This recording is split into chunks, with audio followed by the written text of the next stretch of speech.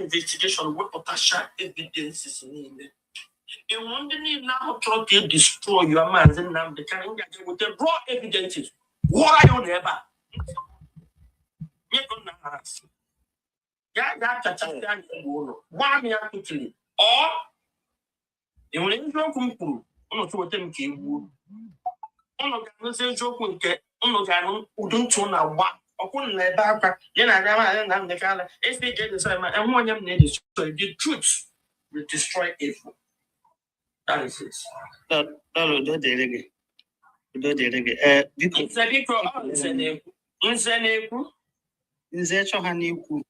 What do you mean? I see go muku unu bia make and dia agwo ogwo. Papa me no. Ana ate kan dia ara and actually muku. Osugo muku, onye nwe platform osina muku. So that no and they will all work a punk.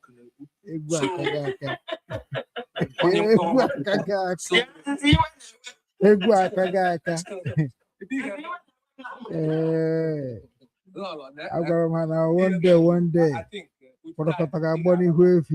This is what we face from 2021. I TikTok, not open the gate of the heaven of the land of the rising sun. To go. Go to Loloneka platform, PJ Defend Don't or get bomb na platform now. And therefore, go and Chobaroyan on a league boge Yoku. Kaifuziebe freedom of Biafra Sigesi Wabia. Uno Obodo Ibu Negu Wayo. Uno Gebru the brain of the Wayo. Webunatara in a league. Fia one overall to Fia one do Unuji Biafra Guani Wayo.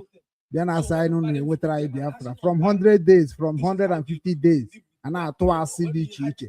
Then defend then lolo neck and I'm one of where you feel that uno come Wemaran and the can or Camaran IPOB piano. On your brand attack DOS. Okay, from your brand I what DOS. Inga Wazun, you need can you read the DOS? You attack raw DOS because of bad leadership, because of protecting evil. Or form that na the form but an IPOB na afford go this nonsense destroyer alanso alan namna bonwere way of fuma can the woman na ikoko can the na that not why imoneburu na buy or makano negotiate the whole politician non aligo actually na wejido bi one news bu na aligo short way down ndị Biafra short way down everybody short all my platform but na aligo down platform of $250 million. Kunu shot down. They are getting a lot of chinolu. Akuno bomb sabo. Agwamunu ga eheti. Onyi suna. Unujo we bomb sabo. Chineke nkoku kenda abama. Chukwu okike abịama. Chukwu kere n'igwe kee n'ụwa. Chukwu na-afụ ihe n'afọ na nzuzo. Ana m akpụ ya n'eke. Ana m akpụ ya n'orie. Ana m akpụ ya n'afọ. Ana m akpụ ya na nkwọ. Ana m akpụ ya ụbọchị niile. Si ya Chukwu okike abịama. Nwanne nwoke anwụkwana. Ọkwa na onye na-ejere ya ụka. Every day na ma yo Chukwu si ya kedu ihe o mee na ọ ma ngwa ụmụ Igbo nke bụ eziokwu ka ụmụ Igbo mara ife ha na-eme onwe ha sị na ha na-azọ Biafra. Ọkwadari nke Biafra nke nso wee join na 2013.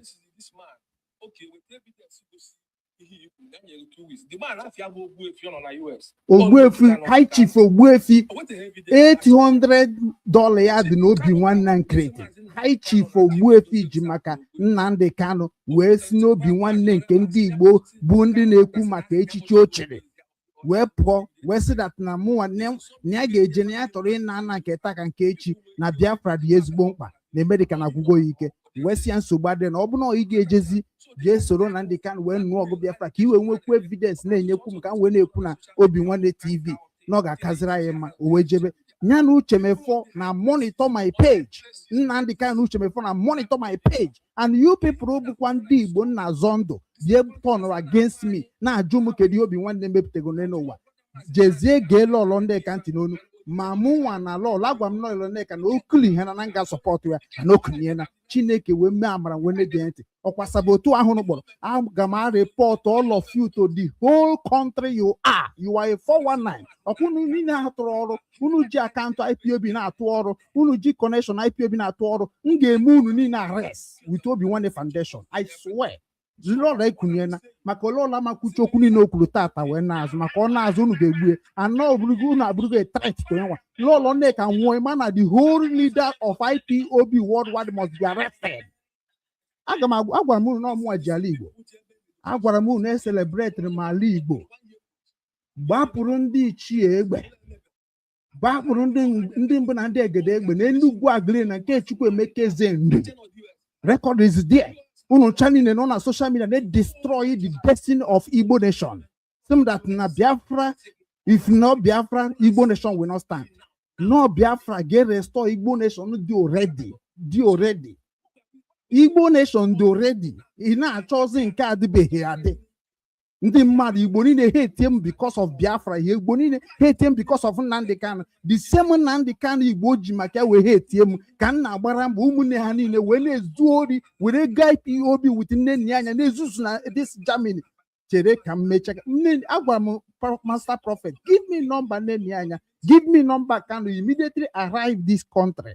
Unu chine ha idea. Mana ime ihe mere ji wee bụrụ nwa nkwụrụ ha Nsụka nwa katakpa nwa ike jọkọ nwa akarịkpakpa nke ndị ekwensu ndị Igbo ji akpa ike n'ụwa niile ma anyị ji wee bụrụ ife a. The world knows that the kind person I am can never be get easily. Ọmụ kreatiri nchekwa ala Igbo Nnamdi Kanu with ndị otu ya create ESN destroy ya the structure I brought to ndị Igbo as onye tụrụ n'ala Igbo mana unu cha niile tọnụrụ against nwa nkwụrụ ha Nsụka. Etinye Simon hijack Obi Nwanne product. I submitted letter to Mazi Nnamdi Kanu. I submitted letter. And Mazi Nnamdi Kanu wrote my letter. But no reply of that letter. My leader, Mfotro, defend there in many ways.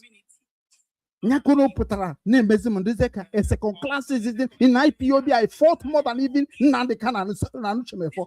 Let the record come out. Onye ọbụla bịa kwuo nke o mere ọkwa Emeka gift nwere ihe o dere agwara m na Emeka gift get destroy all of you ekwubughị na ekwu ọrụbagori ọrụ. I told all of you if reformer if Chike Doziem you can never ever defeat these people. I work with them. I know that the knowledge in them can destroy the whole world, not only living in Biafra land. Ị ga-emecha mara onye Chike Doziem bụ ndị Igbo gwara unu si that na onye ọbụla na-eme nwayọ ụjọ. I work with the Chike Doziem. That is why I don't call them. I don't call a former. I don't call Chike Doziem because all the materials of the media or former Gienaka na Gugwaka. You are just fighting for battle you can never survive. Onya can't win in the that chapter kwa kanu oga bukwa. Nde hana po nde DOS jikwa ruoro nisi Simon eba. Ka ochokori jikwa we ruoro nisi ndi DOS jiha we ruoro. How can it be possible? Na agwara m unu na ka nwanne anyị nwoke kwukwuru chairman of village because na enwere ihe condition ha nyere as I'm talking to you na enwere ndị eji ha nwere sel n'ime ọhịa. Ihe m chọrọ ikwu okwu m chọrọ ikwu onye ọbụla n'ebe a n'olu m na-awụ ihe a ndị a mere ọwụ Nnamdi Kanu jiri ha sị ha mewe ndị a exactly ndị a mere ihe ịkpọtụ ha sị gị na ha wụ ndị Biafra na ha na fight for Biafra. Na-etreti ndị niile bụ ndị m se dị ka arụ ọrụ n'ala Igbo wetara ndị ọcha ihe na-eme n'ala Igbo. Na anyị agwụ okịta ka ndị anyị tetere n'ụlọ anụ ihe a ka eji akpọ Obi Nwanne ndị Igbo sabotu a na-ajụ ndị IPOB ma ndị ESN kedu ihe unu na-eme n'ala Igbo ihe niile nọ n'ala Igbo na-arụ m ọrụ sị m na ụjọ na-atụ ha ikwu okwu mbubatakwu ma Mr. Man na-akpọzi maazị nwoke n'Obi Nwanne Mr. Man m ya create union na Wọlewo Chineke ekwere ihe ọjọọ Mr. Man na onwe na-atụzi ụjọ. That means that something bigger than me is wrong. Mara na akọrọ m akụkọ iho ndị oyi m niile mụ na ha rejista ha kpachichara ego all my friends gbara m ọsọ maka Biafra the same Biafra ka ndị mmadụ na-asị na m enwere ọnụ ikwu okwu mba ose etigonunu kewasịa ha azụ lọlọ agba m na lọlọ pụta ekwuli ekwu na lọlọ na ihe Chineke ga-eji kpọkwa gị ọkụ bụ na ọ bụrụ na arụ Naijiria gọọmenti ọrụ dịka nsi gwa Simon Chukwu ga-akpọ Simon Njọka ekpe ọkụ bụ ọ bụrụ na ọrụ Naijiria gọọmenti ọrụ maka ọ bụ mụnwa bụ onye ha na-akpọ the most stubborn child ọ mụzacha stubborn child before Ikenga Uragu wee zaa ya ọ mụzara the stubborn child and they know that na reason ha ji hate him because how I stood with Nnamdi Kanu, how I stood with the Obi Nwanne Ndị Igbo, how I stood to those people who ma Uchemefo because I posted Uchemefo picture on social media. I say that is I wish Uchemefo happy birthday. That is why one woman on Ocha Mmemechukwa booked a picture ever. Wesson because of Nanama support Uchemefo, that is she will never come to the platform now support Uchemefo Metron Nnamdi Kanu. It's evidence of every Uchemefo Metron Nnamdi Kanu. With these people because it's evidence. For IPOB. So such people, it's to you now. Here's the number. Email commander. Member of IPOB, a liberation army fighting. As I'm talking to you, Kubena eziokwu ihe ga-azụ Igbo ịmara na magwụ na eziokwu bụ na platform Obi Nwanne Igbo TV ahụ n'anya ihe mbabre bụ Obi Nwanne Oziọma Chineke mbugharị ya ka Obi Nwanne Igbo TV unu na-eso m since 5 years 10 years 16 years nwanne ọ bụrụ na ị hụrụ m n'anya this is the time we need to pieces everything ji ndị Igbo ịga n'iru ọ bụrụkwa Biafra ji ndị Igbo ịga n'iru ọ bụrụkwa Nigeria ji ndị Igbo ịga n'iru ndị ji ndị Igbo ịga n'iru bụ ndị Igbo ha rịpọtụ gba peji ha mebe ife niile mana ife anyị ga-ejiri họrọ bụ the same gọọmenti anyị nọcha n'ime n'obodo niile ha rịpọtụ go nke a ha rịpọtụ go ife ọha ngigo onwe na-awọchịkwana m onwe na-awọchị m ifuge bịa osetigo adadị ọra mma awụrụgo mgbe m ga-emezi gị invite ka ịbịa ka anyị kụzie okwu ọkwesị na ọ bụ onye aja na ka ịbụ orugo mgbe ị ga-abịa gwa m ka isi bụrụ nwa aja because all those things unu mere n'ala Igbo ama m udu kọrọ akpọrọ m mgbe nna sọpọtụ ka eme redeclaration na Finland. I know the kind threat call nwetara si Chineke na ebe m si otu a nweta threat a kedu maka ndị Obi Nwanne ọdụnọ ka ma mma ha traicha m iviri si na ga-akpọrọ m na gọọmenti Germany na ga rịpọtụ na Germany na nso wee sọpọtụ Simon Ekpegbuo masị anyị rịpọtụ ọnụ na onye rịpọtụ ọnụ ndị gọọmenti ga research my page because I know IPOB structure na ajụ sometimes ana m ajụ self DOS ha makwa structure IPOB I joined my IPOB because of na mụ na ụmụ nwere aka ọrụ then ka ọ na ma join IPOB because na enwere m mmadụ ka ọ na ma mmadụ ife ga-eme ka edozi ala Igbo unu ncha niile bụ ndị Igbo nọ n'obodo Igbo na-egwucha wayo kpara aja ego wee chọkwagoro jiri Biafra wee bịa zokosi ihe niile ahụ niile n'ụkpara n'egbe ego ọjọọ unu ama ha na ndị Nigeria politicians all of them knows what you are doing and all of you are going to kill yourself because Trump na-abịa n'ala Igbo ịzọ ala Igbo maọbụ na-abịa na Biafra ịbịa zọ Biafra maka Chukwu ya maka ụkwa ka ọzọ Biafra otu ahụ n'ozi chọ ka isi wee zọọ ya so unu create 200 men it's not fucking our business. Chineke nna ga-eme ka ala Igbo bụrụkwa ndị nke makwara onwe ha again ka ụmụnne onweghị onye ka ibie onweghị onye bụ supreme ibie anyị enweghị onye karịrị ibie n'ala Igbo. I never see in anywhere ekwuru okwu na Bible wee sị that no onwe onye ka ibie. I never see him. I never see in a Bible where they wrote that na enwere onye ka ibie na-abụrụ eze Herod King Pharaoh ndị a na-egbu mmadụ ndị a na-eme decide na mmadụ ga-ebi na ọ ga-ebi ndị dịka Boko Haram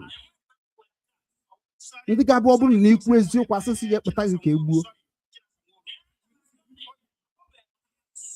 ibi Chinasa Nworu nwa na-ebo na ogburu mmadụ na onye agbasakara ndị mmadụ ndị na-akpọ m nkịta Chinasa Nworu gburu mmadụ o mere nke a Chinasa Nworu ahụ gburuzi mmadụ ka unu jekwa na blackmail kwazi then onye nwa ga-abịazi wee kụzienu ka o si gbuo mmadụ a maka mmadụ kọmandịrị ogbuo mmadụ. Chinasa Nworu mma ọfụma na-ezinere ihe a na-eme peji m ihe na-eme ihe niile a bụkwa na against me ka ha do.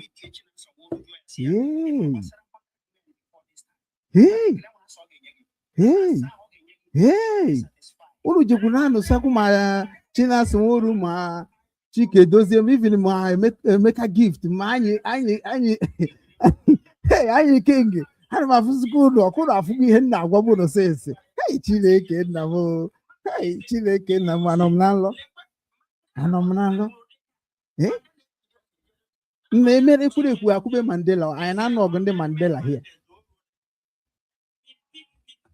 na shebeghị m program asị ka ndị nke m bịa na ndị akwụrụ ụgwọ jiri Facebook.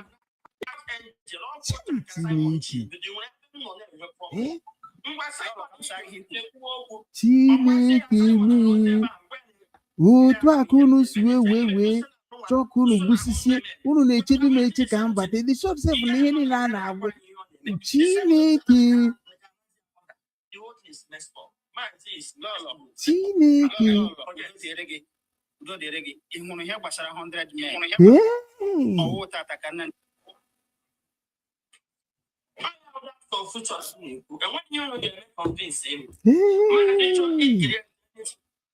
A sị na ihe anyị bụ one IPOB, from one IPOB na aba na another IPOB, even from Radio Biafra to Biafra Radio. Chineke me, truth is out. Oh, yenga banka, truth is out finally. Hey, na labo orugo kwa mgbe nga akpọbazi unu ndị wọli orugo mgbe nga akpọba unu na egwu apụtago. Egwu apụtago. Yes, anyị ga-echekwa lọlọ na taa onye amụgokwana ha m. Let the war start now. Onwere ife ọzọ na-ekwuzi okwu. Mụ ada anata ala Igbo ma ọ bụ na mụ na ụmụ ejideghị ndị na nọ n'obodo Igbo wee na-akọsị problem n'ala Igbo. Mark my word, we are here. Aga m ebido na nzukọ ndị Igbo. Ihe niile abụ ndị nọ na nzukọ ndị Igbo aga na-akọva face fa niile na-egosi enu n'ụwa niile. We need to be asking questions state by state, government by government. Mma agwa unu dat na obi nwanne ndị Igbo abụrụ ihe ahụ unu na-eche ọ bụ ka ọ bụ, because na azara m ya aza n'afa. Ma unu ewerego my senior brother gbuo. Onwezikwa ihe m nọ n'obodo eme o. Nwanne, this is the time we need to ọkwefuru ndị be anyị akịta na-anwe. Ọ bụrụ na unu bụ ndị ezigbo mmadụ, aga m asị unu gbaghara na onwe unu ka anyị pụta ya dozie obodo anyị. Omenala Igbo ka a ga-eji dozie ala Igbo, ọ bụrụ Biafra. Omenala Igbo ka a ga-eji dozie ala Igbo, ọ bụrụ Biafra. Biafra bụ British government ga-enwe. So and that from that contract, even in that contract from beginning, mana ajụrụ m ajụ na ọ ma dị possible. Ọkwefuru unu niile na social media agwa m unu ga-agbara m ọsọ. Asị m unu ga-agba ọsọ. Kwefuru unu niile na-ekwu okwu Biafra unu ga-agba ọsọ. Content creator unu ga-agba ọsọ. I swear unu ga-afụ na oge eme. Anything mere lọlọ Chimezie, anything mere lọlọ Chimezie, all of you on social media must be arrested in anywhere in the world. Unu ga-afụ ya. Agwa m ya kunie na ọ bụ ezigbo nwaanyị. Kwa na ndị kanụ bare na amụma. O bure na amụma, ọ sụla bịa na amụma ya niile ga-abịa na mmezu. Nke bịakwaziri kịta na nwaanyị ekunye na.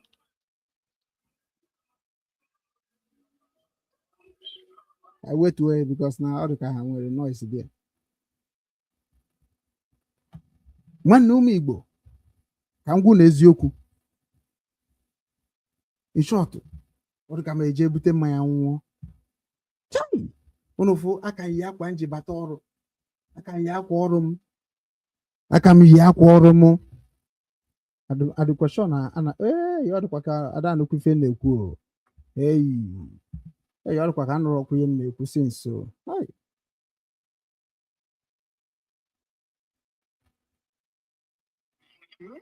Okay, mba ọ batara. Maka na ọ bụ na this program ma pụtara ọ bụ na this voice ma pụtara mba na mmadụ ada anwa na nke a na ọ na-apụta ọfụma. Chineke nọ n'eluigwe. Ọgọdọ ya na-akpọ n'ala. Otu a ka Chukwu nke Igbo dị wee dị. Chukwu Igbo, nna anyị Igbo imezukwa anụ ya o.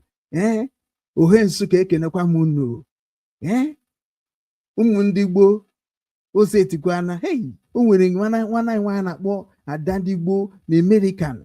mgbe ndị pụtachara mgbe afọ omenala erika bifo ụmụ nwa nza sị na ha bụ eze nwaanyị arịpụtasị ya bifo ndị niile si na ha bụ ndị dibịa arịpụtasị ya mana ọ bụ wayo ka ha bịara igwu ndị Igbo nọ n'obodo oyibo chai Chineke mee mama m mgbe ochie ọ bụ na ihe ike mee maọbụ ihe arụ mee maọbụ ihe ntị anaghị anụ mee mama anyị ha anaghị ekwu okwu ha anaghị abịa kwuo okwu ime ya na-eme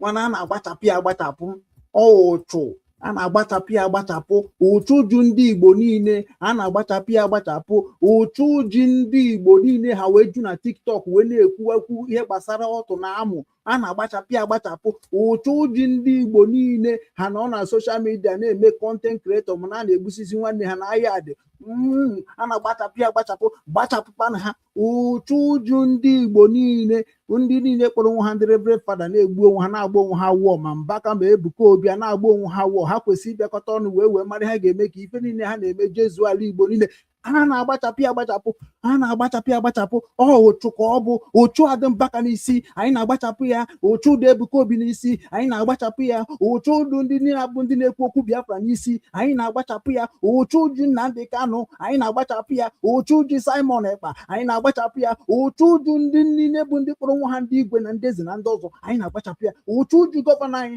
na-agbachapụ ya anyị na-agbachapụ ya ndị niile abụ ndị ụchụ ju ma Ejofezak ma Mazi Dibia ma waja bụ ụzọ eziokwu bụ ndụ nwanne anyị na-agbachapụ ụchụ a anyị na-agbachapụ ụchụ a mere na ha marọzi ife ụchụ a mere na ha marọzi be nna ha ụchụ a mere na ha marọzi ihe ha kwesịrị na-eme asụ ndị Igbo ụchụ a mere ha mahazi ka nna ha si wee dozie obodo be na ha ụchụ anyị na-agbachapụ ya agbachapụ anyị na-agbachapụ ụchụ a n'aha Chukwu Okike Abịama ụchụ a ga-abụ ihe pụrụ n'ime ndụ ndị niile abụ ndị Igbo na-emegherizi emeri na soshal midia Chukwu Okike Abịama mee ihe iji bụrụ ezi ichi mee ihe iji bụrụ ezi ichi na-asara m obi nwanne ndị Igbo na-ama m na ndị Igbo bụ ndị ori ha ezugidego ori zugide ndị ọcha ori ndị ọcha ekwerozi ha ezu ndị ọcha wee kuchie ori niile ha na-ezi ha wee gbadazi ala Igbo mebe lokal nke lokal arapụtara fa lokal arapụtara ha bikos Trump it is time na ọ bụ na isi na ibe Kristian bịa gwa anyị udo Kristian ebo Kristian na-atụ mgbọ o setigo Trump kwa o bikos na agha setikwa kịta na nwanne onye ọbụla amarụgokwa ebe ọ nọ maka Chukwu amarụgo m na ọ bụrụ Baịbụl ka ị ga-ejizo onwe gị ọ bụrụ Baịbụl maka na agwara unu mgbe ahụ that is onye ọbụla na-eje ụka na-ejekwa ọkụ mmụọ ọkwa ozi ọma Nnamdi Kanu zuru unu niile na-eje ụka maka na agwara m unu one day na ọ bụrụ na agụrụ ihe dị ka egwu ndị a niile na-ele anya nọ na nọọtụ na-agụrụ egwu ka ndị na-emere nwa ha machiri wee na-agbarata ala Igbo kedu ife unu ga-eji zoo onwe unu asị ndị Igbo kedu ihe unu ga-eji zoo onwe unu asị Kristian kedu ihe unu ga-eji ejikwa nke na-eme na nọọtụ wee na-enye unu na n'ala Igbo warning na-enyekwa unu a sign ka unu na-afụ ka esi ebe mmadụ ka unu na-afụ ka esi atọ mmadụ ka unu na-afụ ka esi amapụ mmadụ afọ ka unu na-efili datin na mbọsị ha ga-abịa mkpụrụ obi unu niile ga-ebe fiam ana gwara m unu ya gwa na ga wipe all of you ihe a na-achọ dat na Sorokoto dị na Shorokoto ihe ahụ ha na-ekele mụ ime ihe ha na-eme na nọt ihe ha na-eme na nọt bụ iji gwa gị na ebe ha na-abịa bụ na be gị ka ha na-abịa ife ahụ Chineke ji wee chọọ gị mma wee sị gị na-ebu ụmụ m na unu nwa bụ ụmụ m ihe a ji akpa anyị ụmụ Chukwu maka na anyị nwa bụ ụmụ Chukwu dị nsọ ụmụ Chukwu dị ebube ụmụ Chukwu dị iche ụmụ Chukwu dị asọ ụmụ Chukwu dị ngọzi ụmụ Chukwu dị ịhụnanya ụmụ Chukwu dị Okechukwu ụmụ Chukwu dị Ifeanyị Chukwu ụmụ Chukwu bụ ụmụ Chukwu dị ebube ụmụ Chukwu abụghị ụmụ atụrụ ụmụ Chukwu abụrụ ụmụ ewu ụmụ Chukwu abụrụ ụmụ Jizọs ụmụ Chukwu bụ ụmụ Chukwu Nwachukwu ọ ihe anyị bụ anyị da-egbu mmadụ anyị da-ata anụ mmadụ anyị da-ata anụ onwe anyị let me speak it in the way ị ga-esi ghọta ya anyị da-ata anụ onwe anyị anyị da-eri anụ onwe anyị anyị da-ata anụ onwe anyị it never done. My father never do it, and I shall never do it, and nobody will do it in that land. Instead of us to accept all of you that is corrupting the land of the rising sun, Alanso, anyị ga-agwa Trump atụnye mgbe ebe ahụ unu niile ga-anwụ because unu niile bụ the same problem that is we are facing in the world. Ndị Igbo na-egwu wayo nwata kpata ego mama na ha ajụzi ka ebe ọ kpara ego. Ọtụtụ ndị be nna m mgbe nne nni nwanne m nwoke ka m ji wee mara ihe ụmụnne m ọtụtụ ụmụnne m na my family na-eche n'isi m chai nsi Chineke otu a ka ụwa dị n'ezinụlọ m ka nke a na-eme. People are thinking why o ji nọ n'obodo oyibo kpatabeghị ego, why o ji nọ n'obodo oyibo ọrụbeghị ụlọ, why o ji nọ n'obodo ọrụbeghị. Ụfọdụ asị m na a na-echere m ka m bịa ruo ụlọ enu. Mba, ana m abịa iru ụlọ enu, nrụzi ụlọ enu ka m jee mee ya enjoy na bịa gbagbuo m wee weherichie the line maka unu emesi bụ land grabber kwa unu na-akpọ ya land grabber. This is the reason why I hate a Jofe Zak with a passion. This is this elolo na adigo mma ka magoro na adigo mma.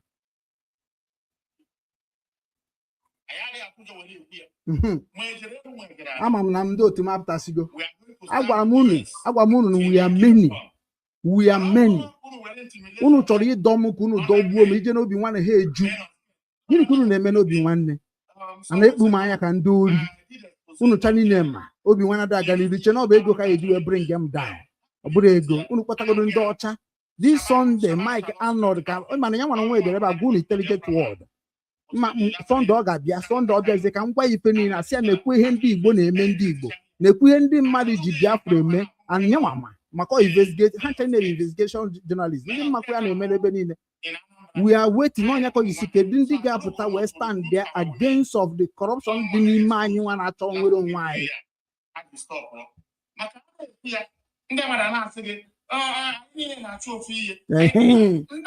Ka ha si ekwu ikwu asịrị na atakụrụ na ndị Kanu ikwu asịrị na onye ka na ndị Kanu bụkwa mama ngwakọ n'okwu a na-ekwu everyday na asị na mbụ wasabo ịmakwa ebu sabo ụmụaka na-enweghị ọrụ na-amaghị ihe ha kwesịrị ime wee nyere onwe ha aka na bịa chi m asụ ịmakwa onye mbụ n'ala Igbo onwe onye ma onye ụlọ niile bụ onwe onye ma onye na ndị Kanu bụ n'ala Igbo except Biafra. Wetin dey do for Igbo land? Wetin you wey dey claim say you love Nnamdi Kanu wetin dey do for Igbo land? I brought investment in Igbo land so that we can develop our land and as that we do business. Gini ka Biafra bụ etu sị afro m ka isi wekwu okwu today. Abụ Chineke na o nidiri m ya lọọ ya bụkwa nọ na YouTube wee kwuo okwu maka na okwu ka ụmụnne m ejugo ebe a ụmụ Igbo apụtasịana they already out. Ụmụ Igbo ihe sịrị ịma na agwa m na-enwere ụmụ Igbo nwee ndị Igbo. Nwanne m nwoke nọ na Libya nwanne m nwoke bụ nọ na Libya bụ nwanne anyị nwoke echefukwana mafia Chidera akọ ya mechitekwa no WhatsApp ma bịara mebi na amị ma na m ejiri contact because contact bụ n'isi dị too much whatever and ana m agba ka mgbe aka na charge the phone ka m gbanye di wee wepụtasie maka o nwere nọmba m ga-ewepụtagasị ebe ahụ m ga-eji m kwesịrị ịkpọ because oge erugo mgbe anyị ga-edefend our land. Oge erugo so aga m amazi ndị ahụ bụ ndị wayo because these people keep saying that ị na-support Nigeria ị na-arụ Nigeria ọrụ mana mụ nwa arụ Nigeria ọrụ ana m arụ Nigeria ọrụ obi nwanne hapụ ibugoro ibu ihe niile ahụ bụ n'isi ka ọ na-eme. Ana m arụ Nigeria ọrụ BBC ka na-ezuzugharị ezuzu n'ala Igbo. Ana m arụ Nigeria ọrụ ọ bụ na obi nwanne ya nọbeghị na 5 steeti. Ana m arụ Nigeria ọrụ ọ bụ that na mụ arụbeghị 10 dekiri na my father compound. Ana m arụ Nigeria ọrụ nwanne m nwoke agụ wee gbuo ya echiche wee gbuo ya. Ana m arụ Nigeria ọrụ nwanne m nwoke nwụrụ n'echiche. My senior brother dies in echiche maka na stroke abụrụ enwere ihe na-eme mmadụ nothing like stroke in Igbo land. Those things is whenever you think beyond your limit you are going to be shocked. And somebody will come and tell me say Nnamdi Kanu nyere anyị order Nnamdi akatakpa ga-etigburu niile Chineke ga-akpụrụ niile ọkụ. This is the time I want agwa m ụmụnne m immediately emichachi Igbo ugwu I will show the whole world why the people in Igbo land are criminals around the globe. Ima soludo kunu na achọkunu gbuo. Aga m agwa gị na that Nigeria government you people say I'm supporting, I will support them now and all of you will go down because this Biafran struggle, all of them, if you see this flag, the flag is a holy flag. The people like you people can never smell this flag. And because of all of you, this flag now na bazobara. Mana before, this flag is seeking for justice. But now, flag na bazobara. Kendi kwazoro obara na enwezi. Nke Nigeria kwara ya, kunu na choko kunu kwatopu nke foro afo. Kwachisi everywhere. Ebu na cho Biafra. Una cho Biafra. Nnamdi Kanu preach everybody that na enweghị onye kwesịrị na control obodo na abụrụ ndị obodo. Ọ ife nji so ye. Ọ ihe nji so Nnamdi Kanu. I followed Nnamdi Kanu because Nnamdi Kanu said that na Biafra bụ ebe onye ọbụla ga-enwe equal right. That is the reason I followed Nnamdi Kanu, spend my years following Nnamdi Kanu. Trying to make ndị Igbo to understand that if you give me 2 years, if you give me 2 years with the structure of Obi-Wan ndị Igbo global and launch in Elugwa Gleri, Bapuru ndị Igbo na ndị mbụ na ndị egede na ndị ichie 35 bullets 77 wee ruo n'isi wee kwa ma ndị dị ndụ ma ndị nwụrụ anwụ ba jọ mmadụ akwara m niile na ndụ ya jụọ ese Chukwu emekezeni je kọwalụ gị ihe mmiri ba ịgbapụ datị mkpọ na anọ niile unu eme ihe arụsị unu ama onye nọ na social media unu ama onye nọ na social media unu emere m ihe arụsị ọkwa unu emere m ihe oke ite. I have already buried all of you. That is why if I'm talking to you and pointing your finger on you and calling your name, maka Chukwu nwere ife ga-eme na bụrụ ije nga ọkwa nga kunu bidoro ije unu ga-ejegide nga na unu kpasuo ndị dịka m iwe. Aga m eme ka all of you nọ n'obodo Igbo bụ ndị commit atrocity in Igbo land to be going to jail, prison immediately. Because I agaghị ekwe ka ebunata unu like that.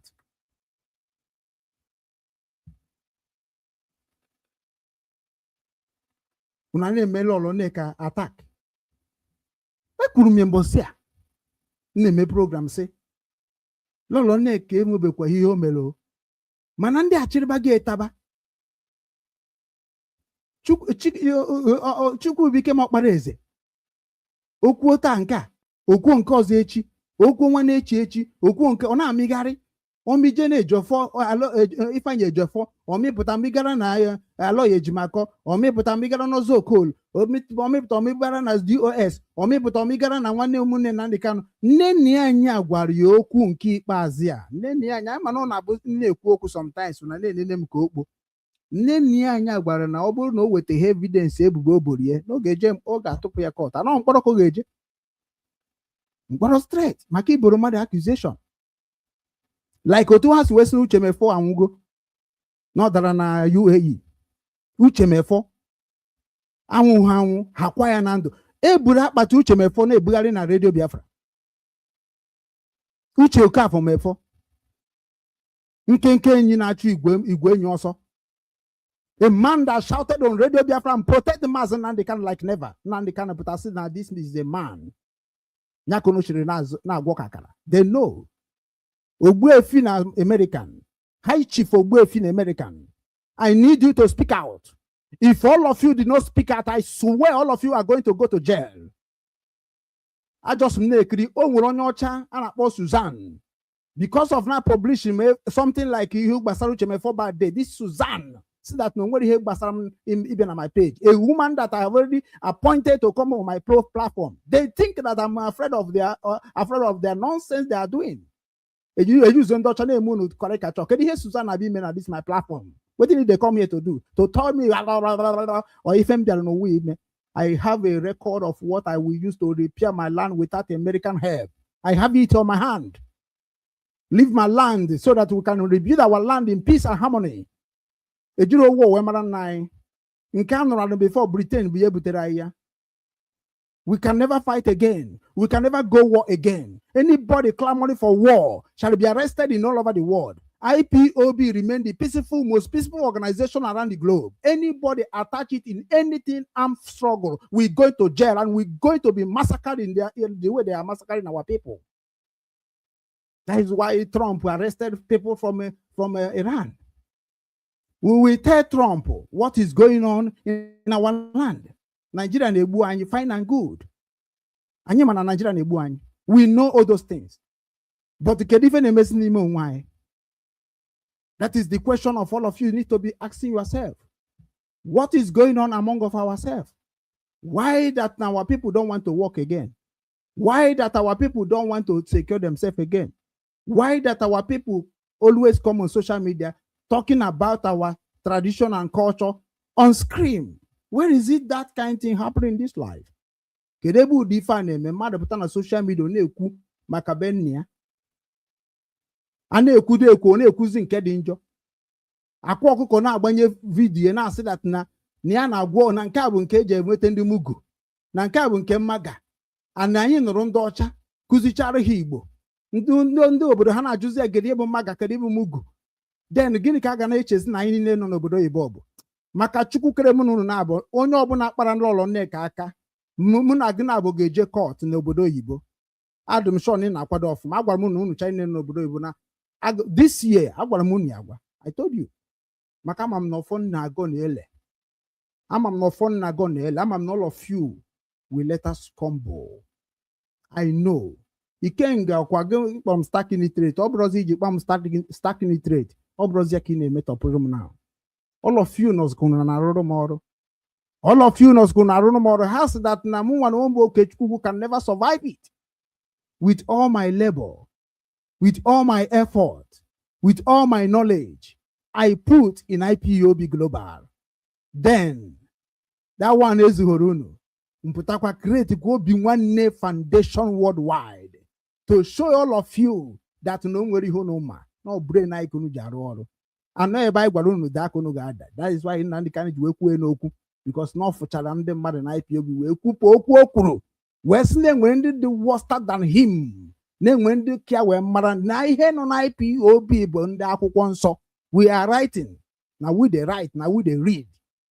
Obura akwụkwọ Oxford ka eji enweta Okechukwu obura Cambridge. I call those things nonsense because through my culture, those things can never be existed. Ọ bụ onye amaghị history nna m Igbo. Bụ onye na-abịa asị ka were Biafra wee destroy ya ala Igbo. Anyị ga-eji Biafra mee as a government if you people agreed. It is a we. But we are the one that are going to write the constitution that are going to be guiding the government of Biafrans. Without that, you are not going anywhere. Go and call your leader, go and call your prophet, go and call your Messiah. They can never cross in Igbo land without the constitution of Igbo land. Oh, Igbo obodo eji ekwu okwu n'ụwa niile. Ọ bụrụ Biafra. Biafra is a small boy to the Igbo nation. So ị ga-aghọta ihe nji wee jide Igbo jisie ya ike kpọọ ya obi nwanne nke ndị Igbo. I will forgive all of you if you people bend low. Methuselah, you know what you are doing. And you know that this is not what you called me for.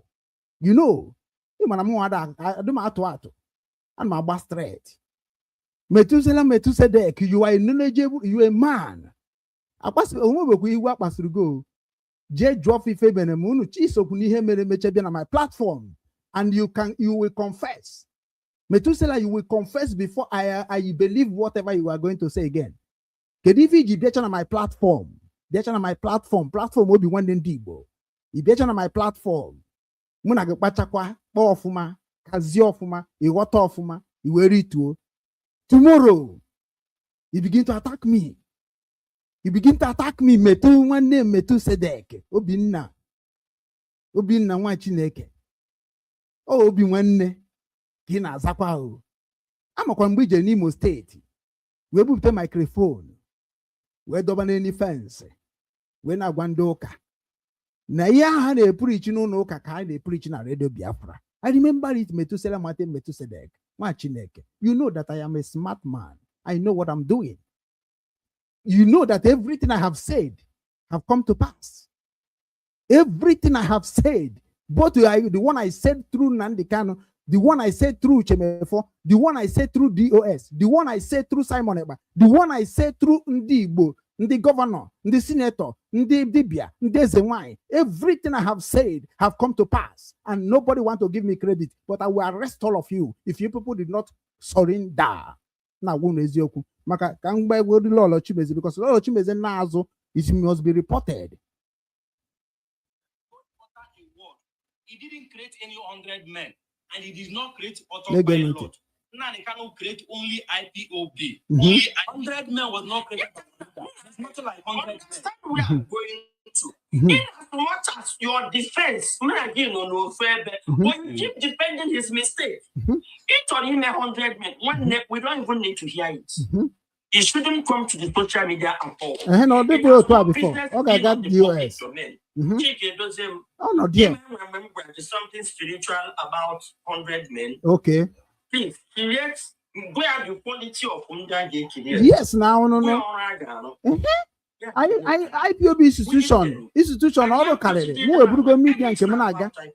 Social media. I'm going to go and cook and Kemana.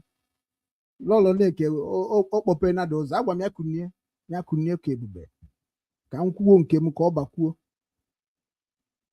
On Abundi Anine, oh, yeah, be here. Juena say. 191 yebo nuku nna ka ọ bụ mbụ adade ọramma ojuga na awara ndị eze mana enwere m ojuga na awara ndị mbụ na ndị egede ọ nọ n'obi nwanne enwekwana m ndị dịka gị nwa adade ọramma na ọ bụ na ekwube na ezinụlọ m ana ama m na nwanne anyị nwoke a bụ nwanne anyị nwoke a bụ nke anọ American na-ada akpọgụ na platform onye ka iji hirizie oche mbụ Obieze. Ama m na Obieze abụrụ mugu. Obieze mara ihe. Obieze dị smart. Obieze ma ife na-alụ. And I believe na Obieze mara nke bụ eziokwu. No man stand gị nwa bụ Adada Ọramma. I'm telling you the fact. Ọ mụ na-eburu gị amụma now. Ka m gbaziere gị afọ ahụ ị na-ekwu okwu ya. Ọ mụwa bụ obi nwanne ndị Igbo. A na-ekpuru m okpu n'isi taa. Obieze ahụ ị na-eji ehiri oche maka onye nwa bịa na-adazi gị obi. Mana ọ na-abịa ọchara gị ọkụ n'isi chọba onye ga-akpọ gị na fon. Obieze ahụ na-ene anya ma ife. That Obieze, ọ ma ihe. Mgbe unu kọrọ akọ m afọ nke osisi ndụ. I understand him. Mgbe e mere apịa na program gị, o nwere ajụjụ ọ jụrụ. Anasakwara m ya na ọ ghọtara. Ọ sị ka ọ dịbazie mbọsọ ga-abụ. E nwere onye kpọgoro na platform gị Adada Ọramma, onye kpọọ na platform gị. Okay, yeah, Achara Ugo tụrụ na platform gị. I watch it. Ọkwa ya na-agbara m afọ ahụ. Ojuga na-awara ndị eze. Ịmara ndị eze, anyị a ga-emechi eze n'ala Igbo. Maazịkwa m Ojuga ga na-awara ndị ahụ. Mana ọ bụrụkwa ọnụ ka m na-akọrọ gị dịka isi agwa m, ọ bụrụ ọnụ ka m na-akọrọ gị, na afa ka m na-agbara gị ya. Achara Ugo bịa na peji gị wee kwuo ka o si wee mụta. Iwe bazie n'iju ya ajụjụ. Iwe bazie n'iju ya ajụjụ. Ka ọ kọwara gị ihe na-eme na DOS. Ka ọ kọwara gị ọfụma ka iwe ghọta maka na agwara gị na ịmara ihe na-eme na DOS. Ịma na ịjọmpụ na nke Simon Ekpo wee nọzie ebe a aka. I understand. Ịkajara akaja na nke Simon.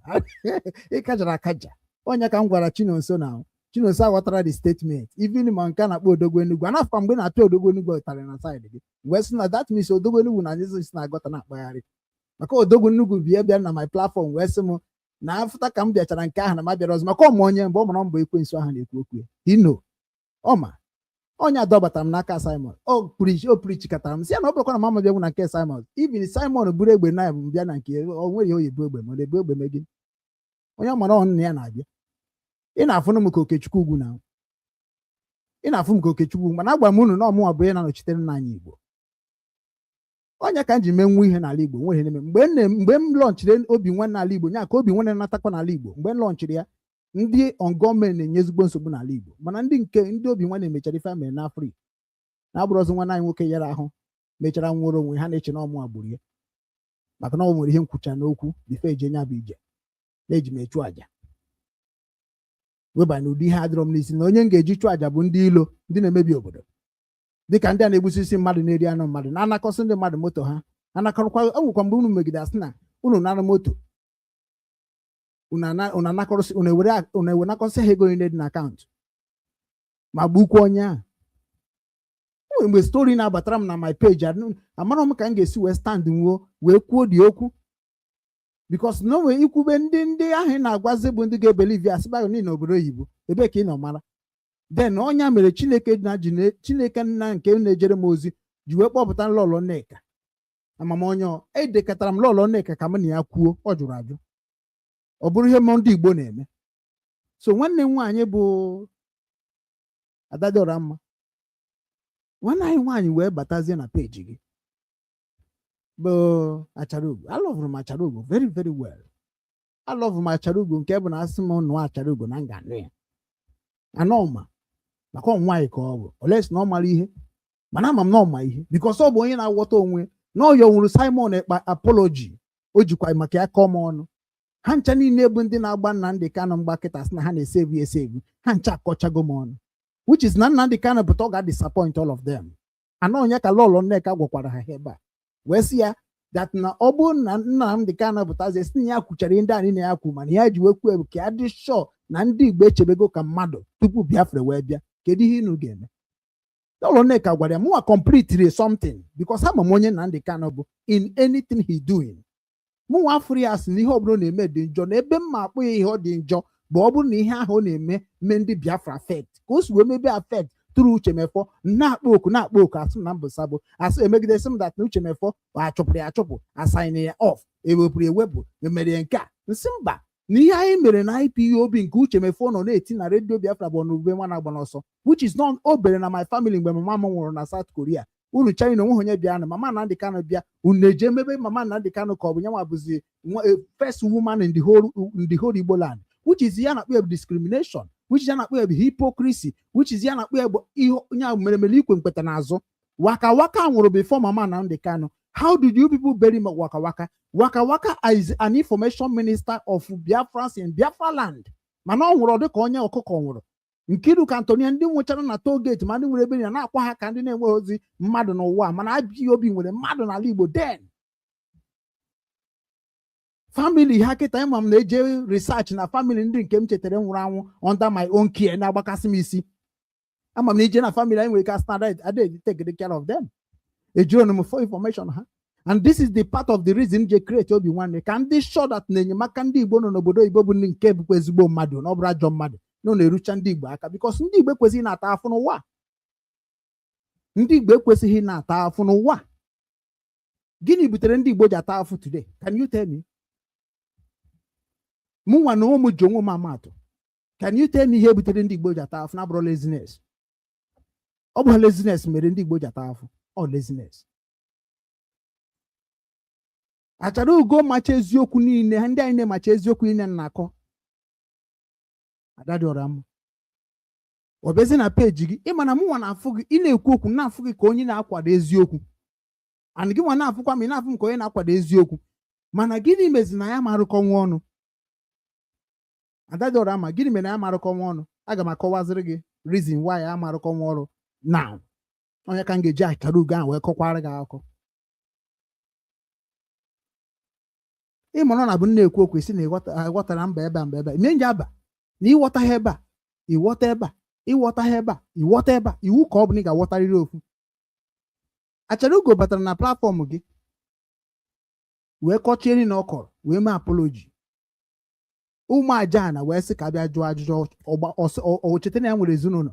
Then that means na Achara ugo love family karịa the whole Biafran families. Ịma na that is the signal.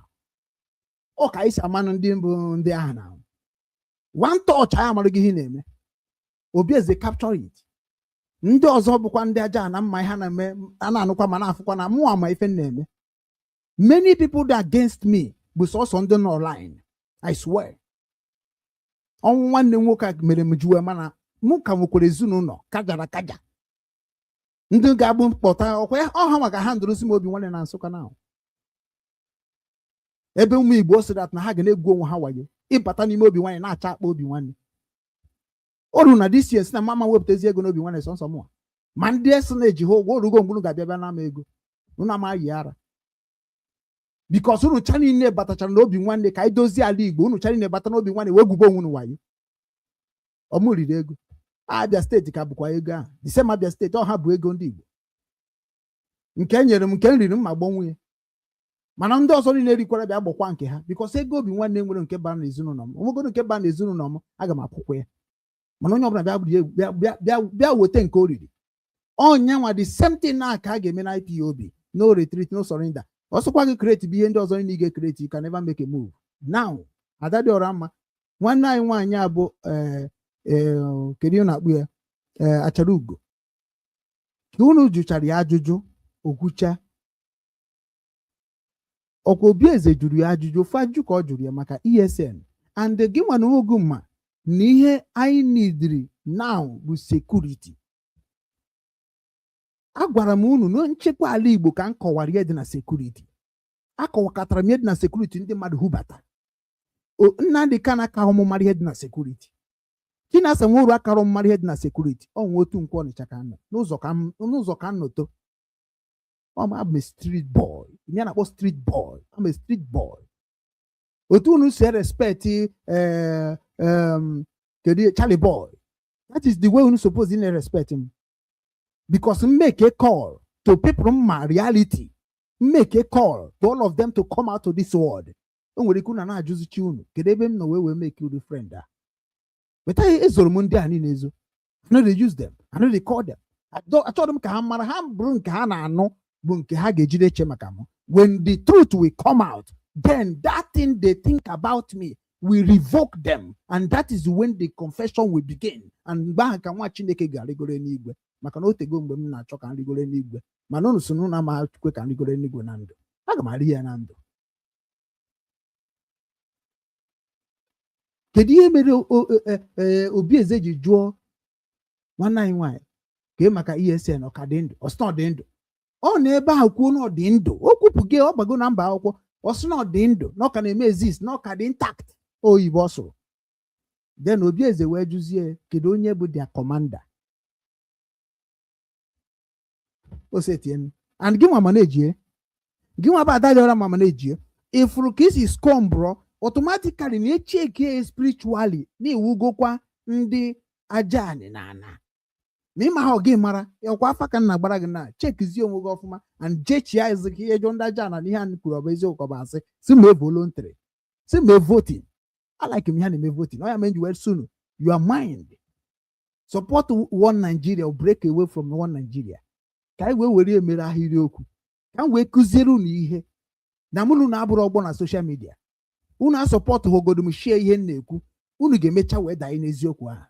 Ọ bụrụ na side m kwuru si bịa unu ga-esiri na side ndị ka m wee mara ya dịka lọlọ Nneka ọkwụ na-agba ya mgba agwara m unu agwa na one day Chineke ga-ewepụta nwaanyị kajara kaja n'ala Igbo ka onwe ihe merie ndị niile akọrọ against lọlọ Nneka kịta president kịta unu China nọ in trouble.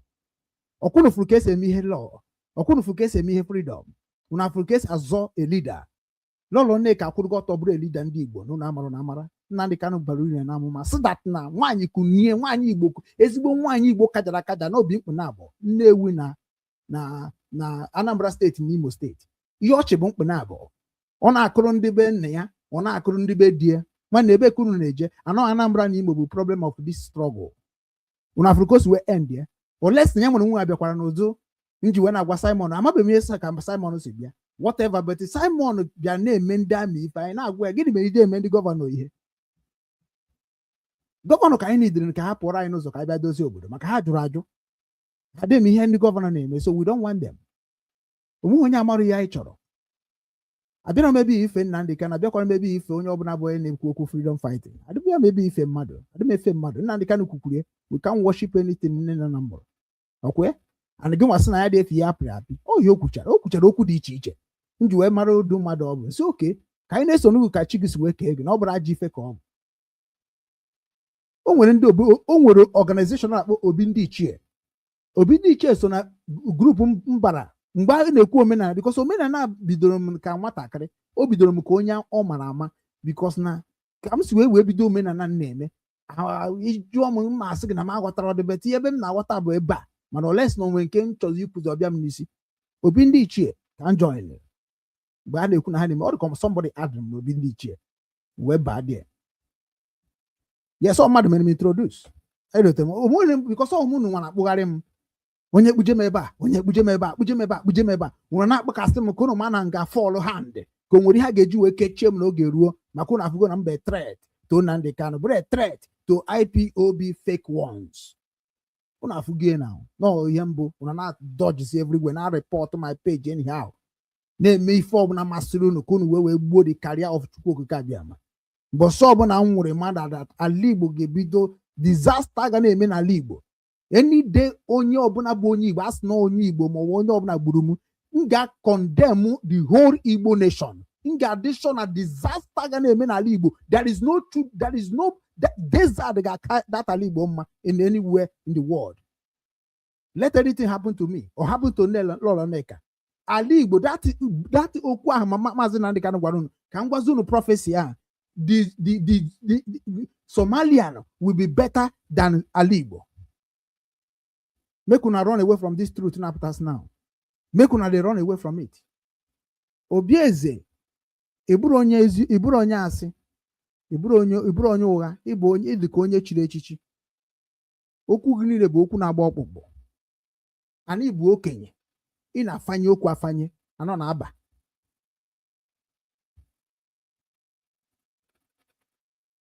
O rugo mgbe anyị ga-ekwube eziokwu. Whether na ọ bụ Simon, whether na ọ bụ Nnamdi Kanu, whether na ọ bụ anybody, whether na ọ bụ mụ, ka anyị kwube na eziokwu because na Nnamdi Kanu nwụọ kịta ndị Igbo ndị ọzọ agaghị anwụ and ọ bụ na ndị Igbo ndị ọzọ nwụọ Nnamdi Kanu amanwụ so anyị amankwe ka mmadụ na-anwụ maka mmadụ. That is what we need to condemn right now. Ọ na-emebi ezigbo ihe okwu ya ma na-destroy ụmụ Igbo. I am very happy when I saw one Agụjiegbe na-edere m about onye nya na Nnamdi Kanu yiri somebody Chioma na my platform which na iyi abụrụkwa ji ife ka ọ bụ mana onye gị na-ayizi na akọ gị ọnụ that means no nwere ihe dị wrong and aga m like ka that gị aga m like ime interview and after me ndị mmadụ kwucha na that platform begin this mgbe na-egezila ụlọ Nneka ntị nya my mind niile na-echetakwa as back a lot of people pụta sị gị n'aka ji na Nnamdi Kanu n'aka ji na mkpọrọ si chere ka ọ pụta ndị niile na-ekwu okwu a bụkwa ndị 419 because ana m echek be ha ncha niile ka ha si akpa agwa ka ha si akpa ego a na-agwa gị na ọkụ na-agba onye ọcha ị na-ajụ ọ na-agba afọ ọnụ ya otunu si dị wicked wee ruo ada dị ọra mma ihe nidiri bụ ijoin ndị eziokwu because obi ndị ichie join mgbe ha dịrị ọ dịkwa gesi Nnamdi Kanu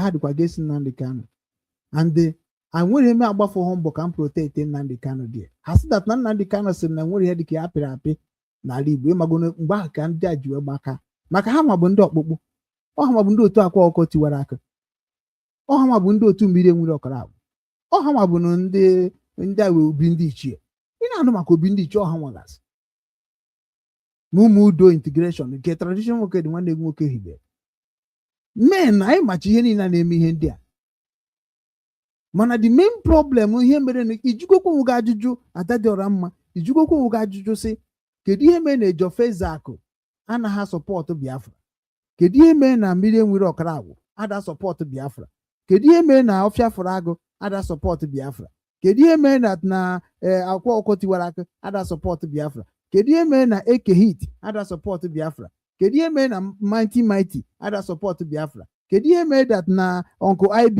ada sọpọtụ Biafra kedu ihe mere na Yambaba ikwuru okwu ya mbọsị ada sọpọtụ Biafra kedu ihe mere that na kegasị ya Untouchable anaghị sọpọtụ Biafra kedu ihe mere na Onowu Igbo ada sọpọtụ Biafra kedu ihe mere na Okwuluọra ndị Igbo ada sọpọtụ Biafra and na shon Okwuluọra ndị Igbo down because of ihe akịta Uncle IB na-abịa ka o mee because Okwuluọra knows who I am because I have met Okwuluọra through my secretary.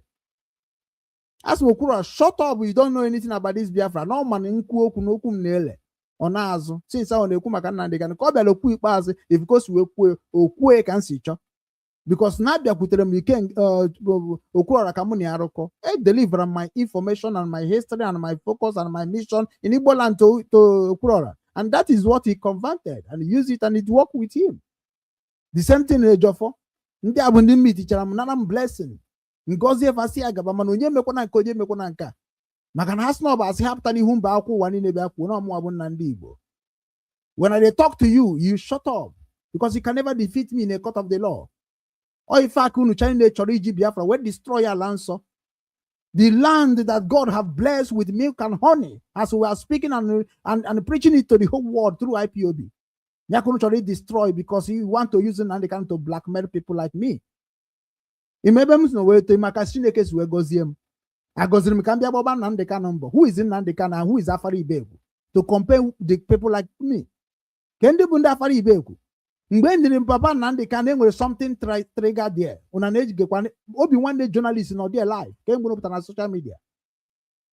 The Obi one day media and didn't run thank God. Ugochi onye chinyere. Thank God okwakobago DOS war. Anu mafunu kunu sa dodge onwe. If maybe they don't carry me in this year na Ugochi onye chinyere. He blackmail kwuru himself na kwa mobere go shares give me ihe niile. If go nuko sa da kpọpụtara na IPOB as onye na-ede si ka m bịa rụbara obi nwa n'ọrụ ka akwụbago ụgwọ maka na ndị IPOB anaghị akwụ ụgwọ na-agwakọtago m ha kwụba ndị writer ụgwọ kwụba ndị broadcaster ụgwọ ka anyị move ka anyị wee gafee ESN imagination anyị ka kedu ihe ji wee create obinwanne.com ya bụ obinwanne social media ọkwa ka anyị wee gafee Facebook. We don't need Facebook in this struggle. We need everything to be under our control so that we can drive our people home. Now TikTok wee chọpụta ihe anyị na-agba egwu kupe TikTok nye ndị be anyị data ohere ahụ ịbịa ebe ahụ na-ekwugheri tap my screen tap my screen nya ka a na-asị m bịa mebe ekwolodị m eme gịnị ka na-abịa ebe ahụ sị tap my screen or screen ka m bịa tap ka ọ bụ ndị Igbo ka m bịara izi oziọma. Ndị Igbo na-ezi oziọma bụrụ everybody ọkwa ihe ndị agha ga-anụ ihe maka na onwego ndị dị corrupted nke bụ na they are willing to buy you. Na-ajụzi kedu ụdị wickedness ndị Igbo dugide a na-asị m na na-egbu mmadụ na support ndị na-egbu mmadụ. Ndị agha na support thank God lọlọ Nneka Chimezi ekwukwo na ya the same Ngozi Orabezi na-ekwu okwu. It is time for us to report Ngozi Orabezi to the government of that place. I don't need to talk much. I war in need them that war. You need an organization. Even need to be there that this person is a suspect in what is going on in our land. It's okay. That is, you don't need to use a Kasimogu. Obodo Igbo be completed 15 years. When Obodo Igbo Marigabo Bata, everywhere I live, my documents is there. And I am presenting myself as a Biafran. Anywhere I registered in this world, they knows me as a Biafran agitator. Because I present Biafra before me. So there is nobody. Amube honyo buna no wa. When keep puta, when Biafra gwamoku, amube honya hanando. My senior brother was in Masop, going to more than 20 years. So if I go to the documents of Wazurike, I will find the name of my brother there. And I will know what my brother contributed in Masop. And I will know what is his own right in Masop. And I will use Wazurike to explain what I know about IPOB and what transpired. Because when I want to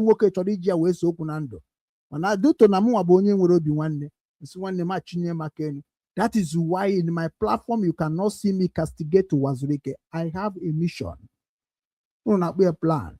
And when my mission is joining IPOB, and they know, or form I know, or form I even a matter attack or form my well because maybe they not go form or whatever quadro. Kediki fani is remoemena we name is ye. Make the kuna attack Rukumu on social media. Gumabu media, when you see media makuhena, Rumaku Queen Nazo, Bakwa Hankete. Or less than actually try, which is Anamana Batakuenda Nino. Obo, oh, yen to renime. Akajam were in GM. Make them were near GM. Oh, me and Nobi. I would have no be make the moe. Obo, how would I know be no? Sorry, no moon nobi. Oh, a Zulu no the Baha in the cook, actually, maybe Bahana, when I go Manapuha. Where one name which I'm survive boy. The education I want to na mango, Mamuna is Zohomo, Zukatamo Cosimonozo. Yeah, or Panansi Konoza or J register qua can go secondary school. The way we're making a way could chim there. Where some Namama Zobazir hair. Mania Mamma from Wagen Nobi.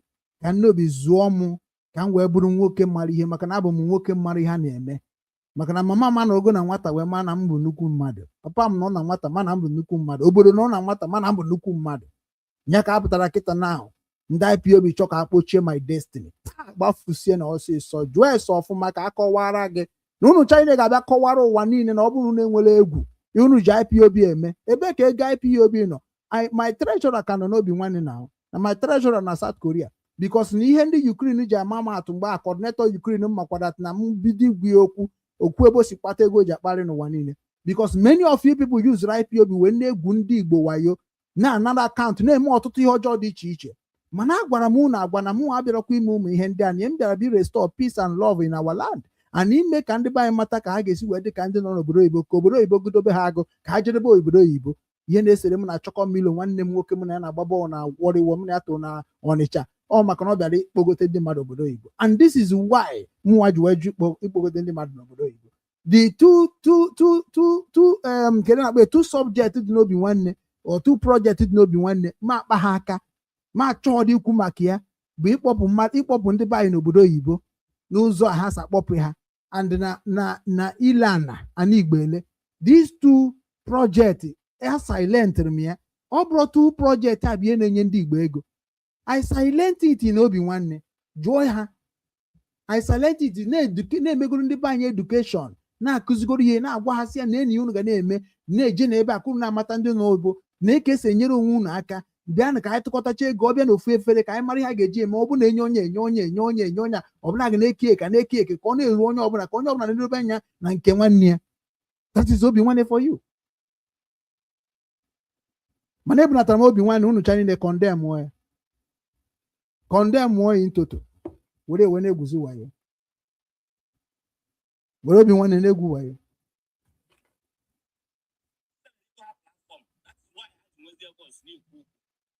Because only the where you are lot on it.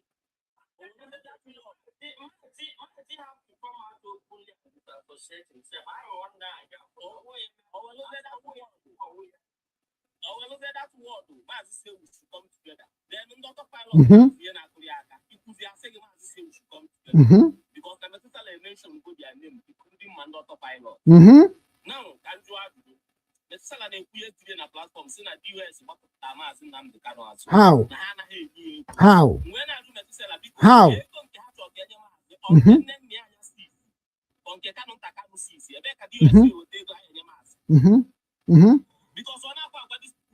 Ehe na ọgwụgwọ ka ha ma ha chọkwa n'ime ha achọghị mma ihe ngwakọta ha sị na mbụ sabo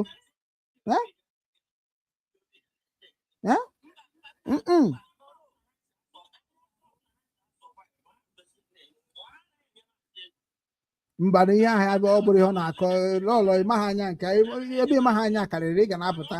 Don't worry, otu ikwuru okwu kịta ha ga-amabata ya, ha ga-ekwutọpụ nke fọrọ ha n'ọnụ.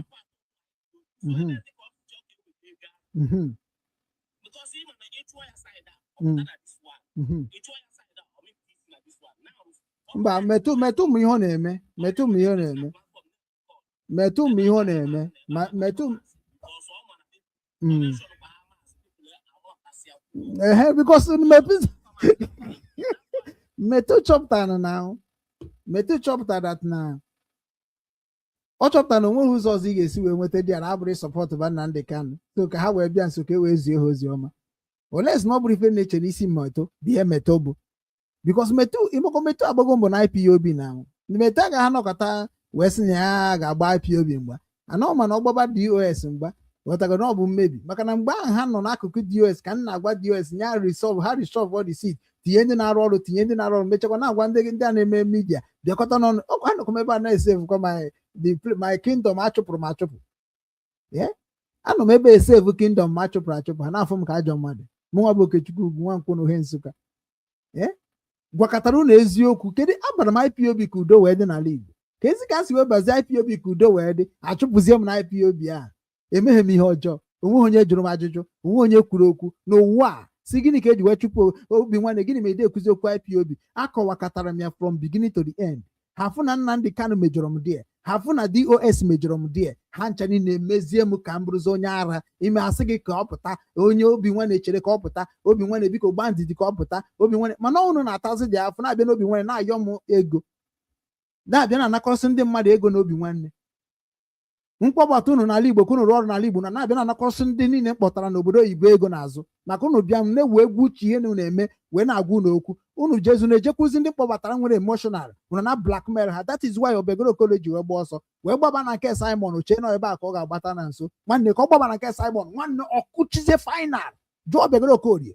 Obegoro Okorie na Ugwu Ukwu bịa gwa m ihe ịfụ na nke Simon onye nwa bụ onye wụọnụrụ m very very hard wee sị m na m maka na obi nwanne bụ nke anyị no Ngozi Orabeeze is not the right channel to follow. Onye gwara m ya nọ na American live and that is why nji agwa Ngozi Orabeeze maka Chukwu abụrụ m Adadora Mma. Adadora Mma bụ nwaanyị ka ọ bụ o ji iwe ihe na-eme because na number one Adadora Mma chọrọ Biafra ka ọ bịa fine then nya nwere onwe ya jump gị into Simon feel kwa na into Simon na savior dị ya na nwere safeguard because na onye dịka Adadora Mma want to go back to home. That's why o ji agwa gị na ike ji zọgụ m niile because Adadora Mma love home. Adadora Mma nọgo na France na ọ kpatago ego na at least orugo mgbe akpọ na ụmụ ya ụlọ maka na ọ ga-alaikwa ka ụmụ ya bụrụ ụmụ France because ọ ka nwaanyị si wee nwee power n'obodo ifuru ya ọ ebe nwaanyị jere ka ụmụ na-eje oles na ụmụazị aka ya decide ya. So ama m na Adadora Mma dị nzuzu nke bụ na ọfụ ihe na-eme n'ala Igbo dị njọ ọ na-akwado. That is why I stick on her and no because of I stick on her mere ndị dị ka Odogwu Enugu be nna m ọkwa onye Enugu be nna m o na Chinonso ji wee kpọbazie ma asị nke ikpeazụ ya mgbe na-asị ya na Ngozi Orabeeze na-asị m ka unu jee sọpọtụọ. Ngozi Orabeeze onyekwa m space to join the struggle ka Ngozi Orabeeze ọ chọrọ ka m bata na the struggle of USB United States of Biafra created before Ngozi Orabeeze amara ya bụ USB ya bụ mbata na USB gọọmenti nke Nsogbe nwere create a government register government. What is government? Government is a government. I register Obi Nwanne as a government. Even if I register it in Nigeria, I will still also register it in Biafra. That is why we did a letter about Obi Nwanne movement.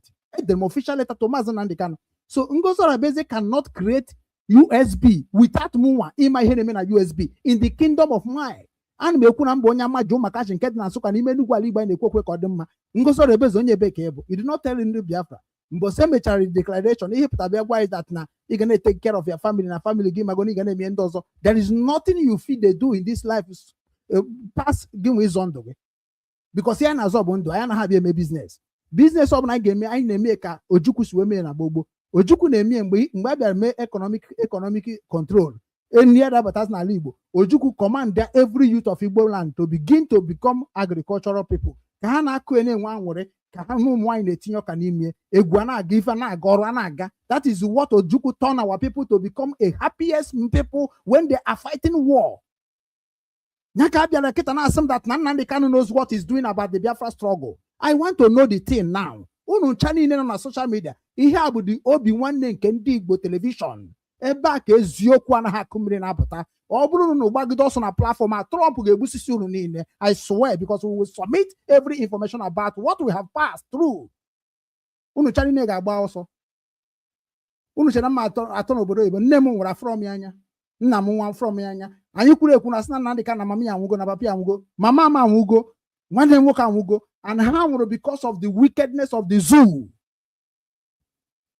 So nobody will tell me that I'm fighting for Nigeria. If you say that I'm fighting for Nigeria, this is time because I'm going to my own. Now him na lolo neka ngemecha kita na ka lolo neka ga my hoje nga juku oge reject my messages.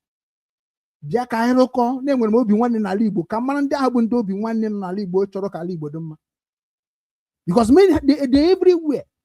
Traditional nwoke dị ka m kpọbata na page m ka maka esi kpọbata ekwe ha abata. Ekworo ihe prọkịta na na-ekwu okwu niile na-ekwu n'ụwa nke a ka efu ha ga-abata online mana imecha ha nche watch ya n'ụwa nke very wicked people a na-ekwu every day very very very wicked people with do a na-emekwa ha n'ozugbo na-asị kedu ihe megide ndị Igbo ji na-atụzi ụdị ụja kedu ihe megide ndị Igbo ji na-atụ ụdị ụja Adadora ma ọ bụrụ na gị nwere ha support kwa ihe ọjọọ nwanne I'm sorry eziokwu I'm sorry atago m afụ na this Biafra struggle more than Simon Ekpa more than Nnamdi Kanu atago m afụfụ unu chọkwa anyị na-ebute evidence o mụ nwa na-akwa aka akụkọ iho unu ga-amatarịrị onye bụ Okechukwu Ugwu atago m ezigbo enwere m ike ikwu okwu na Biafra agbagha ya agbagha anọ onye ka m ji wepụta nke ikpeazụ ya ebe ndị ọrụ Nneka kwupụrụ n'ọnụ ya wee kọwaa ya ka o si wee dị na IPOB kọwaa ya kọwacha ya ọfụma na-asị na-eziri ya ezi onye ziri ya ndị anyị na-asị ziri ya na-arụkọkwa with Nnamdi Kanu na-arụkọkwa with ụmụnne Nnamdi Kanu na-arụkọkwa with DOS na-arụkọ with everybody onye na-ezizi n'ụlọ Nneka ka onye ziri n'ụlọ Nneka nya Naijiria gọọmenti bi ezikwara n'ụlọ Nneka sọsọ Nnamdi Kanu ka Naijiria gọọmenti ezibe mana the whole Nigeria government is visiting Nnamdi Kanu. Why? Asị na ọ jụrụ ịnara bribe. Kedu ihe mere na ọ ma na bribe? Kedu ihe mere ọ ga-eji na bribe? Ị na-ajụkwa onwe gị ya. Nnamdi Kanu pụta ebe a. Agwara m unu ya gboo na agaghị ereli Nnamdi Kanu amapụta mụ na aka ndị Nigeria. Maka jụrụ m unu one day so unu ke ndị bụ Nigeria government. Tukwuru ana gekwa ntị o. Jugoro onwe gị ke ndị bụ Nigeria government we are fighting. Like you people fight the Nigeria government. Because when chọpụta na ọ bụrụ Nigeria government ka unu fight pocket unu. Na fight for connection. Na fight for power. That is the category of una fight. I know it.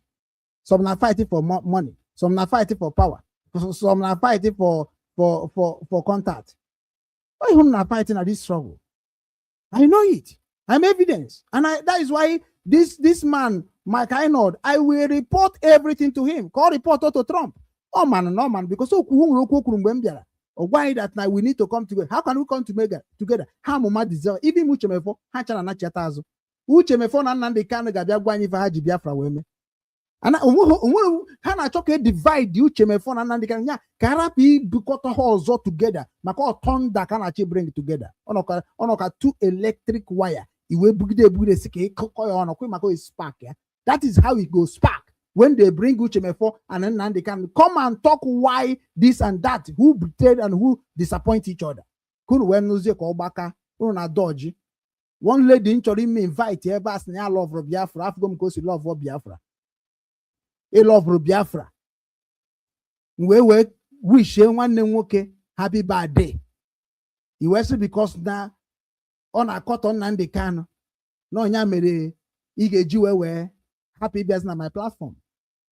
Wetin concern agboro with overload onye ma onye n'obu ọ bụ na ọ bụ the same Nnamdi Kanu with his own gangs everywhere. Thank God na Chinasa Nworu ha na form agbama na unu ga-emecha hate onye ahụ n'ụhụrụ n'anya na anụ ka m na-ekwe n'okwu sị na unu ga-emecha hate onye n'ụhụrụ n'anya highest na this struggle. Ana m ekwu ya na m akpa afa mgbe ahụ mana ọkịta ka m gwabaziri unu ya. Chinasa Nworu ma ọfọma ma Chike Dozie ma Emeka gift to nwanne Nnamdi Kanu tishi anywhere DOS anywhere APB family meeting enwe ike ịkụ ya họma n'isi mgbe eji mara na DOS aghọtago ihe na-emenụ na ka o si mee maka na Chike Dozie ha amachakọ ihe na-eme mgbe ahụ Obidiobenu so that na ọkwa mụnwa bụ ihe fụrụ ihe ngwa ngwa wee mịpụ Obidiobenu nke ya na Uchemefo na nke nwanne Ikenga Uriagụ onye Anambra steeti ha ncha niile Ikenga mechara nweta onwe n'ike o nwetara onwe n'ike onye ma onye na-ebunye ya ego kịta maka ha nwa bụ ndị na-emecha nke ha ọ bụ na ihe ahụ ha ghọta ihe na-eme ha ghọta nke bụ eziokwu ha ma ndị nwunye because the attack on this charlatan na ọ bụrụ onye nke anọ na South Africa ya na-akpọ ndị a na-amụrụ Nnamdi Kanu na DOS ọgụ charlatan ya na-akpọ ha charlatan ọ ma na charlatan Ikenga ama stand with the charlatan war ama stand nwunye onye ka o ji wee chọọ support mana mụ achọrọ support. Did I find support? I didn't look for support. I stand it alone. I create a massive movement that is invested about almost $100,000 with evidence to prove. Okay, so unu ga-agwazi ndị Igbo ihe unu ji IPOB wee mee and ihe unu mepụtara n'ime IPOB ha na-ajụzuru what achievement did Nnamdi Kanu and IPOB achieved since 2012? Ịma na ndị CNN ga-ebido jụba ajụ very soon. E nwere way esi eme mmadụ ihe next word gị ịpụtakwa ọzọ n'ụwa gị ọzọ ịnụ na onwere onye Igbo a na-eme ihe ọjọọ ejekwa na-eje there talk of to come and defend them because ndị Igbo dị egwu. Ọkwa m na-agwa unu ndị Igbo dị egwu. abara m n'obi nwanne wee create a group ka wee mụọ ndị m amarọ before. Mana asị m na mụ wee mụọ ndị a ma ndị a amarọ m na ọ ga-adịkwa ka onye na-egwu igwu hawayo. Nsị mba ka m kpọbata ndị mma m ka ha kọwaa na-enwe ndị mma m n'ala Igbo, maka na ihe na-ese okwu ndị ka mara ndị mmadụ n'ala Igbo na struggle a. Mgbe m na-agwa ma DOS ma Nnamdi Kanu okwu, people was thinking that na mụ nwa na na-eme Nnamdi Kanu attack when I'm correcting Nnamdi Kanu indirectly. And Chukwu the former ma Chike Doziem ma Nnenni Anya they know ma Karamonde na United Kingdom. When they listen to me, even if I make a gift, when they listen to me, they know that this guy is actually right since long time. And he best. I'm not gonna run at the Biafran post. I'm not gonna run there and conform creative. I have experience of what I am doing in IPOB through IPOB. I will never regret that. My George Onyibe. Na anko a radio Biafran align. No kata snob ajọ mmadụ ka ọ bụ ogburu mmadụ amarom no riri ego. Then we will know who Mazi IPOB money. Ihe akịta nne ya na-akọ kịta bụ ogologo akụkọ na-akọ. We don't need that kind story, online story. We don't need that shit. Of course, Chike Doziem no ya mebiri struggle. Okay, Chike Doziem ga-emecha bịa kọwa nke mana ịma na ọma nkọwa ka unu si akọwa. Chike Doziem ebe Chike Doziem ga-anọ kọwara ụlọ ya na IPOB family meeting. Chineke nna agha mechara bie. So agha mechara bie. Chineke nna mo. Chukwu dịkwa ebube. Ha ya believe go m na Chukwu ọfụma kịta o. Ya obugoro nọ nke a. Nwuzie kịta ọ dịzi oke. Chai. So e nwere ndị onye ga-akwudo nka lọlọ neka wee fire ba ndị a. Ka nsi na fire ha mgbe even ọ bụrụ kwa fire ka na fire ha mgbe mbido fire ba ha bụ mgbe ha bịa na-emezi ka ma mara ihe.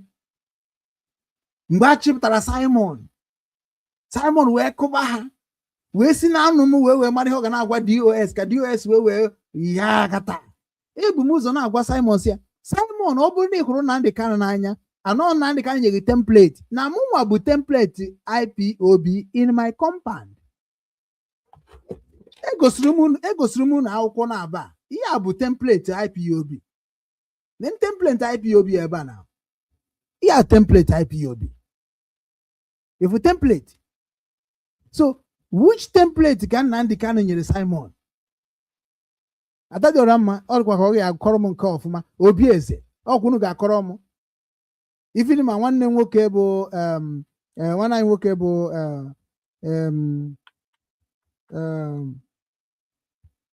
Chief Chika Daniel. Even my assistant director begoro code. Oh, unu ga-akọwaziri m Simon no bụ template IPOB because na Nnamdi Kanu bunyere template ka ezi template Nnamdi Kanu bunyere Simon Egba. Si template na template of IPOB. Nke a bụ nke Ukraine, nke a bụ nke South Korea. Ka template e bunyere Simon Egba. Ọ bụ mgbe ọ batara of ESN. Ọ batara as a broadcaster from broadcaster. Ay, ya emewukwa pay ifre una na report page mmadụ ka ndị anwụrụ ọma. Na Chineke nna. Tụfia kwa na orugo mgbe m ga-akwụpụsị onwe m na group niile anọs n'ime eziokwu. Ay. Mụ ama stand enwezi ihe ndị ahụ. Short ka m nọrọ onwe m na-ekwuru ome okwu ka si m si wee chọọ because na ozi ọma anaghị ena ya n'iru. Tụfia kwa ka na-ezi naanị marakwa na mmanụ ọdụm ha bụ udu mmadụ m Chineke m.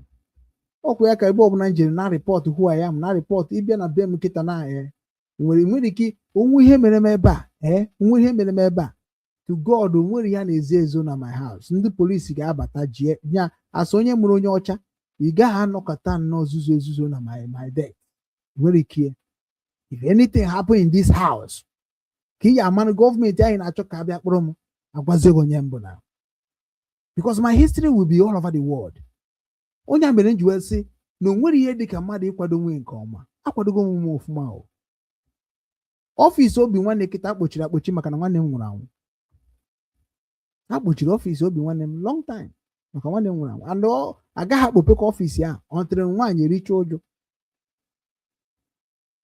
Ibetago na ihe njisi nwunye m na taki ahụ because nwaanyị ahụ mụnwa na-enegodi anya ụzọ na-abụ maka na o so n'ihe gburu nwanne m nwoke, maka nwanne m nwoke abụrụ onye na-anagide, and nwanne m nwoke ime ihe ọjọọ ọ na-ewute so much.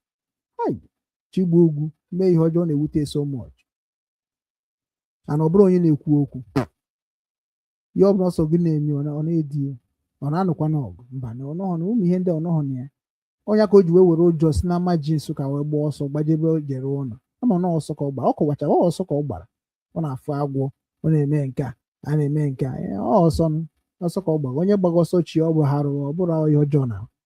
So ọnya mere ndị be anyị ndị ichie chegichara fụ na ọma stand with the heat na-asị ka ọ pụta ya bịaba ọ gbago mbọ ka e werezi ihe o mere wee kwuo okwu. So automatically onwe ihe mere m today, my information and my history is ịmakwa emegidekwu m nwe information India. Ndị mụ na ha na-arụkọ ọrụ kịta bụ ndị India visited my office, come to my office, demand to work with me, work with Obi Nwanne Foundation, work with Obi Nwanne Limited Liability Company on the India. Maka gịnị ha fụrụ aka ọrụ m for the design, for the mission. Ọ bụrụ m chọjere ha people na-agụrụ m egwu now, ọ bụrụ m sị ha gụbara m egwu. When you see the good work, ọ bụrụ mmadụ ga-agwa gị agwa. All of you na support Ajife, na support Nnamdi Kanu. Many times unu na support Nnamdi Kanu, kedu unu megoro achieve? Only crime, only blackmailing, propaganda. All of you bụ ndị na-achọghọ ka ala Igbo dị mma, kedu ihe uru unu ga-erite? Ọ ihe na June every day. Ke uru ihe unu ga-erite? Anya sị na Nnamdi Kanu ga-anwụ na prison? Mba. Anya sị na ndị Hausa na anyị ga-handle Nnamdi Kanu to ndị Hausa? Mba. Mana gịnị ka anyị na-ekwu? Nnamdi Kanu hapụrụ na anyị ka anyị rụọ ọba anyị ka ọ dị mma. Ọ kwesịrị na ọkaba anyị dị mma. Leave it, let us work on that. We are not the one that send you in Kenya. We are not the one that send you in Nigeria. The first day they arrested Nnamdi Kanu, ana-akọwa omio Clifford Iruanya na Imam Mezu na ndị ọzọ niile wee sị Nnamdi Kanu gịnị ka iji wee jebe Nigeria? Why did you go Nigeria whereby na agwa gị jebe Ukraine? Ka atụgharị uche mara ife a ga-eji wee dozie ebe anyị ebe ọ ga-esigasị wee bịa mgbe men na plan for the peace of our land, because ịbịa n'obodo oyibo ị ga-ama n'obodo oyibo abụrụ ebe na. Look at how he make all of us to stay in obodo oyibo. I don't believe in my life, I swear by Nsụka, I don't believe that na by this time na Okechukwu ga-anọ n'obodo oyibo na-arụ ọrụ na factory na-akwụ m ụgwọ almost mmeche spaces na-enweta 300 euro 400 euro na even njisi ike highest 200 euro every month. Wetin kedu ihe meji ihe ndị a wee mee na be anyị? Mana nọ na be anyị na-eme biznes, m ga-enweta ego karịrị ego a. Obi adịkwa m mma, ahụ eruo m ana. Ekporo m yutu ndị Igbo niile ndị dịka Ejofezak na blackmail na-eslave ụmụnne anyị si na ya na-ere a na-ere, si na ya na-eme omenala bụzọ eziokwu. Ejofezak amahụ na omenala n'ụzọ ụwa ka na-eme kịta na-agbalịsi ụzọ ụwa. Kịta ndị ụzọ ụwa na-ebupụtasị ka obodo ha dị maka na ozu m erugo n'ụzọ ụwa. Maka agwa m Ejofọ na ụmụnna gị bụ ihe ga-ajụ gị ajụjụ ịnọ n'Ọnịcha wee na-arụ ụlọ elu. The same thing a na-eme ụmụnne m na Lagos ka a ga-eme gị n'Ọnịcha ahụ. You go see. Ịma ị na-amacha too much. Ị na-achọ ka ịbaze politics wee protect your life. The same thing Obi Kubana na-eme ka o wee protect your property na Lagos State. Ka gị nwa bụ Ejofezak na-atrai ka ị were gọvanọ Soludo wee protect your property. Maka na ọ bụrụ na ọsọ taa n'ala Igbo ka ala Igbo gaba, maka agwa m na ebe ọ ga-ebi na regional war. Anonye ka Peter Obi na-agba mbọ niile ka ọ baa n'oche ka ọ dị sure na this regional war will not start, because o kwuru okwu sị that now why can't we call all those leaders of agitation and let us sign agreement with them? Ebe a na sign agreement with Boko Haram, ọ na bụ ndị abụ ndị si na ha chọrọ nwere onwe ha na agaghị sign nwa agreement wee mara ihe ha chọrọ achọ, because Nnamdi Kanu have said a lot of things about this. Nnamdi Kanu so that na ọ bụ that na gọọmenti ma ife ya na itiri mkpu ya kwụsị n'iti mkpu na onwe onye iti mkpu na-atọ ụtọ. Ndị kwuchara okwu a na ndị Nnamdi Kanu nọ na ntị ya wee kwuo okwu anwụchana. Nnamdi Kanu enwe ọ sịgịrị aji siere ọ bụ na Biafra mana ọ dị ọgụ n'obi ejicha m voice ejicha m ihe niile na my place here na nke ọ bụrụ na usepụtara isi anyị ebupụtabere unu ya ewesịtụ na Biafra na-eme na ọ bụrụ na iji iwe eme na ọ bụrụ na iji ọkpụkpụ niile na-eme ọsọ mba na ọka ndị mmadụ wee ma na ndị mmadụ na-ata ahụhụ. That is why we are loving Nnamdi Kanu beyond what you think you are loving Nnamdi Kanu. Otu Nnamdi Kanu nọ na that prison now, he negotiating with all the politicians. The negotiation must go according to where his life will lie. Ọ ga na-eme decision nke ebe ọ ga-efeva onyanwa na ọ bụrụ ebe ọ efeva Biafra ka o wee dị ndụ wee kwuo ihe o mekọnatacha. Maka na ọ bụ na ọsụ ndị Naijiria mba ngwa na mana Naijiria ga-asị ya na n'udo one ị ga-akwụsị ikwu Biafra ị ga-asị na ị bụrụ ọzọ member of IPOB uche na anụma suspect mgbe ahụ sị na ya nwa bụrụ member of IP na ya abụghị leader of IPOB a na-asịsị tweet yes no IPOB nke terrorist bet na dị akwụkwọ ede na court unu ga-ebute kedu ihe o kwuru na court ahụ eji wee ndị media Nigeria bupute si na Nnamdi Kanu na ya bụrụ a leader of IPOB because ihe o kwesịrị ikwu na the court ede ya ede bụ abụrụ m a leader of IPOB ndị nke na-egbu mmadụ o kwesịrị inwe kọma mana ọ bụ na ọjọọ sị na abụrụ m a leader of IPOB ka o wee defend onwe na court lawyer Ejimako and Ejofo and Ozokonu. You people are going to explain law Nneka with ndị Igbo ga-apụta very soon. Maka ama m na ihe nna Nneka kwuru na social media ọ fetụbaga ebe niile ụtara agbagbubego ndị ekwensu niile bịara ịrụ ọrụ n'ala Igbo mana ha ma ha na anyị nwa kwochiri n'ekwensu wee sị yazienụ kwuo okwu ekwensu na bịa kwuo na ekwensu ahụ ị ga-ekpọkọta ekwensu ahụ ịkịta ka ị ga-akpọkọtazi ekwensu emebezi ụlọ ihe a ga na-eme na International Criminal Court.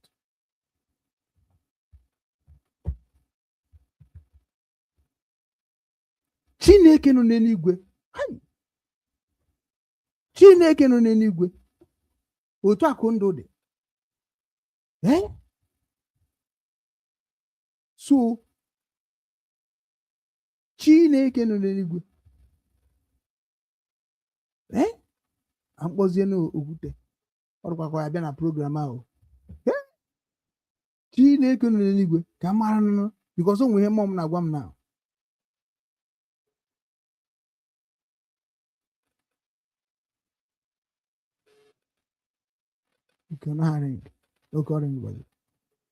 Chineke nọ n'eluigwe so unu machadị nke bụ eziokwu na ihe na-atọ m ụtọ bụ na unu ma eziokwu nke okwute anọghị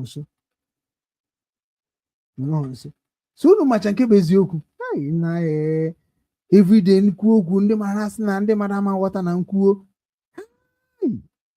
ka mkpọkwagodi oke ka mkpọ traditional nwoke dị nwere nka ka o jee gegodi ya na ọ bụ maka na afụgo m na ihe na-eme onye ka mma na ọ kwudoro eziokwu o jee geela ọlọ Nneka nna anyị na-ata afụ na Germany traditional nwoke dị bụrụ n'igwe otu akụ ụwa dị Chineke nna ndị Igbo fiakwa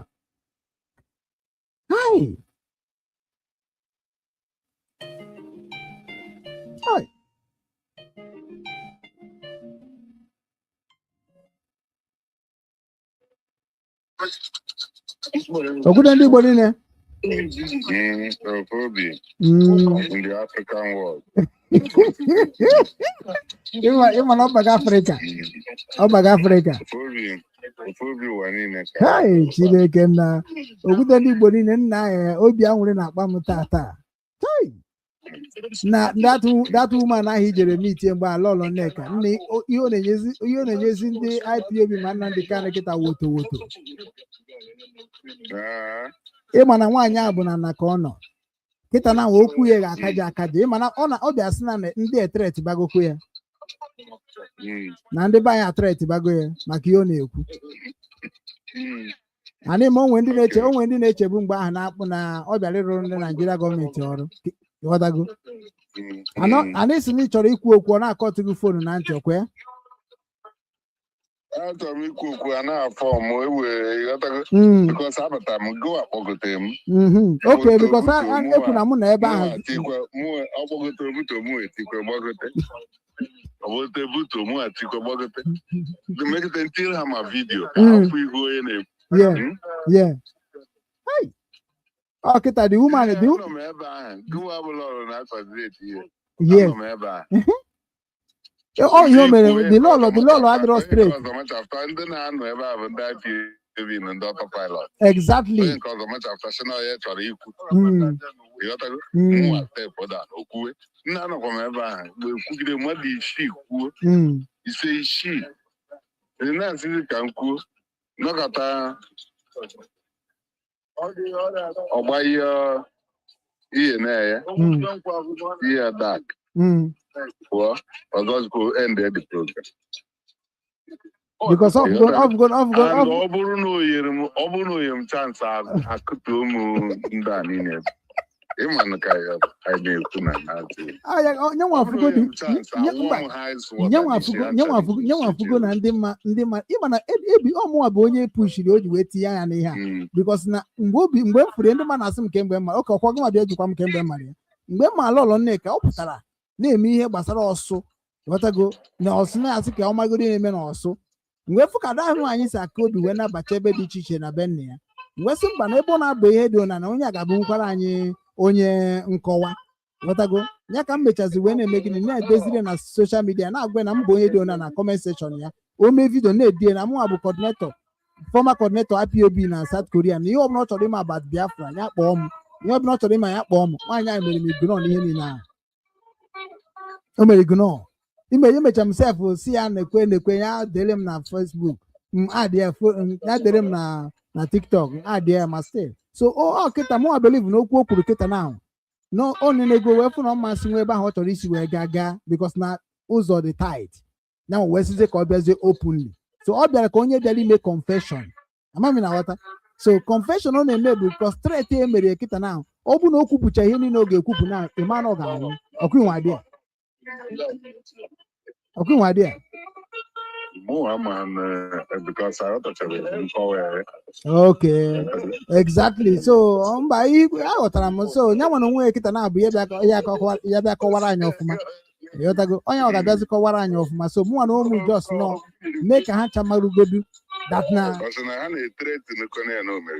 ọ bụ n'ime ha na ọrụ ndị a niile na ọrụ ndị si na ha bụ ndị nchekwa ala Igbo na ọrụ ha like ndị niile abụ ndị na-asọpọtụ Simon Ekpa na-asọpọtụ Nnamdi Kanu nke ọfrisent a ghọtago ịma na mgbe mbụ Chinasa Nworu na-asọpọtụ bụ ihe niile a ma fọm aha ma ndị ọzọ just ka e wee protect the dignity of Nnamdi Kanu ịmara onye nwa dị maintain ghọtago because ọ bụrụ that na protect Nnamdi Kanu that means protect gị anyị niile mana ebe anyị na-achọzi ka anyị protect Nnamdi Kanu jezi na-achọzi ka ọ ghọọ ndị ga-across anyị niile down ifuru ya na-eme obi nwanne with knowledge niile ndị mmadụ na-asị na m nwere ka ihe mere na ndị mmadụ achọghị iso that knowledge nwere ike ịkọwara m ebe a na yotago na abroad because of the same thing na ha na-atụ ụjọ na onwe ihe si n'aka m wee bata ala Igbo ka m chọọ ọchịchị na ụmụ ihe ndị anyị niile eketa na-ga-etinye n'iwu obodo ịhụrụ ya because na nọmba 1 thing anyị nidiri na IPOB bụ gịnị ha meela anyị accountability ejigo m maka the same IPOB akịta luzikwa that woman that Susan ahụ na-achọ ịbịa na program onye ka m ji akpọrọ gị na that Susan ahụ says na ya ma bịa n'obi nwanne on Sunday because of what? Because of na m tiri foto Uchemefo na my page ọ gwụchakwa ọ sị na onye na-asọpọtụ Uchemefo na ya nwa da sọpọtụ ya because Uchemefo da gesi na ndị kam isi otu akọ esi wee bịa titabazi ezinụlọ anyị ka ọ gịnị ghọtago nsi eyi ma ihe na-esere Uchemefo na Nnamdi Kanu ọ sị m yes of course ịma ndị a na-agba skip n'ogbe ka ha si eme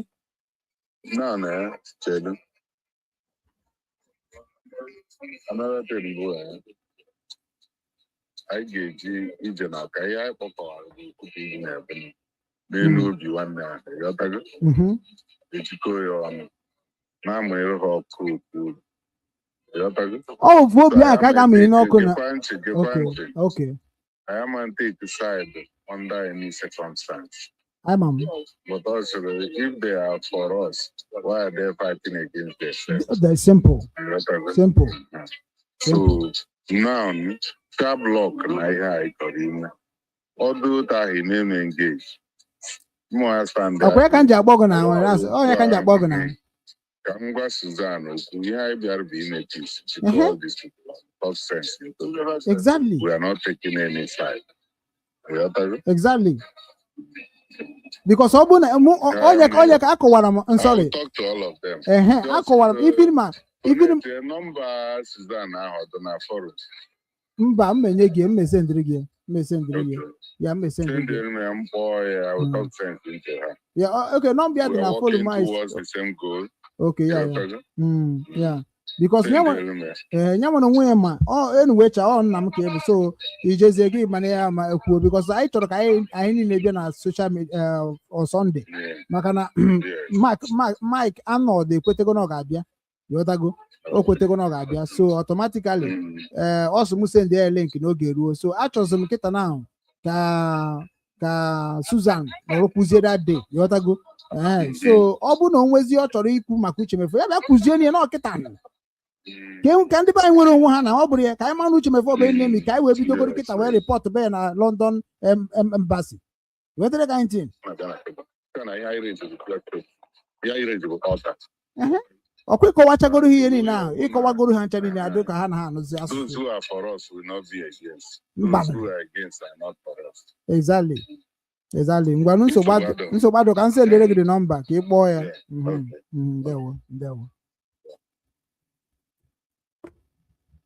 Emeghasị gị n'ebu sabotu a. Waka unu. Kufu unu nwa. Uda ji obi unu bụ n'ụwa. Sometimes nwere like na-eso nsọ mmadụ ihe akịtị na-ena ya kịta na-abụ mmadụ ọkwefu ndị a tinyere ebe a. Ọha bụ only people ghọtara m now. Ihe bụ only people. Na-team nji arụ ọrụ nji agba mbọ ka anyị mara ha ga-eme ka anyị si through Mike Arnold wee zie ozi na America. Because ife niile ndị be anyị na-eme through IPOB must stop. Ihe niile a na-eme through Snow Biafra ka na-achọ ka anyị nwere nwaanyị must stop. Mana m apụta were ihe dị na be nna m na-etreti m for what? Life anyị niile dị in danger. Mana nwụba anyị sị ka nna ba ya ana m eze ndị IPOB ana m eze ndị ka ya rakpọ ya ndị abụọ ndị IPOB sorry ana m eze ndị ESN ana m eze ndị Biafra Liberation Army ana m eze ndị Ongomen ana m eze ndị Nigeria ndị Boko Haram Nigeria uniform ana m eze ndị drug dealer ana m eze ndị 419 ana m eze ndị Okite ana m eze ndị eze nwanyị ana m eze ndị igwe na-eze ndị eze nna anyị ndị a na-eze eze akarịa. Chineke nna nke usu nke ndị agha ka nne m si agba ya mgbe a nne m na-agba ya otu a ịkpọkọm arụ ume ha nọ na-asị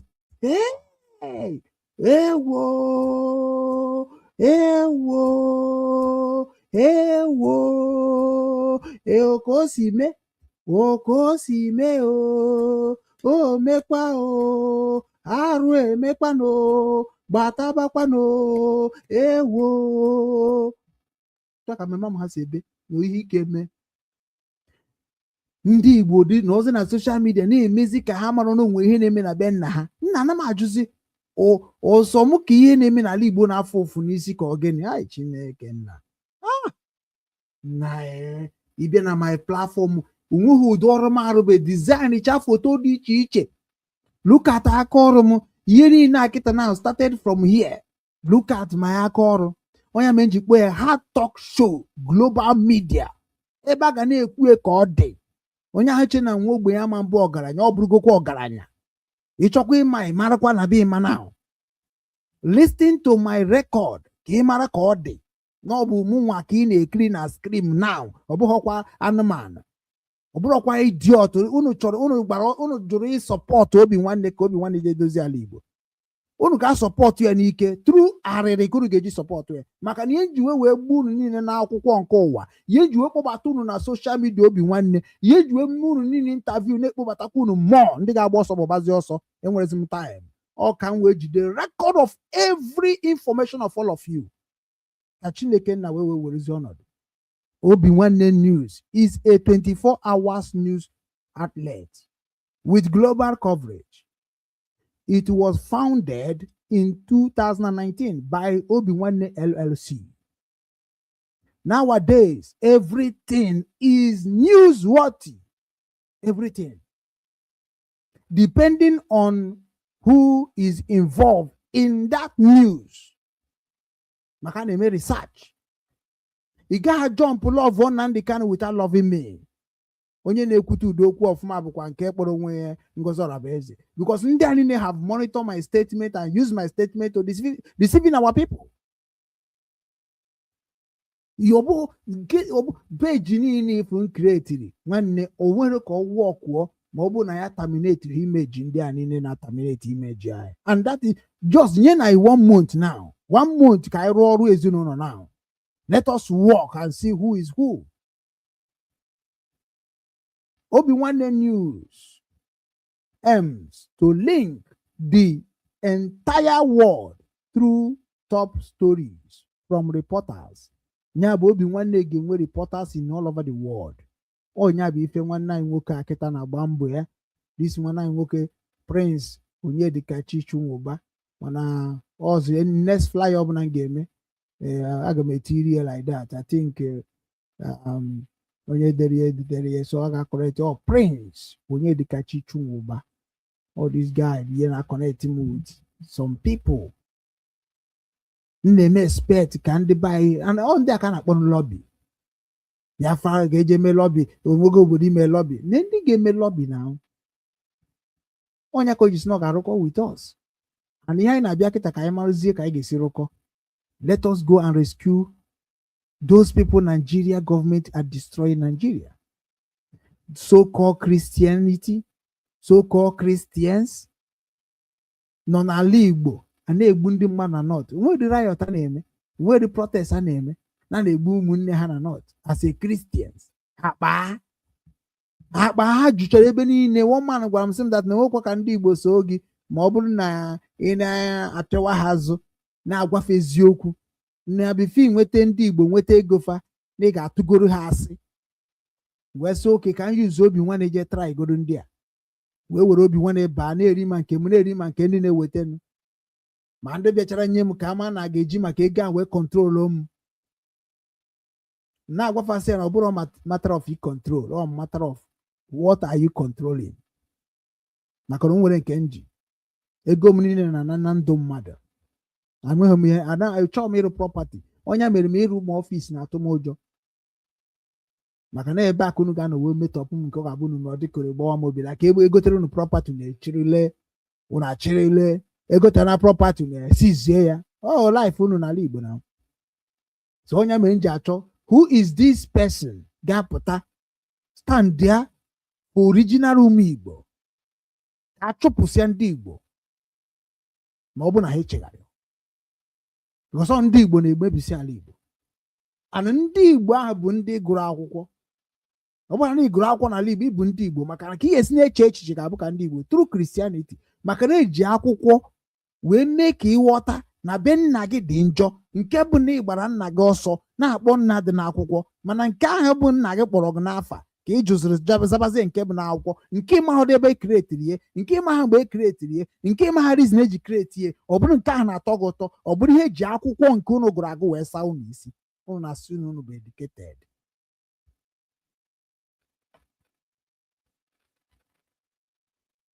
ka nlapụ unu na mụnwa na ume nwere time aga m ekwu karịa nke m kwuru ekwu mana achọrọ m ka m meke unu niile abụ ndị ga-afụ onwe na skrim amara dat na ọ bụ na ịma na Obi-Wan abụrụ onye eziokwu na Obi-Wan na-eri ego mmadụ maka na nwanne m nwoke si na ọ bụ na m enyere ego mana m na-eri ego mmadụ akpụpụ m na kọtụ ka o mee ya ga-eme o rugokwa mgbe ọ ga-eme ihe ahụ bikos na achọrọ m iji ndị na-ewesara m iwe wee setụrụ ndị na-ewesara iwe ọ kwa otu o si wee dị n'eluigwe ka ọ dị n'elu ụwa so ọ bụ na nwanne m nwoke bịa dọọ m ego maọbụ onye ọbụla ndị tiri ego n'obi nwanne ndị Igbo ka ala Igbo wee dị mma bikos a ga-asị obi nwanne ndị Igbo ka iji ego ndị a wee mekwanụ a ga-ajụ na ajụnụ ọ gaghị ha ajụ kọtụ ga-ajụnụ ndị mmadụ ajụ ọnụ obi nwanne kiri iji ego ndị mmadụ wee mee ọ bụrụ ihu na-eche ka ajụọ ya ị gaghị apụta Jọs si na mba skama on I'm the 419. You know, if I see him in any paper,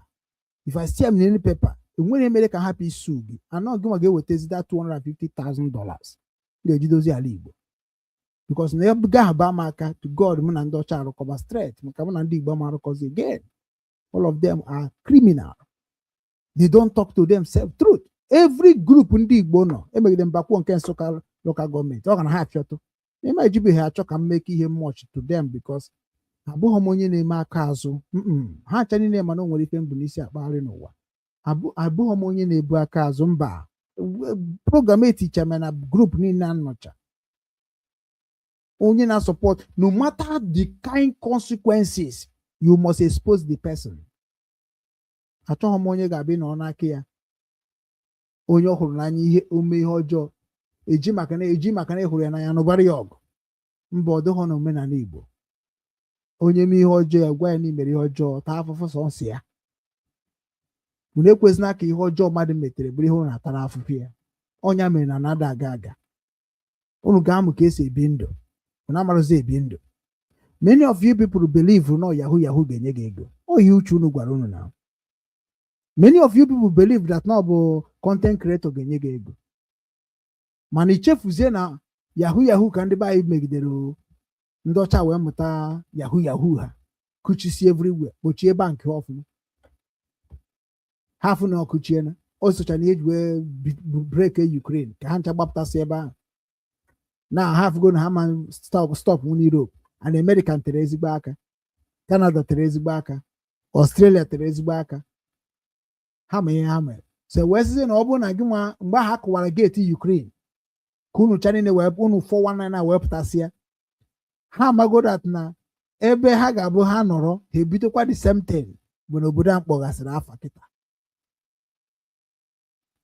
Ihe ndị Europe meziri na befe isi na befa pụọ ịmana ị ga-eweta ọtụtụ ihe dị iche iche. Anonya mere na ndị dị ka m ihe aka na-enye m bụ akwụkwọ aka na-enye m bụ ihe aka na-enye m bụ fiction. Ya na fiction like temporal. Enyebe permanent. Ọ permanent ya ha kịta na ka m ga-eji isi ikpu na-abụ wee nweta. Mesi oturu nwa m wee nweta na afụfụ ntara n'ụwa n'obodo afụfụ ntara n'obodo oyibo wee nweta ya bụ ọrụ aka m tas m kwugoro akwụ na Ukraine na nke nkwụ na Germany. Ọ bụ na a ga-eji wee nye m akwụkwọ obodo. Ejiri nwa m wee nye m akwụkwọ obodo. Ha dị na-ekwana m iji nwa m wee nye m akwụkwọ obodo. Ewerezie Biafra m na-asị kịta nye m akwụkwọ obodo. Maka na traditional nwoke ji wee nweta akwụkwọ obodo. Na ọnya ma bụ onye na-elubere isi wee banye na owe ka esi wee kpọọ oku. Ọ ga-abịa za m na court. Anọ ka anyị ha wee na-achị bịa dozie ala Igbo. We don't want anything to happen to us when we come down to our land. Anyị na-atụzi ala our land ụjọ. I cannot go my home freely because of ndị si na ha na-eme ihe Biafra. Because of ndị si na ha ma bụ ndị na-arụziri ndị Nigeria gọọmenti ọrụ through Biafra. Because of ndị si na ha nwere nwa ha chọrọ ka ụmụ Igbo natakwa again. Because of ndị si na ha na-ele ana land grabbers, ndị otu Ejofeze akụ ha na ndị otu Nnatu. Ndị a bụ ndị bara land grabbers. Ọ ha ma bụ ihe na-elezi ala Igbo. A na-ele ala Igbo ele mba. Then why are you telling the whole world that you want freedom? Whereby you are selling your dignity, you are selling your birthright, but you are claiming that you want freedom. Freedom from where? Akwụkwọ Ejofeze akụ ji Ghana bụ akwụkwọ ndị ọcha. Akwụkwọ Ejofo ji land bụ akwụkwọ ndị ọcha. Then kedu ihe na-preach isi n'ụlọ ụka? Kedu ihe na-preach isi there? Whereby you are working with the same people you are against. Only that name ago na imanje muzi obodo oyibo again. Now you create a faction. Ga na-ewetara gị information obodo oyibo mara mgbe a ga-abịa na mgbe a ga-abịa mara mgbe i mere mmehie ma mgbe imezi mmehie. Maka ana m echene ka ndị otu gị bata Germany. The same thing ka na-eche ndị IPOB ka bata Germany. The same thing ka na-eche ndị autopilot ka bata Germany. The same thing ka na-eche Liberation Army ka ya na-akpụ ya Brig ka bata Germany. Ka bata Hamburg. When I'm talking about Germany, Hamburg. Onya bụ isi obodo. Ndị ọzọ bụzi ndị eji emeju okwu because ihe ha ji akparịarị bụ ihe ndị obodo ji adị ebube. Mmiri ọ na ship ebe a ihe ọ bụla a chọrọ ibupu na Germany ebe a ka ọ ga-ebido pụọ. Itinye ngwafịa ebe a ka ọ ga-esi pụọ. So anọ m n'isi obodo ebe ihe na-eme.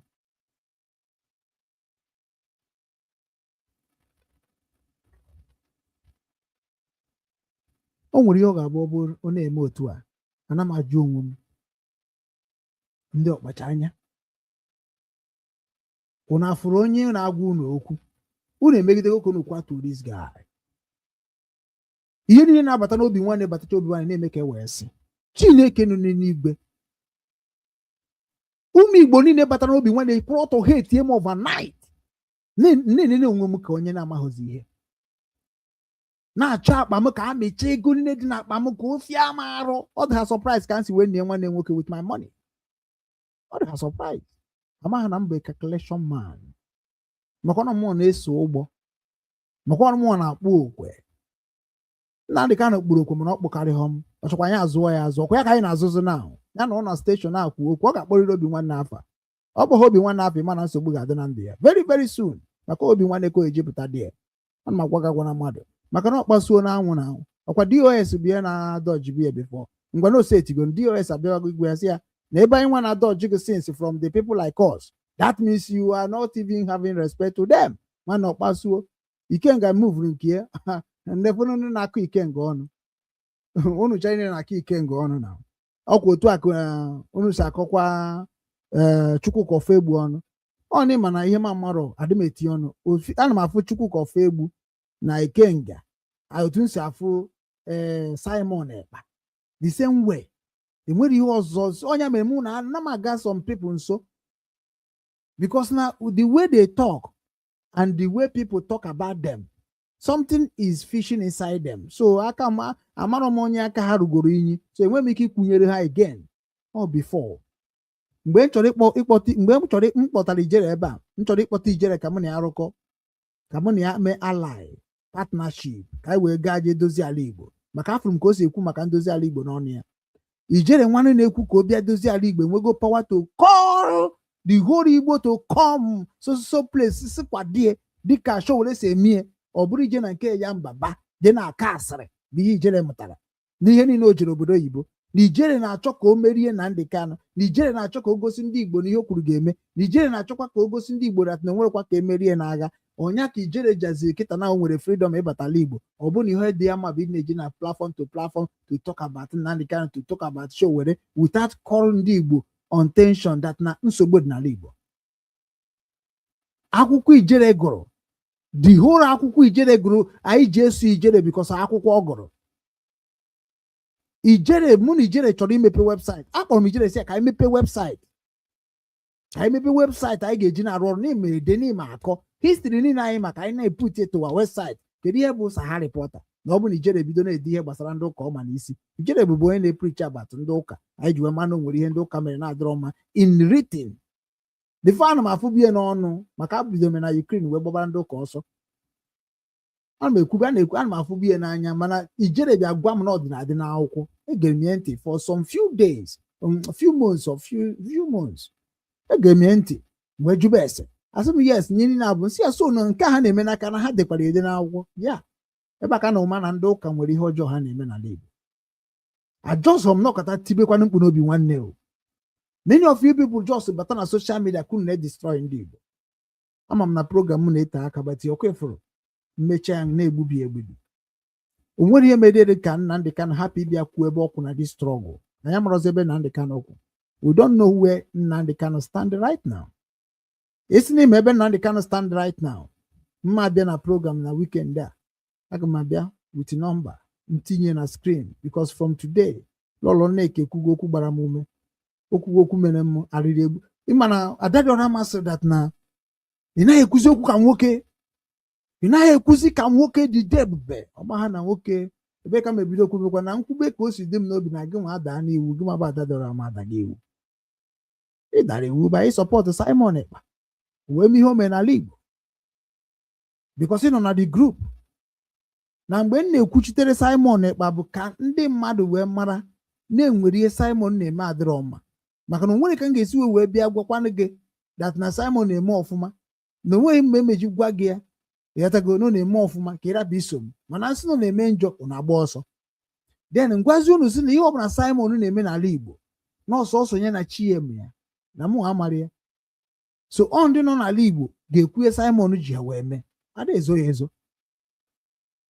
Ọ ndị nọ n'ala Igbo ga-ekwu ihe ha na Simon mere mebi ọ na-ekwu ọzọ ndị nọ n'ala Igbo na-eme ọzọ uche na ihe na-echere ya mana ọ bụrụ nwa dị ya na ihe niile na-eme n'ala Igbo na ọ bụ ihe ọ na-asaịn si mee ya otu ahụ o si wee dee. Okay, o ekwe ndị ga-abụ witness ga-ebido n'isi the witness na-egekwanụ ntị. Ọ bụrụkwa by hatred o. Ọ bụrụ by hatred. Ọkwụ na-afụ ka ọ na-ada, ọkwụ na-afụ ya. Obi nwanne news, the value of truth. Ịtaịpụ the website ife aka ọrụ nwoke na-alụ akajara m akaja. Onye asị ngwere si na onye si n'elu daa onye etoro nye eto onwe nwanne ọmụnwa dị ife a. Ọmụnwa na-edizaịn, ọmụnwa na-ebrokast, ọmụnwa na-ede, ọmụnwa na-akọwa, ọmụnwa na-eje kịta na amụnwa na-akwadozi naranụ ya. So na unu gbachagodo obi nwanne ndị Igbo ọsọ, ndị ọcha ma gbara m ọsọ. Unu gbachara obi nwanne ndị Igbo ọsọ, ndị ọcha ama gbara m ọsọ. Unu ga-abịa gwa ndị ụwa niile ihe mụnwa bụ Okechukwu Ugwu mere unu. Mụ na agwọrọ m ya, ịma na aga m edikle unu niile terrorists. Maka life m dị under a threat of ndị Igbo.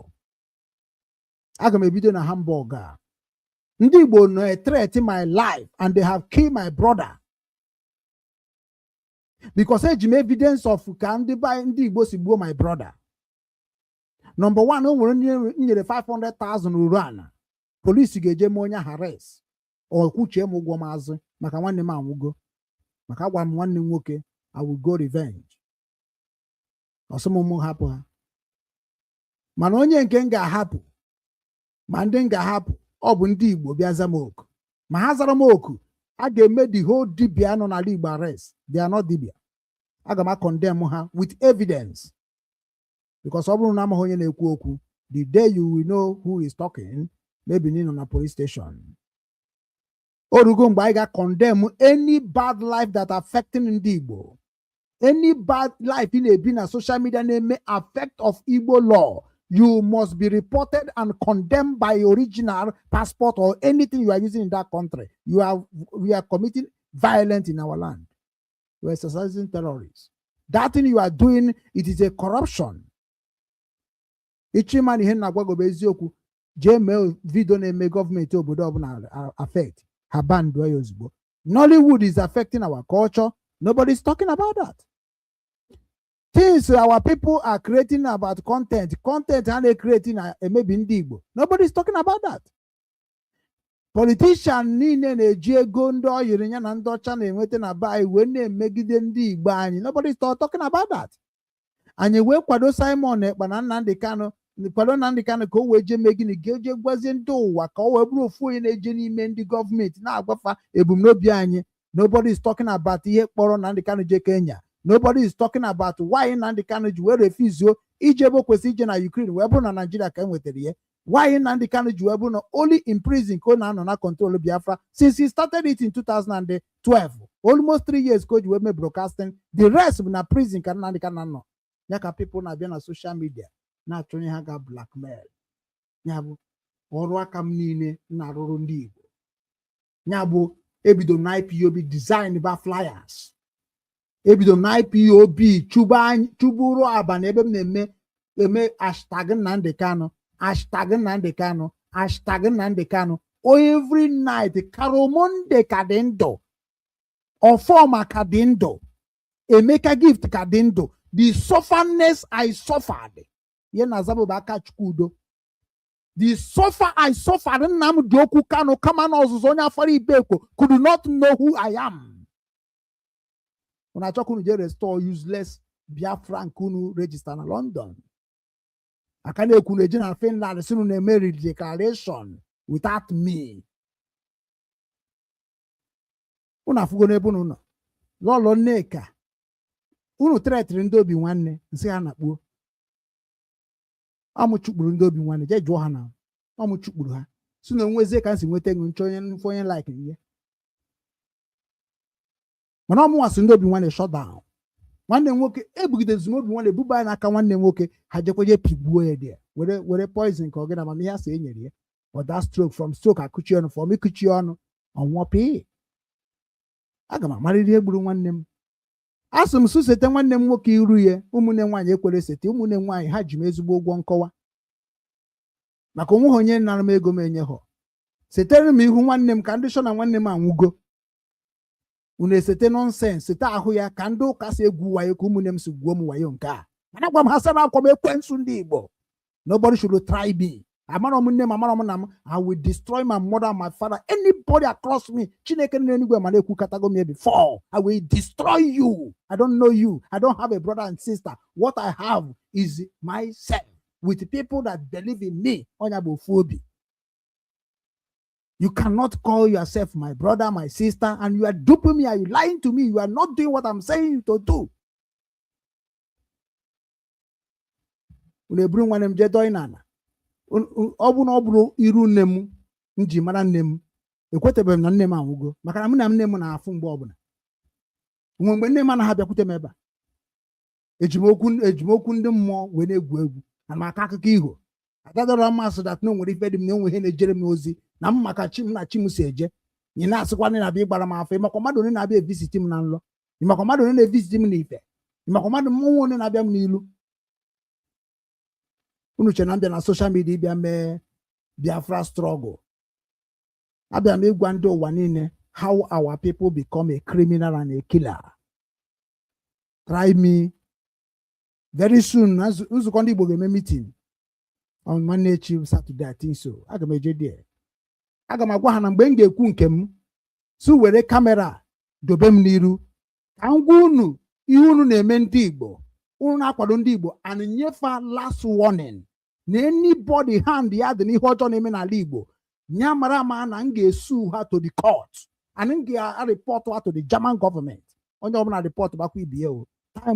Time is now. We need to report every nzukọ ndị Igbo niile nọ n'ụwa niile na-eme ajọ ife. We will start it in this Hamburg. Maka na unu ama na-asị Trump bịa nyere anyị aka whereby na-enwere ndị ga-enyere ala Igbo aka karịa Trump.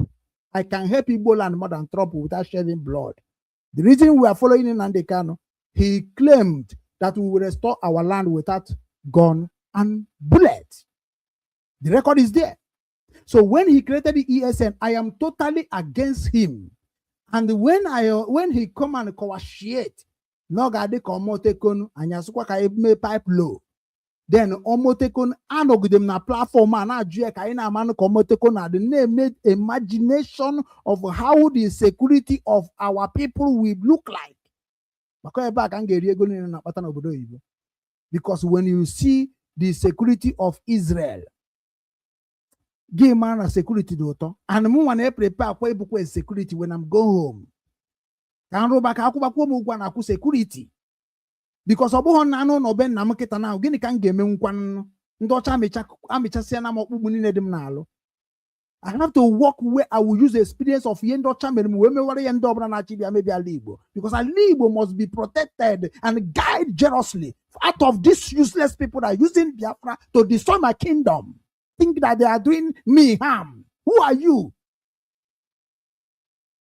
Uno China do social media and they destroy Igbo land. Nemenu na support Nnamdi Kanu must come. He have water and mamia will akatakpati buru in there. Chukwu became okpareze as they hot as you they talk him. Now he go hurt you if you not fall on that as in the hot. A man obromo and wa katakpan so can we kejo kwa wa jomo. In a be fight DOS. In a be fight because I fight them. Unche ma stand room na bịa na page gị ihe wetekwa evidence of ihe na-ekwu n'isi China Samoru imechekwa na ọ bụ ka ọ na-abịa emecha akpọ Nnamdi Kanu onye ọbụla agba kịta a ga-agwa gị na Nnamdi Kanu na we go tell am ama agwabụ unu na page ụnụ asụ agwa m na stubbornness Nnamdi Kanu dobere ebe ọ nọ. I told all of you unu China turn against me even in Mandabia state na ọbụla my platform wa ebe aka na wee mad at na ihe abụkwa regional war eziokwu ka onye ọbụla ka m gwa gị onwere jugodo onwe gị kedu ihe mere Soludo anaghị ejezi afụ Nnamdi Kanu. Did you mean and the governor had a Kuzima? Even the last record, the last information now, the governors, present governors, and past governors want to form a unique security that going to chase these people away. Gikanureba kana akako Nnamdi Kanu si Nnamdi Kanu asro. Then a social media instead of why you cook I guess security now. Gwazen the governor ebunu ji Nnamdi Kanu nyeze na ihe Nnamdi Kanu na-ekwu okwu no kuna one must happen. instead of all those people ndị dịka Metusela, ndị dịka Chukwubuike Mokpareze, ndị dịka Achara Ugo, ndị dịka ka gasị ha ka ukwu si mefe ha, instead of ịdị na-ekwu ihe a ga-agwazi ndị dịka Trump ha, ihe a ga-agwazi ndị America, ihe a ga-agwazi ndị Europe, si ya that na ebe unu jidegoro Nnamdi Kanu nyeze na Biafra. Then ọ bụrụ na anyị nwetazie Biafra, then ihe anyị ga-ayọzi ndị ahụ bụ inyezi Nnamdi Kanu ka anyị mezie prisoner na be anyị, because na ozi ya ama ntọ n'ụzọ, because ọ rụrụ ọrụ ebube na onwegodu nke ọ rụrụ bụ ọjọbọ, anyị ahụ ma ji ewe chefuo nke ọma o mere na ga-ederi otu ahụ o si wee rụọ ọrụ. That is what the freedom fighter is all about. It's not that a head of freedom fighting ma ọ bụ onye na-anụ ọgụ ọ bụrụ na ọ na-eme ihe ọjọọ, o na-eme ihe ọjọọ, o nwere ndị na-eme because o kwerezighị edi, o nwere ndị na-eme n'iwe, agaghị asị ga-ejikwa n'iwe wee mee ife, maka iwere iwe wee mee ife ị ga-erigret leta. Like mgbe Mlolo Nneka na-ekwu ihe ọ na-ekwu, ndị mmadụ na-asị na o ji anga. The same blackmailing of ihe ndị be anyị na blackmail mmadụ na social media do amamude ego akwụrụ ndị a. That is why ha na-arụ 4 dekini na-agbacha oke moto, na-eyicha akwa, na-egosi ụlọ mara mma. I always suspect these people. Ha chee na otu am na-adị na mmarụ ihe nji adị otu am na-adị. Ego m na n'isi ndị nọ n'ala Igbo. I am contributing. I'm a human rights activist. My own record dị. Onye ọbụla bute ka o si kpata ego ahụ ọ kpatara. It is time. Bute record ka isi akpa ego. Ka anyị cheke na omenala Igbo na ọdị na omenala. Anyị chekicha na omenala, ọ bụ na ọ dịghọ na omenala. Then anyị agazie na bekee nya British structure. Because ihe unu na-use na Nigeria British structure government. Then automatically we check it in a British structure government. Like ndị na-ele ana dịka Ejofezak ha. Ejofezak na-claim na ọ chọrọ ka restore our ancient map, our ancient lifestyle. Omana, our lifestyle goes by our structure. Our structure goes by our land.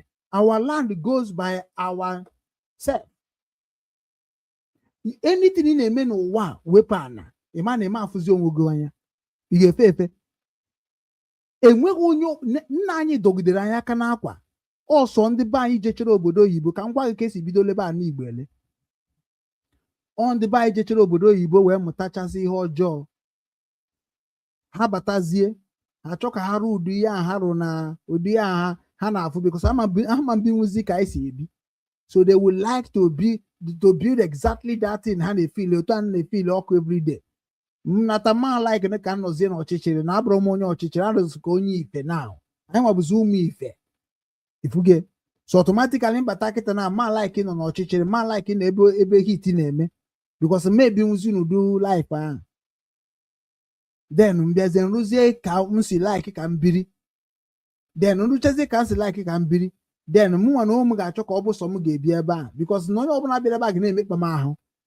Onye mere na ndị mgbe ochie jere obodo ibe na like ịrụpụ na arụpụ na ebiri onwe ha, emegidere ya na-eji stọpụ ha, na-akụrụ ha ma aka n'ụzọ. Aka na-abịa ji stọpụ ha n'ụzọ, gbagbagba mmepe ụzọ, nwanne m na-agbaziri m ọsọ, nwanne m na disturbance karịa, ha bido wee gbaba fence.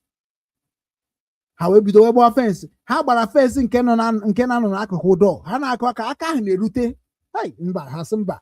Ha wee mee gịnị? Ha wee gbatikwa aka gba fence. Mgbe ha gbatiziri aka gba fence, dịtị na aka na-eme, ụfọdụ na-amazi fence na-amabata. Ndị amarakwa ya ga-eme o. Ọkwa ndị na-efere na ha bụkwa ndị bịara inyere ụmụnne ha aka. Ewuye, mgbe ụmụnne Igbo bidoro mebe ụmụ Igbo ihe ka na-akọwara gị ya. Ha wee gbabazie fence. Onye bụ ihe pụtara igoro ara asị gị na igotekwara compound. So ọ na-abụ ọ bụrụ na mmadụ ọ nọ ọnọdụ ka Obasanjo farm. Anọ m na Obasanjo farm na ịbata ebe ahụ dịka ụwa niile. So anọ ebe a ka obi n'ọta. Then onwe one entry. Obasanjo bịazi rụọ ihe ndị Europe na-arụ. Datino ka Obasanjo si rụọ ọta. Obasanjo si otu a wee rụọ ala Nigeria niile. Nwekwa ga-enwe problem. The same brain iji rụọ that ọta ibi na ya anwụ na ọ bụrụ ajọ mmadụ ka ị bụ. I were the same brain a wee rụọ the whole Lagos State, rụọ the whole Nigeria otu ahụ isi wee rụọ nke ahụ ibi n'ime. Ọ bụ ajọ ife ka ọ bụ. Ka ọ bụ na Nigeria enweghị the wealth. The weather Nigeria is good. So only weather Nigeria ezugoro ndị Nigeria ji ekpata ego. Ihe ha ga-eme ha chofu ihe nọcha na like. Ọ bụgoro ụmụ egwu anyị na-agbagasị, ụmụ egwu Igbo niile anyị mụchara. anyị ezochie ọ bụrụ nke ọ ga-abụ eme ha na were na-eme kọntent izochie nke ahụ ezochi ọ bụrụ kịta na-anwụrụ bịa na-agbacha egwu ndị ọcha so unu na-agba ụmụ ndị ọcha na-emezi ihe Igbo onye ọbụla na-alaika ụmụ Igbo fụ na nnukwu ihe dị n'ala Igbo na blessing dị n'ala Igbo ọ bụrụ maka unu gosi ya nwa chọị na kọntent ịma ihe mere na mmadụ egosi ihe gbasara ndị be anyị na soshal midia na ọ bụrụ nke ọ bụla unu gosiziri m jezi ka m were ekwu okwu si na ụdị a adịrọkwa mma ka etinye bikos na mgberi epụta kịta ndị ọcha amachara ka ndị be anyị dị achọrọ m ka emepee something ga-abụ eru asị ndị ọcha na-ejezi n'ala Igbo jee acha anwụ ọtọris makwa ego na anyị ga-ejenerate na anyị rụọ something like ịbịa na ohe Nsụka anyị edozie ọfụma na shine kwa kosa shine before anyị je na River Niger anyị edozicha ya ọ dịkwa ka ọ dị ịfụ na River Niger na-ene anya bụ otu a kịta na anwụ Bar Beach ọkwa Bar Beach ka na-akpọ nke Lagos Bar Beach a otu a Bar Beach ahụ dị ka nke River Niger dị sometimes na mmiri na-ewu iwe na-awagasị ụzọ o nwechara vidio ga na-egosiri unu from tomorrow because vidio karịrị akarị ka m weregoro opportunity wee test ya ihe m ga na-eme very very soon because enwere m WhatsApp ebe m ticha WhatsApp enwere ka WhatsApp mmepe ka o mepe ka m test something njiri opportunity test ọrụ aka m because enidozi mụ na ndị mmadụ na-akpa nkata kịta ka mgbe na-agwa ndị be ya mebichago no emebichago ka ntigori ya na ntị before mebichago ndị be anyị mebigidere nke bụ na onye ọbụla na-agwazi m na ọ bụ ọzọkwa ka be anyị dị ọ bụ ọzọkwa otu anyị na-eche o na be anyị emebichagokwa ahụ sị m na ndị be anyị ibi na onye ọbụla m na-enyere aka kịta sị m na ya ma menwukwu ihe dị na ihe dị ona dị ona na be anyị abụrụzikwa otu anyị si echie ka ọ dị nchekwa na egwuregwu ka ndị a na-egwu ụmụnne m nkwana ka a na-ekwu gbara onwe ha nkịtị sị na ihe ọbụla m metere na soshal midia ya sobe m so ka m tinye something ka anyị mee ka m wepụgodo onwe m ka anyị mee ya na-akpọ share screen mana unu ga na-amụkwa ọrụ maka ndị obi nwanne unu ga na-amụ ọrụ ndị ga-akwudo n'eziokwu maka na ozu etigo lọlọ Nneka apịapuo n'ihe niile a bie na-eso okwu na IPOB because agwa m unu na ekedu organization a ga-anọrọ wọchịkwa ka unu sufu ka ndị be anyị si wee dị stupid ka ndị be anyị si wee dị stupid bụ na ị ma na ndị be anyị na-eje atakụrụ ọnọ ka program meta amakwa na program meta ka nne ka afọ ha wee mabata online program meta asị m that na nwere na ajụrụkwa ese maka kanselọ nwere na ajụkwa ese maka chairman local government nwere na ajụkwa ese maka onye isi ndị youth nwere na ajụkwa ese maka before serve House of Representatives ndị na-representiri your senatorials nwere na ajụkwa ese maka ihe ndị ahụ kedu ebe ego nri na-ebunye ha dị corruption started from family to the local government from local government to the state so onye na-abịa asị n'ala Igbo adịrọ mma bụ onye nọ n'ala Igbo ị ma na onye ahụ so n'ihe na-emebi ala Igbo because ọ bụ n'ala Igbo adịrọ mma why are you telling me kedu ife nwere ike ime ihe m mere na vidio onye ka ya ome na Nsukwu na-ebute na social media ome na Anambra na-ebute na social media ome na Nnewi na-ebute na social media onye kwuru na-ebutere ihe who did that na una who they cry na una who want help na una so which one ka unu chọrọ ka ndị dị ka anyị nwa nọ n'obodo Igbo na-emere unu maka mgbe m nọ Ọnịcha anọ m na National Youth Council anọ m na CYON why unu cha na-eji mapụsịa na National Youth Council ebe ndị youth na-eketa oke na gọọmenti why unu ji pụọ dị why unu ji wepụ na CYON ebe youth na-edozi obodo n'ụzọ nke Kraịst why unu ji pụsịa ebe ahụ why unu ji pụsịa na ọgbakọ ụmụ ikorobịa na ụmụ agbọghọbịa nọ na village unu why unu ji pụsịa mgbe ahụ nọ Ọnịcha na m echeta anabata sị na emeje mitin ụmụ ikorobịa be anyị ka m jee ka nnata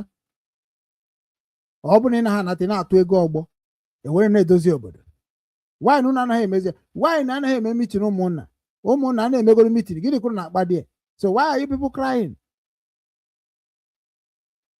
wanyị unu anaghị emezi mitin ụmụada ọnya mere onye isi ụmụada kịta atụọna ọ bụrụ na lọlọ Nneka ya stand mọkwa ọsọ na-akwalite Igbo ya bịa ka anyị rụkọ n'obi nwanne bụ Igbo ka anyị na-akwalite onye ka njakpa Igbo nation ha na-agbara m ọsọ they are running away from me.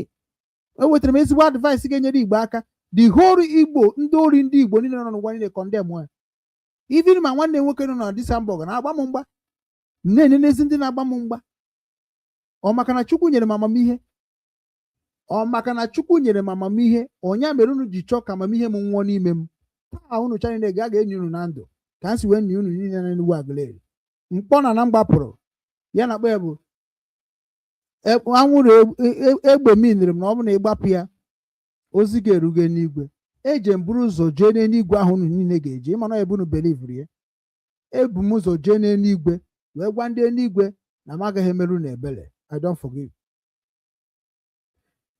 Indigenous people of Biafra, IPOB, the slogan, one of their slogan, no forgiveness for the enemy of the Biafra.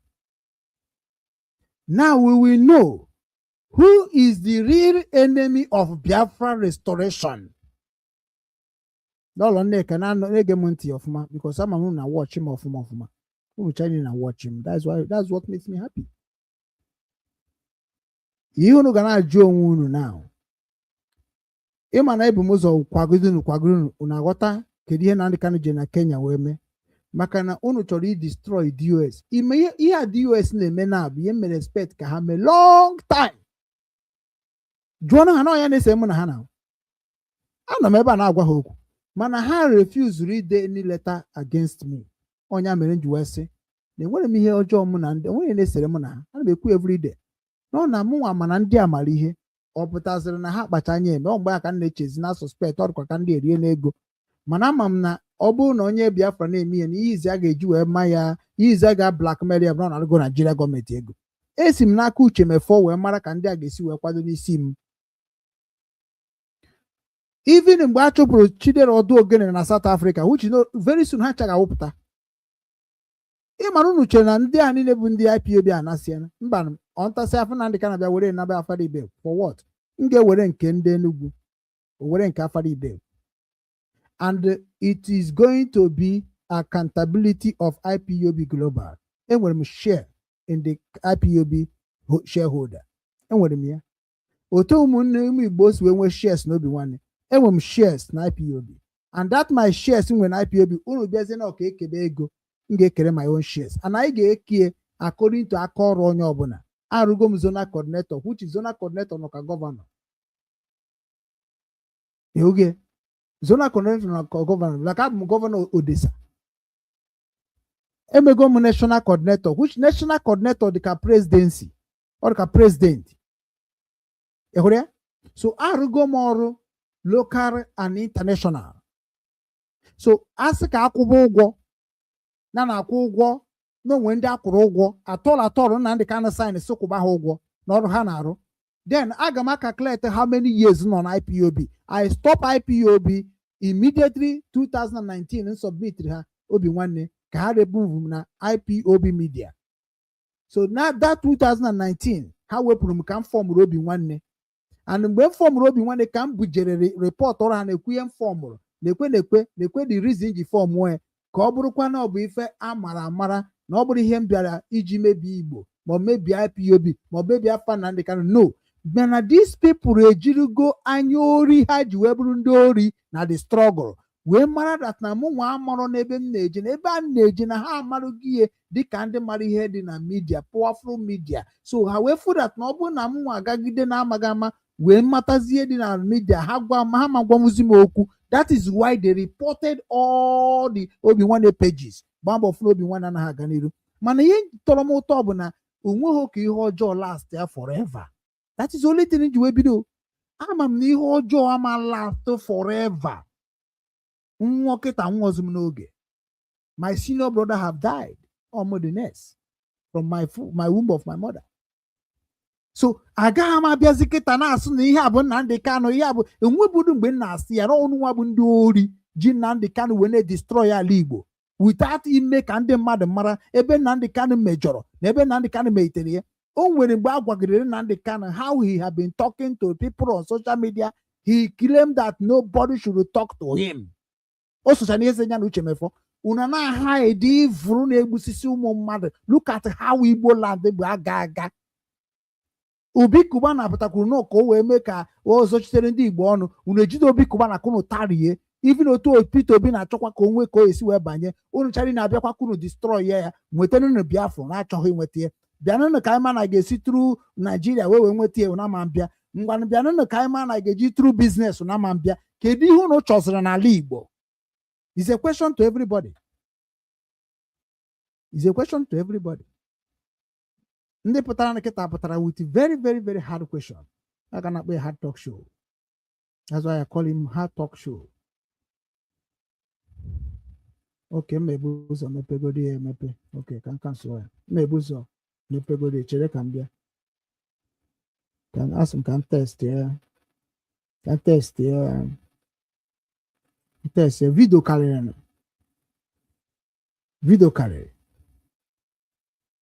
Okay, n'ezie nke this girl na-ekwu nke a bụ nke agụji egbe na Russia which mma na mụ na nwanne anyị nwoke ha na-ese okwu na ọ matagoro ihe niile ahụ na-ekwu na nyetago because ama m na ha chọrọ m na-emecha mata ihe bụ eziokwu na ha mata ihe bụ eziokwu a na dengo tokam ọkwa the same agụji egbe bie dịrị na platform ebe m publish ihe gbasara Chioma kịta na agụji egbe dere something nji wee sị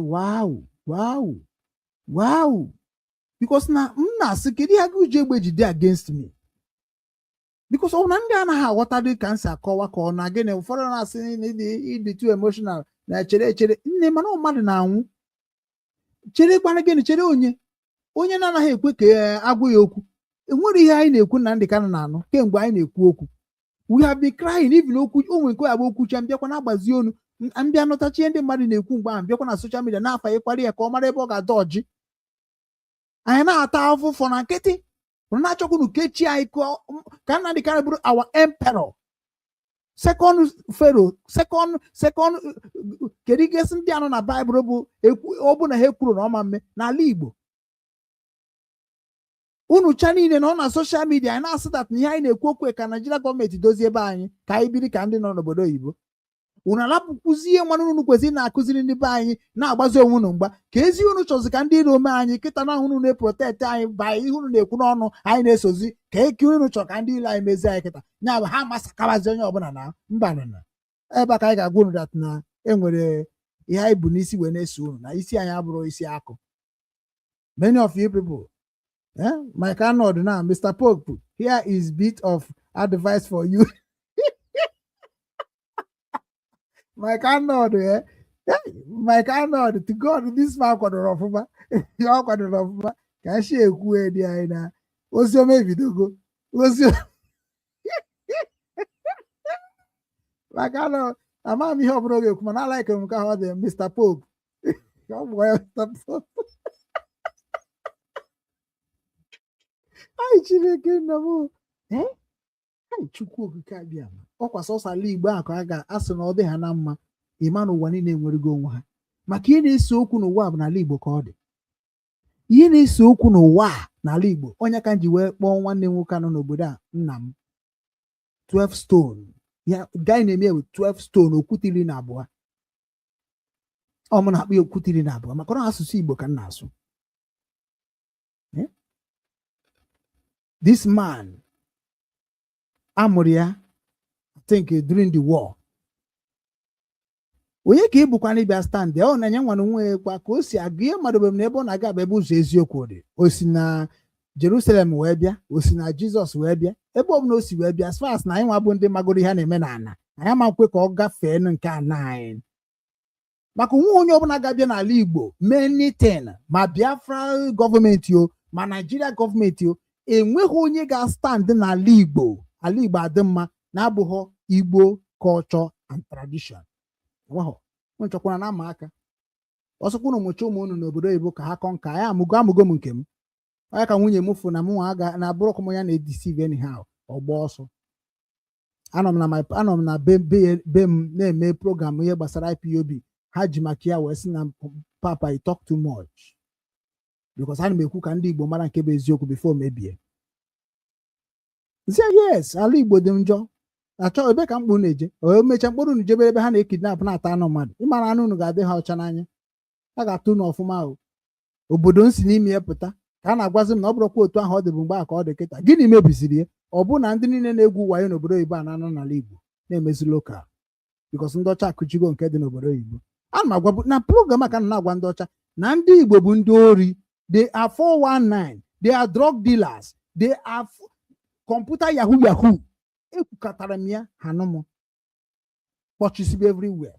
Kịta na ahụ ha ejezie lokal nke a na-akpọ nke ha na-eme bụ lokal. Adị m awe ha wee jezie lokal. Ihe bụ lokal bụ kidnapping ha na-eme ọnya lokal. Kidnapping ha na-eme ọnya lokal. And blackmailing ọnya lokal. Threatening ọnya lokal. Ịma na ha bidoro na ime ihe dịka marriage ike ọtụ mmadụ ya onye si gị bọghe kamera dan ịbọghecha then wee blackmail ba gị nke ahụ ezughoro ha. Iwọchịfụ ma ọtọ nneli mechara gbaa na social media.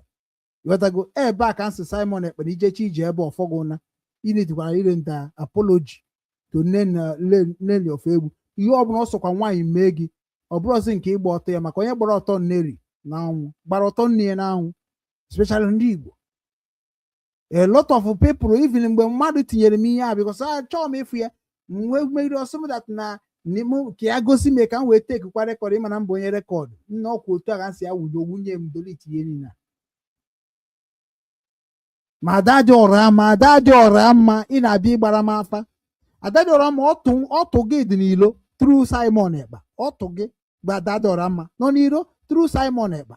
Isi na-emegide Nneri ma ihe Nneri mere Simon gịnị ka o mekwa na ogburu ụmụnne ogburu nwanne ya ogburu ejimi ya ogburu nwa ya nọ na Finland. Kedu ihe Nneri omefebi mere? Ọkwa bebi ọ na-arụ Nigeria gọọmenti ọrụ ọkwa ya. Then Nigeria gọọmenti ọ na-arụ ọrụ bụ na ụdị na ọ ga-ablọk Biafra to come. Ọkwa ya ma bụ ihe unu na-atara ikunu kọwa oke nsogbu adịrọ. Nneri Ofegbu ga-emecha bịa kọwaa ihe mere unu. Onye nwa ga-emecha bịa kọwaa ka ihe si wee gaa n'akụkụ Simon. Nnọrọ Nneka chọba Nneri Ofegbu enwekwuru ụmụ nwaanyị na-abụ na Amerịka na anyị ga-eje chepụtakwa mụ na Chiọkpara na Ekwutọs na mmadụ ibe gị ihe ha na-akpọ ya bụ Daughters of Jezebel. A ga-achịpụta ha ma ha na ndị a niile macha na ụbọchị ihe dịka ụbọchị kịta ga-abịa. Unu niile bụ ndị Igbo n'ụwa niile chakwara na ụmụ Igbo maka 419 kunu ji biri n'ụnụ na-arụcha manshọn niile na-arụ na Baịbụl 419 kunu na-egwu. Ọ bụrụ 419 mana ego oyiri ndị Igbo kunu na-eri which Adam entitled to share my own oyiri money. So unu ga-akọwara ndị ụwa maka anyị ga na report almost ndị Igbo nọ n'obodo oyibo. We track you. That's why I created journalists and that's why nji akpọ Mike Anod ka ha bịa support ya ka anyị wee jezie ala Igbo na enwego m the people enwe na sponsor ha ka ha jee wetebezi information ihe na-eme n'ala Igbo na anyị marazi ndị nọ n'obodo oyibo na-akwado ihe ọjọọ na-eme n'ala Igbo. We arrest all of you. Ịgbatakwa n'ọsọ. I plan it well and it is working. Mbata na nzukọ ndị Igbo kịta sị na kamera ma mgbade then aga m report wato na German government immediately. This is secret society here. This is not a culture. I can prove it through my own channel. Akụchibegoro for ozugbo. No time. Don't try nna anyị Igbo n'obido ọrụ. Anwakwana anwa o. Chineke akpọkwana gị ọkụ imegharị arụ maka na ịgba ama isie agaghị m agba m isie. I promise you that.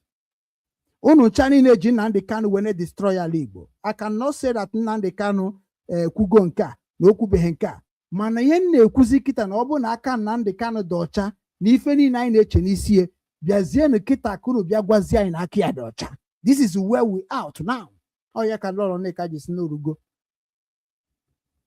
Adadọrọ mma orugo ịmara isi na ị ga-agba m uwe a makwa m ụdị uwe ị ga-agba m ya agba m uwe na nwoke na-ekwu eziokwu ka ọ bụ na a na-asọpọtụ Ngozi Orabeeze mana mana Ngozi Orabeeze m na Ngozi Orabeeze nwere ihe jikọrọ m na Ngozi ọ kwado otu nsokwanye m na nke Simon ndị IPOB si na nkwado Simon onye wee gbuo mmadụ wee banye na nna achọ ka m defend ndị ahụ Nnamdi Kanu chọrọ iji wee wọrọ ya ndị be anyị maka na ama m egwu ha gbara ọkwokwe Nnamdi Kanu na Simon n'azụ ama m egwu ana kedu ihe Simon kedu ihe Ikenga Uragu ji wee rapụ Nnamdi Kanu gosi Ikenga Uragu bịara wee chọpụta dat na ife a Simon na-eme na Nnamdi Kanu na-eme na ọkwa ofe ife a ka ọ bụ So wee chọzie ka ọmarụkọ esi wee mipe onwe ya because na ịbata n'ihe ọbụla bụ terrorist immediately gị nwa bụ onye erecognize ọ bụ egbe o nwere ihe ọzọ ekwutere n'ụwa you are terrorist like ọ bụ na ibu egbe enweghị license like Benjamin Madubugwu ga-survive ya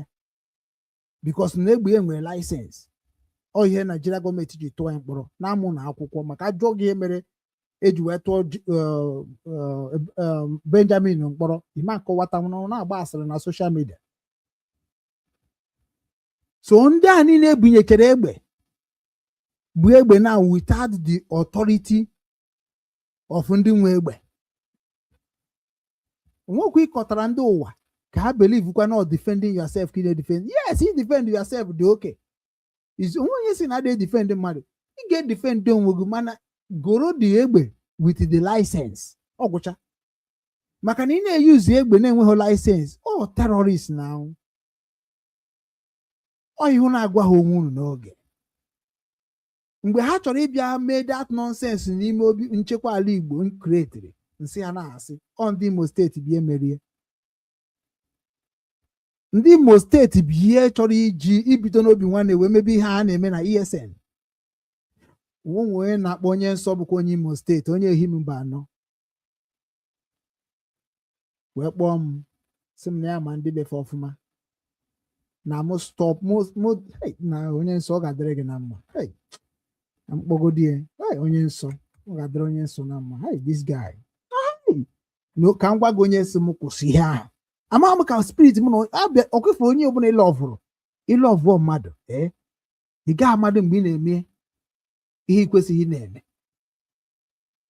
mana ọ bụzi nke dị mma ka ị na-eme mgbe ahụ mgbe ị ga-amatazi ihe onye bụ ịhụnanya ha na ahụ mmadụ si na mmadụ ejikọrọ onye abụse gị ogwu maka na ịghọtazi na onye abụzi ya maọbụ enyere gị aka iche na mmadụ na-enyere gị aka n'ihi ama mgbe a na-enyere gị aka mgbe enyechaziri gị aka ka ị ahụ enyemaka enyere gị ha wee bi onye chọrọ inye gị aka ga-agwa gị na na-enyere gị aka bete ọ ga na-eji enyemaka ya wee na-azụ gị ka mmadụ bikọs bifọ mmadụ enyere gị aka ọ ya mana ihe ọ na-enyere gị aka iche na mmadụ na laik ya ụkpata atụfuo ọ mkpatacha ego na nchi gị nye onye amaghị eri ego orie rifusie ya ka m ji wee jiri nwa chọncha ego wee tara ya ndị Igbo niile na-arụ n'obi nwanne ha chara ego niile ahụ bụrụ prọpati gba ọsọ ma ndị akwụrụ ụgwọ shọpụ ahụ nwanne enwebeghị ihe mere na shọpụ ahụ were today ka ọ rapụ inwe ihe gbasara obi nwanne dị existence n'ala Igbo niile bote kabara ma hụ wee hibe ọfịs wee mee gịnị bụrụ dọkụmenti niile nji wee mee obi nwanne bunye our ambassador so onwegoro ihe mere m today those things ha ga-agụkwa na my funeral na akwamozu m ha ga-agụpụtachi ihe niile ahụ m mepụtara enwe m PA enwe m ihe niile a na-enwe mana ọ tret unu na tret ndị mmadụ through Biafra Liberation Army through ESN and na-etret ụmụ Igbo ọ bụgoro na ọ bụ ndị polisi na-etret ma ndị Nigeria government agent na-etret then what is the work of the Biafra Liberation Army as you people claimed? What is the job of ESN whereby the citizen, innocent citizen, good citizen, contributor citizen na-etret their life na abịakwa gwụ na-etret life etretịrị onye nke isi ebo na ọ ga-abịa kọwa maka mgbe m ga-abịara ya ụgwọ ọ ga-abịa kọwa sị m dee ihe o merenụ na ihe mere m arụghị ọrụ maka ihe afụ mgbe ahụ jisi gị na ndị befa na-etret ya onye nwa bịa gwa m na enwere ndị ESN na-etret ya ndị Biafra Liberation Army na-etret ya akpọ onye ka ọkpọ nka etikwu m vidio ya mgbe ha na-eme ihe niile unu etretgidekwe tretkwa ma ambassador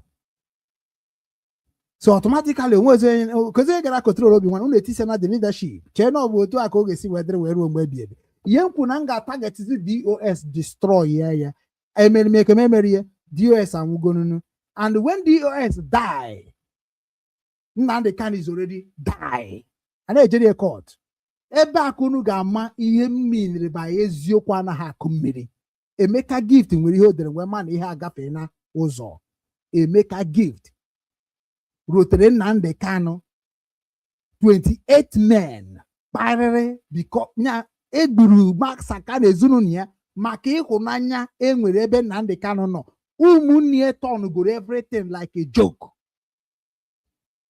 The useless contractor ha contractor na-abịa ekwu okwu na social media bịa sị gị onye luzugoro ma mia na papi akatakpati thunder fire all of you. God punish all of you. Do you know who is Waka Waka? Do you know who is in Kiro Cantonia? Manken won Aba. Please. Biafra. Not what I'm on the can of papier. Are you mad? It's a shock of what happened in their family killed them. On Nigeria. Now, never put on one of Germany ever. Why? Why Djibouti ever? So, back an IPOB the existence. Nyake juwe transfer papa nandi kind from apari be kotobodo na nkani na hakara. Kezi he gabuzi the fate of others. In a senate ohama bu IPOB members. Ebe one papa go na ebuye ego na ekunuji onye butere ego eje bugare papa nandi kind na bro ne ya na ewetagasi ya. Obu na obone na ya na ewete ne anya erugo nu gbo ga-agwa na ikede ego ne ka enwe Chike dozie m na ajugo. How much do we have? And what have we achieved? Chike dozie m na ajugo ajuju. Onwe phone erezi na Germany, nwe phone erezi na Korea ka isi kocha ebe a ngechara gị ntị n'onu gị ma bụ nne anya. Chike dozie m ga-eme na akaụntụ nke gị nwa megodiri anyị nke gị na ihe pushiri nke ya bụ nke gị ahụ. So unu ị ga-emegodiri anyị nke ahụ. Kedu ka Nnamdi Kanu sa command gị mee expenses na IPOB ụwa niile na control without telling them? Maka ihe na dodge gị na ụmụnne ha nwere ike amam no bribe ka emere gị nwa bụ nne anya, which is na amam na iduho useless in agreeing in that such stupidity. Amam na iduho because na ka isi ekwu okwu na this struggle showed that na you care for our people. Eji meche na akpọgụ Ngozi Okonjo-Iweala. Amam ihe eji akpọgụ Ngozi Okonjo-Iweala or based on that na na squand ego ndị mmadụ na eji arụ ihe kwesịrị na arụ. Because I don't know why Nnamdi Kanu ji get that Ngozi Okonjo-Iweala. How so with education in Maginwa bụ nne anya ịma agwabe ngo okwu since amobeghị m gwara gị because o nwere ebe ikwuru okwu gosiri m that na you know the law. So and adị m agwa onye ọbụla ma the law okwu because ama m na ife ga-fight gị bụ the law. Like otu Ikechukwu Ọnụọra wepụtare the 4 cardinal point of IPOB, which is na nke ha bụ nkuru dere n'aka mana nke anyị nwụrụ n'iyi kakwa nke ahụ edere n'aka. N'ọmụnwa bụ onye bịara gwa Ikenga na platform ya ha na-asị m kọwaa the oath of IPOB. Wee sị ha that na mụnwa bụ Nnamdi Kanu bụ mụ na mụ amame Nnamdi Kanu ihe ọjọọ, Nnamdi Kanu amame ihe ọjọọ. That is the oath I swear I read in IPOB. And ọ bụrụ na ọ bụrụ ihe ndị anyị na-ekwu nuchari na nwụrụ Emmanuel nuchari na-ebu the criminal that destroy Igbo land and all of you will go to jail. We will fight. Ọ bụ ha na ọ bụrụ ihe anyị nwụrụ n'iyi maka onwe mgbe nụpụta kupe na ọ bụrụkwa ihe ahụ anyị nwụrụ ka unu nwa bụ ndị DOS na-anwụ. Na kịta ka unu ga-abịazie gwazie anyị Nnamdi Kanu nwụkwara ihe anyị nwụrụ. Kedu ihe mere na Simon Ekpa chọrọ inwe iyi ahụ wee control IPOB ebe ọ sọ na ọ bịara inyere Igbo aka? Agwara m Simon Ekpa na ọ bụrụ niile ọ fụrụ Nnamdi Kanu bụrụzie coordinator of IPOB, national coordinator of IPOB in Finland. I told Simon like this. Buru coordinator of IPOB in Finland and continue. Let us go and destroy the bad leadership in IPOB. Ekwumie. Maka na I'm against ndị kpọrọ nwa DOS because where they work can never be accepted in Igbo land. I'm talking about Igbo Benham. Why can't you see Igbo be one and Igbo? Nendini no na fight now. I'm going to divide on one. Na ha fight or former. I fight Chike Doziem. I fight China Samworu. I fight Emeka Gift. I fight.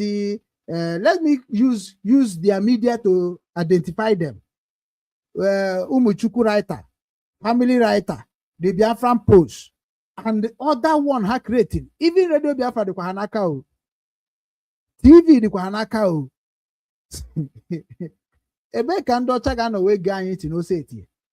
Imagine na Chike dozi imana China Samworu ga apụtara na scream like this. On eche one day on eche ko iko jucho of ma ko juwesi mmadụ akpakwana aka China Samworu.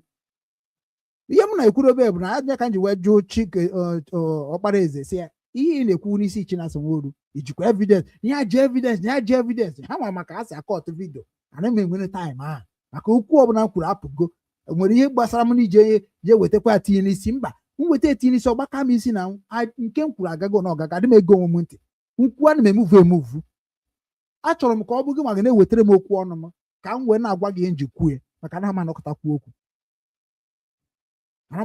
okwu ịfụrụ ya ozi niile na-ezi isi nsị ahụ ozi niile na-ezi lee ya ozi niile na-ezi ha ga-abịakwana ha ga-akọmentịkwana ndị uri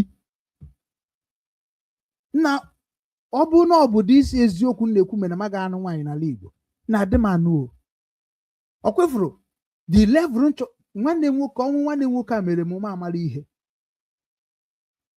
to God ihe na-abịa ime kịta lọlọ Nneka Chimezi aka sọpọtụ ya ihe niile nọ n'obi nwanne ga-agwa m ajụgo m ha so many questions onye ọbụla na-adọjigodo kịta ka m ga-ama who and who ke ndị chọrọ ka obodo dị mma ke ndị chọrọ ka obodo ha dị hụ ma ọkwa ya ka m dere here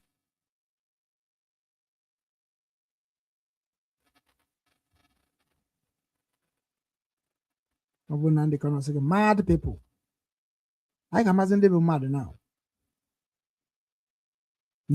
ne ya ọ dịkwa ka this guy enwerego onwe the appeal against conviction has been dismissed but Julius Malami has been granted leave to appeal his 5-year sentence.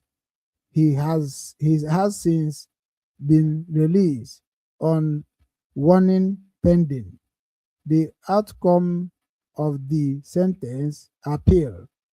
That means the same thing now we are na-emekwa na ndị Kanu. So which is na mahamu na ọkụ akịta ka be interested na follow the case. So which is like otu akịta na ndị Kanu no.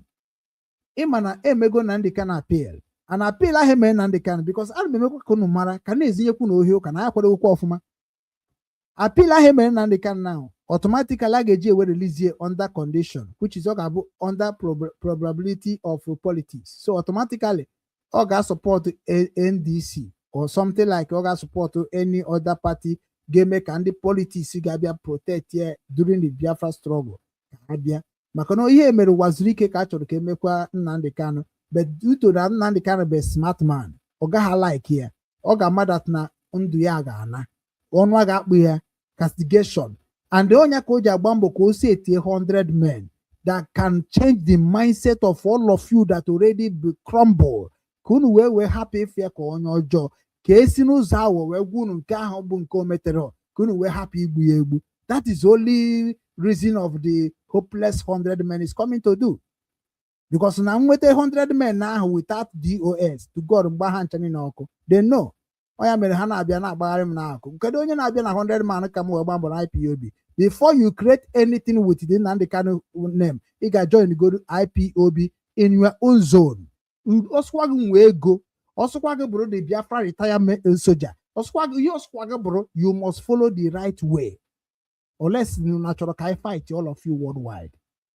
Adịkwa gwa mmadụ agwara mmụọ onye kiriri Okechukwu gwa amadugo onye Okechukwu gwa bụ adịkwa m ayọ biko bịa kirie m ehe ọnwụkwucha na na-ekpuzi anya ka ndị ori na watch maka unucha bụ ndị ori ndị na-asọpọtụ ihe ọjọọ ebe ele na ndị ka na ọnatazi anyị wee kwubezi n'okwu ndị egburu egbu maka na famili anyị ga-edikle onye ọbụla ma na egburu nwanne ya n'agha IPOB na agha Biafra nyapụta then apụtazi akọbazie na akụkọ ka ndị mmadụ si wee nwụọ ọnya ka eji edozi obodo iche na obodo na Jos pụrụ otu a dozie a ga-eji akụkọ wee dozie obodo ka e wee nwee ihe dere na history like otu a Nnamdi Kanu si na ga-ede IPOB like a Bible I supported it anaghị ede tudekwuo ma nke a na-ekwu tudekwuo ya otu a denye na afa m na asọ m na nkwucha m ekwuru ozi enwe mgbe mbọsị na-ekwu ya ihe m gwara unu bụ na Nnamdi Kanu erekọgnaiz ha mgbe o kwesịrị irekọgnaiz m ka m soro na ndị na-ekwuru ọnụ ihe ntara afụfụ ya mana unu na-asịzi kịta Nnamdi Kanu ọ bụrụ Chinechere kedu nke a na-akpọ Chukwubuike Ọkpara Eze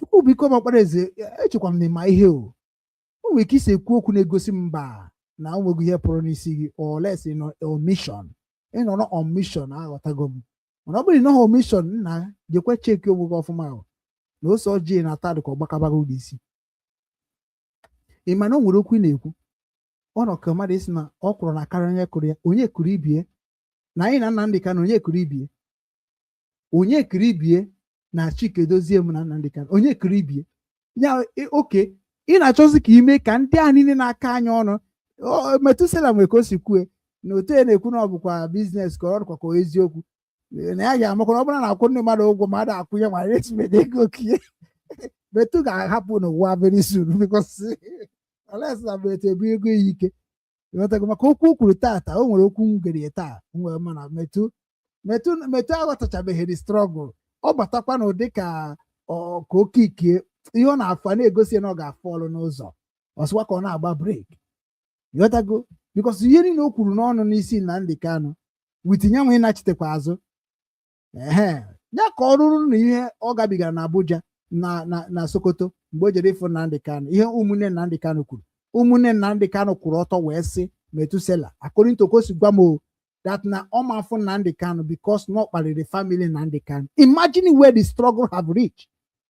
Then mụnwa abụzi onye sịrị na Nnamdị Kanụ bụ isi ọkpụkpụ ya dobere ebe ahụ ọ nọ. That means na ọ bụrụ na nchi nweta ihe na Biafra wee Biafra nke Nnamdị Kanụ wee bịa ma ọ Biafra nke Chikedozie m ha wee bịa ma nke Chinasa Nworo bịa ma ọ nke Simon Ekpa bịa that means a ga na-enye m condition in my own fatherland maka na ihe ka ndị a na-ebi odo na ndị umekwensu na-asị na Biafra bụ spirit mana spirit ọ bụ ịnọnụbeghị the same one day wee support onye nwere spirit of Biafra iwu na support bụ ndị nwere ajọ spirit ndị nwere spirit eji egbu mmadụ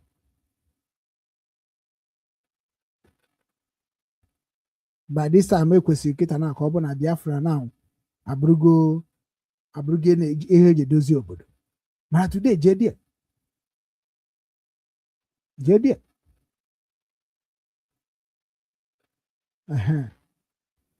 so ka m wee checkzie this thing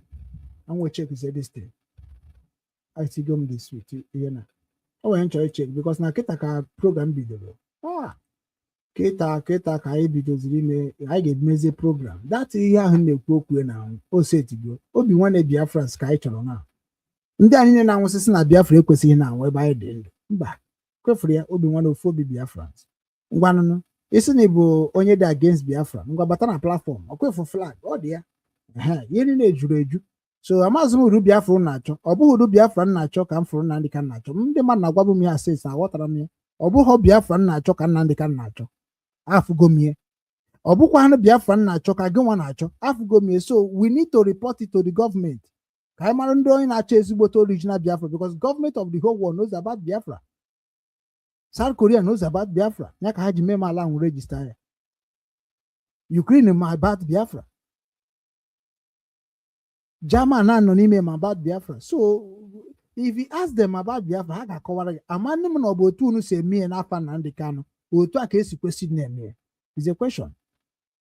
E nwere ndị na-ata afọ n'ime Biafra because of ajọ okwu na ajọ omume unu na-eme blackmail unu dị too much ọ dị too much ụmụ mmadụ na-agbazi ọsọ unu ejide Uchemefo blackmail Uchemefo fine and good till today enwebeghị documents ekpopụtere dịka unu si kpopụte nke unu kpopụtere maka ndị financial gain nwanne enwebeghị documents unu kpopụtere asị hey na transaction eji wekwa Uchemefo ụgwọ hey na transaction Uchemefo ji nara Nigeria gọọmenti ogo uche mma na ihe unu ji ewesara Uchemefo iwe because Uchemefo si na Nnamdị Kanụ bụ onye asị that is only thing mere unu ji wee hate Uchemefo with passion maka na Uchemefo ana ọbụkwa na Uchemefo pụtara na public wee kwuo ya o ọbụkwa na Uchemefo just mepe platform na-ekwu na Nnamdị Kanụ bụ onye asị no ọkwa nke ha bụ nke ha achọghọrọ ikwute okwu ya no na na-eme meeting like a secret meeting executive meeting somebody inside that executive meeting wee mee gịnị wee mee ka otu am na-ekwu okwu akịta na ọbụna m na mmadụ na-ekwu like nwanne anyị nwoke akpọrọ mgbe ahụ ọ marịrị o nwere ka ọ maha na m na-etinye voice ya na social media bụta ọma ọ bụ na ọ mara mụ ama na ọ na-ehe m ajọ ihe then ewe na-elikizi the voice of ebe Uchemefo na-akpa with ụmụ Igbo with ụmụ Biafra na-asị ya na a na-achọ ka amara ihe na-esere Uchemefo na Nnamdị Kanụ ha setizie plan that immediately Uchemefo ga na-ekwu okwu CJ Live. Ka ndị a niile lọvụrụ Nnamdi Kanu wee fight Uche Mefo mgbe ọ ga na-ekwu okwu ahụ. So na onye a bụ ihe Uche Mefo bịakwara ịkọwakwa ihe mere because Uche Mefo ekwere ka ọ kọwaa nke ga-eme ka Nnamdi Kanu bụrụ onye a ga-emere ebere. Uche Mefo chọrọ ịkọwa nke ọ ga-abụ ọkọwacha ka onye ọbụla mara nke bụ eziokwu maka ihe ọbụla ga-eme ka ọ bụrụ n'eziokwu ya ahụ okwu. Onye mere a ji wefụ Uche Mefo akwadogo ikwu ihe bụ obi ya na ihe na-esere ya na Nnamdi Kanu and ikwu ihe bụ obi ya ihe mere na IPOB ji agbasasị. Ọ dịgo wili nya ka ọ pụtara ma fada ọdụm mmekwa ma ọsị ya ma ọ sị gị onye ka Uche Mefo ji were apụzie ma Katọlik niile a ma ememe niile ọkwa ebe Uche Mefo nọ kịta na omenala. Ihe na-esere mụ na Uche Mefo so na ihe omenala maka na ma obi dị obe na ihe omenala ha sị na ha bụ ụmụ Jizọs. Nwa onye si ga abụ na nwa Jizọs mana ị bụrụ nwa Jizọs imene ka ụmụ Jizọs. Jizọs na-atụ asị, Jizọs na-afụcha eziokwu kpuchie mba. Jizọs na-afụcha onye na-eme ihe ọma gbakọnata ya azụ maka na ọ na-eso ụzọ ya mba. Many of you people na-asị m kedu ihe mere Uche Mefo, kedu ihe mere nji akwado Uche Mefo, kedu ihe mere nji eme even foto ka share somebody asị m ya afụ foto Uche Mefo. Ị ga-emecha mara onye bụ Uche Mefo. Susan, ị ga-emecha mara onye bụ Uche Mefo. You go still know because ị na-ewetara m information ya niile na WhatsApp which I transfer go me somewhere immediately chat because na ị na-abịazi agwa m na ịka m wee mara nwanne m asa onye ọcha na ịbụ onye ọbụla na-abịa asị Uche Mefo mere ihe ọjọọ. Ihe ka m gwa gị ihe na-esere mụ na Uche Mefo particularly mụ nwa ihe na-esere mụ na Uche Mefo bụ why Uche Mefo ji wee je create another division movement na-akpọkwa ya Biafran movement whereby no nwere Biafran movement o nwere like otu a create obi nwanne ndị Igbo create me for ndị Igbo which is ịbịa na Biafra government ndị Igbo nwere say ndị Igbo nwere their own chamber.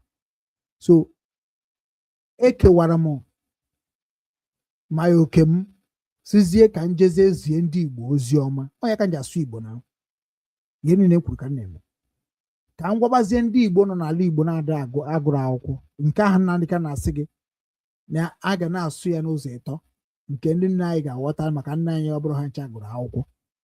So nke ahụ nna anyị ga-aghọta ka m buru n'aka ozi Nnamdi Kanu wee na-egwazi ndị Igbo. Onye mere mgbe m na-ezi ozi ọma unu cha niile na-abịa ege maka unu na-efiri na ndị against Simon dị against Nnamdi Kanu mana ana m agwa unu eziokwu ihe ha na-eme. Ha sị na ọ bụrụ eziokwu ngwa na orugoro mgbe ha ga-apụta ụmụ agha ha pụtanụ na because na kịta na amastan losing my word nwekwa o kama onye bụrụ ofu onye na watch mmeji platform ka o wee bụ documentary and very soon kịta mma agwa unu ọzọ m ga-eme. So unu cha niile bụ ndị a niile feel that na unu ma Nnamdi Kanu karịa anyị nwa. It is time for you to come and say it because Nnamdi Kanu ihe ọ na-achọ ime anyị anabataghị ya mana ọ bụghị arụ ka ọ bụ ana ọ bụrụ ya ga-eme na Trump amanyere ya aka na achị nyere ya aka ọ bụrụ ya mere na anyị amasị ya bụrụ president of Biafra na ọ bụ na Biafra bịa ọ bụrụ ya na anyị ga-amasị na ọ bụ ọsọ leader anyị ka ọ bụ anyị ama nkwu otu a. It is the same way you are tackling Tinubu, the same way you need to be tackling Nnamdi Kanu right now. Ka unu mara ihe na-eme m. Dati agụgụ m n'ọfọ bụrụ na amụma ihe ahụ eji kechi unu ngwongwo ahụ eji kechi unu anya kechi unu bụrụ kechi unu ekwu gburu nwanne m nwoke ana m eke ihe n'aha Chukwu Okike Abịama. ise ihe ahụ mere unu ji atụ asị n'afa Nnamdi Kanu ana m eke ihe n'afa Jizọs ka unu wee marazie na Jizọs ahụ unu na-agbara ọsọ na ngeji erukwu n'ọrụ. Pastor ama mmeri m n'ebe Jizọs nọ. Reverend Father man win him. I go use Jesus. I go use nna anyị Igbo. I go use Chukwu Okike Abịama. I go use ekwensu ndị Igbo. I go use amosu ndị Igbo. I go use akatakpa Nsụka. I go use Ikejọkwa. I go use Amaji idenya jie na nne m bụ nwaanyị Nkwọ. I go use am. Enwere nke na ajụ ajụjụ ha n'obi nwanne the group m created ọfụrụ akịta which is now the group cannot stand if they do not sign agreement with me. maka na eche m ka ọnwa m agacha ọ gacha then can we design is here the way we can work together. I cannot be wasting my energy talking on group for people who don't stand for me. If they go to public, they support my enemy. Oh yeah, megidere m mgbe mbụ nenekata ha sị enwe na nsogbu adịrọ na ihe dịkwa na ụwa ine n'anya bụ na onwekwana onye Chukwu nọ na bie sọsọ mbanị Chukwu nọzi ebe niile na anyị ghọtara ya n'oge wee gbaa ọsọ Chukwu nọzi ebe niile n'ụlọ ụka otu o si na ọnụ ụka ibi na ọka na ọ na be ma karịa ụlọ ụka na ana orugo mgbe m ga-ebidokwa na-eje ụlọ ụka na kụrụ mana ha gbara ụka ọsọ nwaanyị m ga-anụ m ga-agba ya akwụkwọ aga m agba ya akwụkwọ omenala bụ ụka ka ọ bụ. So we are coming to rebuild our own society. Aga m start kwa my Christianity. So ihe niile aba arụ a na-eme na Christian otu a nsi eme ndị IPOB exposed through Nnamdi Kanu name. Lọlọ Nneka na nwa anwa agba ọsọ n'okwu okwu na TikTok ama mama push ha na comment anwa ya amaghị obi nwanne ndị Igbo ya na agba ọsọ ma ndị ga na-eme screenshot onwe nke dere na obi nwanne bụ next page of what a report ya na unu shot YouTube m nwere ebe 14,000 subscriber down ọ na-abụzi ka ezi unu nwee ike ime m nkịta na aka ọ bụ dat unu emego m ihe mee Lọlọ Nneka all of you thank God na social media anaghị atụ asị all of you ka ọ na-eme ihe ka a na-download all of you na support Nnamdi Kanu must hold accountable and all of you bụkwa ndị a niile jigoro Lọlọ Nneka wee mee vidio kpọọ ya Jafa all of you must be accountable. So unu nwa bụzi ndị na-akọtọ Lọlọ Nneka Chimezie now unu nwa ga-ejezi protect Lọlọ Nneka Chimezie by fire by force ọ bụrụkwa apology unu nwa na-destroy Lọlọ Nneka Chimezie anyị chọzi ka unu wetara anyị evidence ka o si arụrụ Nigeria gọọmenti ọrụ maka ọkụnsha blackmail. It's time onye ọbụla dadọra mma ị ga-ewetakwa evidence iji wee kwuo na nwaanyị na-arụ n'ogbu mmadụ ị ga-ewetakwa evidence ya orugokwa kwe mana ihe niile a na-agwa onye ọbụla nke na-ekwu nke dị sure orugo iweta ha na evidence ihe mere Lọlọ Nneka ji egbu mmadụ the next thing anyị ga-emezi bụ gịnị anyị nwee ime gịnị Lọlọ Nneka arrest because amụnwa anọghị n'aka onye ọbụla gburu onye Igbo onye ọbụla bụ onye nọgoro akpa nkata gbuo onye Igbo to God who made me and you na-eje mkpọrọ ọ ị ga-abịa na public confess ya enye gị ya na integration ya rehabilitation ihe mere ndị Boko Haram ka anyị ga-eme gị n'isi ịmara na-aba na-eme nke onye ọzọ na-atụ n'ụtọ the rehabilitation emere ndị Boko Haram ka anyị ga-eme mana anyị mechuru rehabilitation anyị nụ na ama bi n'ofu obodo anyị ga-arụpụrụ n'ụlọ nke unu n'ọfịa na nwụọ ka unu hapụ ịbịa tichi ụmụ anyị ajọ ife ma ọwụọ ndị ọdapụ unu n'ọnụ ịmana m gburu mmadụ mgbe m pere mpe ịmana m gburu mmadụ mgbe na-eme ihe Biafra na forgiveness ka anyị chọrọ ka ọ baa ụmụaka anyị isi unu ncha niile bụ ndị kreetiri ihe unu ji wee gbuo ma ndị polisi ma ihe niile gbuchie niile ahụ unu gburu ma still na-enweghị freedom ka na-etreti nwanne unu ncha niile ga-abịa confess ya ma ndị tụrụ atụ ma ndị tinyere etinye it is time maka American will put mouth immediately onye ka ji wee na-anabata ndị ọcha ofu nwaanyị agba n'ọsọ o kwefuru unu ncha niile all of you will confess or you people are going to be arrested unu akwado terrorist n'ala Igbo because ndị gọvanọ na-ebezi akwa ka ụmụazị anyị na-enene ha na-achị ọkwa ya gwara ha before mana ọha ga-abịa gọvanọ ga-abịakwa gwa anyị ndị a na-enye ego na IPOB maka na anyị ga-emecha mee gọvanọ involve iche na ala Igbo ịdị mma na ọnọdụ Chukwu n'aka taa bụ ebe ọsịsọ uchi Chukwu na-eme exist even Chukwu okike abịa ma anyị na-agwa gị sịrị na ọ dị na ime anyị so why am I looking for him? Why am I begging him to come and do what he have given me power to do? Where are they talking about that nonsense? We don't need God to react to what we are going to react. Trump did not wait God to go and fight for Iran. Israel did not wait God to fight for Palestine. So we are not going to wait to fight against ndị nya na Nnamdi Kanu na-arụ ọrụ na-achọ destroy ala Igbo politically. We are not going to allow.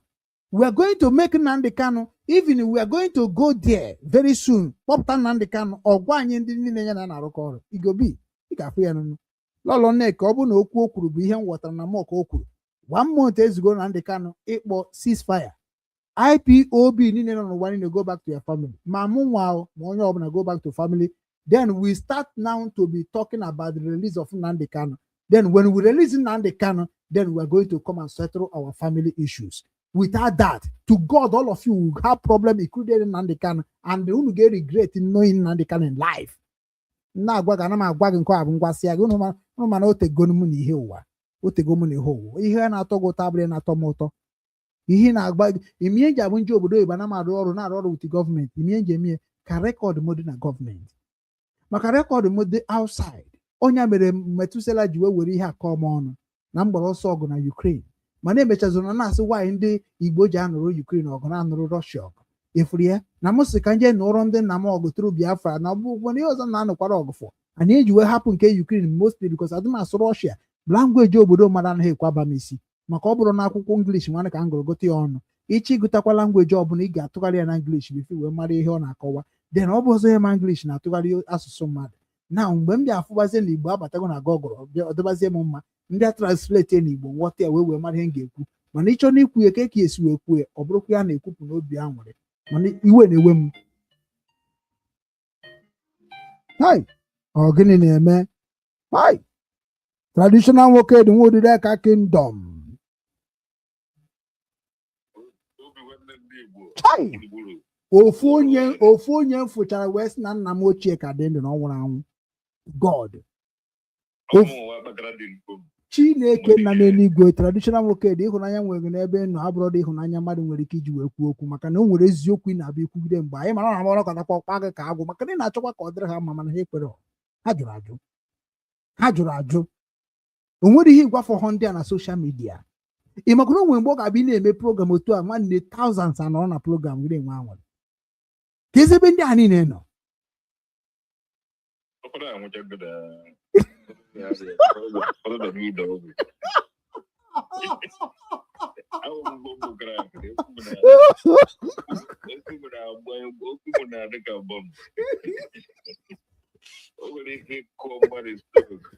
ị mana o nwere ihe na-ada agwaba ha na comment section ewerezie emerizie content ama m ka isade o nwechara okwu na-ada agwaba ha bụ ebe ọsịsọ ọ dịka ama m ka isade ekwuchi ya ọsịsọ ha na-eji ere ekwukwu okwu mgbe ahụ ghọtago wee fụ na nna gị na-ekwu okwu ụmụaka na-enwe aṅụrị ị makwara na-abụ ha pụta asị gị na traditional nwoke dị onye ahụ bụ onye ara ahụ nọ na Odinburg onye ara ya na-akpọrọ gị bụ onye ara ahụ nọ n'Odinburg kedu ka isi wee like dị onye ara kedu ihe megide gị na onye ara ji na-eme ka ihe nna jụụ m ha jụchefete azụ Chineke nọ n'eluigwe onye Igbo na-akpọ onye Igbo ibie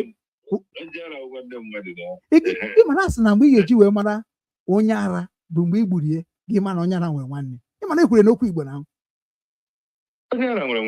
Chineke a sị na mgbe ị ga-eji mara na onye ara nwere mmadụ bugodi ya mana ndị a na-akọ gị ọ na-amarakwa dat na onye ara bụ onye ji edozi obodo maka na a na-eme ka ọ tamuo maka na onye ara nwe ha na-akọzi tamasị na nwere okwuru a na-akpọ na-enyezi ya mmanya na-enye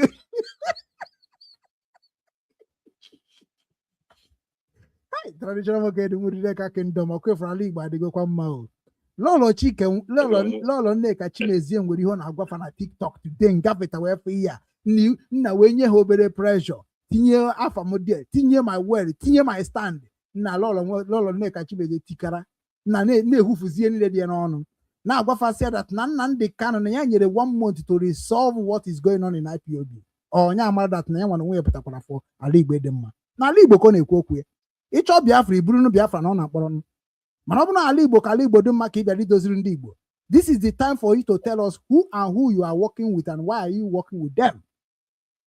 Ndị 100 men ị na-ekreti kedu ihe ha na-abịa imere anyị what are they going to come and do? Ndị a niile bụ ndị IPOB jiri ọrụ ịkpọrọ DOS what did they do? What is their job? Nne na ya anya bụ ego IPOB ọ bụrụ sọsọ gị maka ọ na-anara command ị na-eri ego ndị ụwa niile why o ji dị like that?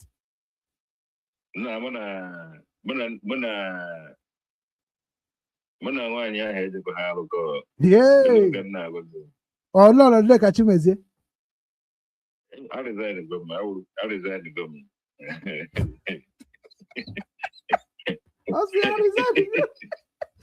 anyị na-ejekwa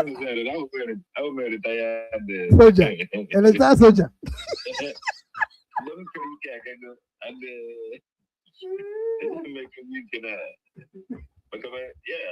onwe na-asịkwara gị jee ka ịrụkọ witi mụ nwa na ụmanụ m eji ịrụkọkwa witi ya mana ihe m na-ekwu bụ na ọ ga-ekwugide okwu ahụ ka ezi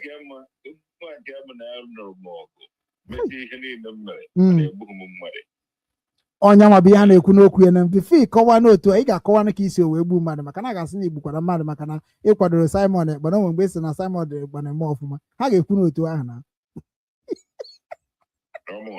onye ha ga-ekwuru maka ha si ekwuru ha ga-asị gị na ọkwa ịsọpọtụ Simon Ekpa mekwu ihe o mere na aka gị dịkwu na ihe Simon Ekpa mere ịma na ọ ka ha si ebo ebubo nke ha na ọnụ ejighị ejebe ọnụ gbara aka Simon Ekpa kọnkara onye ọbụla onye ọbụla gbachi onye onye kwere ekwu anyị nwere n'ụjọ nọrọ ebe a kọnkara anyị biri m egbe onye bụ egbe ebe gị ọhịa ihe ọgba enwere ndị egwu bịa sef na ọrụ ihe dịbe ha daa nwunye ha sef onweghị ihe mere Chineke nọ n'eluigwe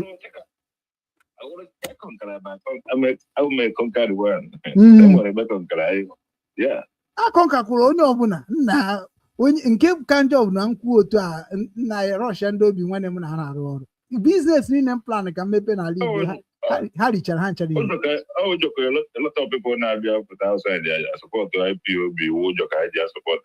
yes now because na threat is in here by threat is now by threat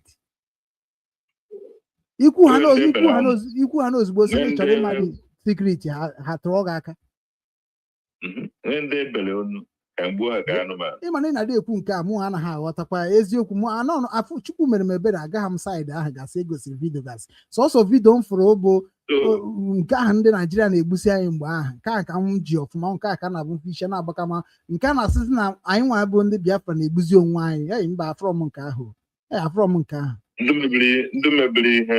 ndị mebiri ihe wụ otupu jere debe ego anyị na amakwara m na-enere ego anya n'ihe nke ebe anyị nwere ezigbo ego ọha nwa ego ahụ lahapụrụ ekwuru m about it. Ọ na ha mabụrụ na ego ahụ na ha marite ya aka kedu ya ji wee werekwana ego ebe ahụ ego ihe mere ndị Onese ekwe the love of money ya is the evil ndị Onese ekwe ya no love of money ya onye wuru ego n'anya karịa nwanne ya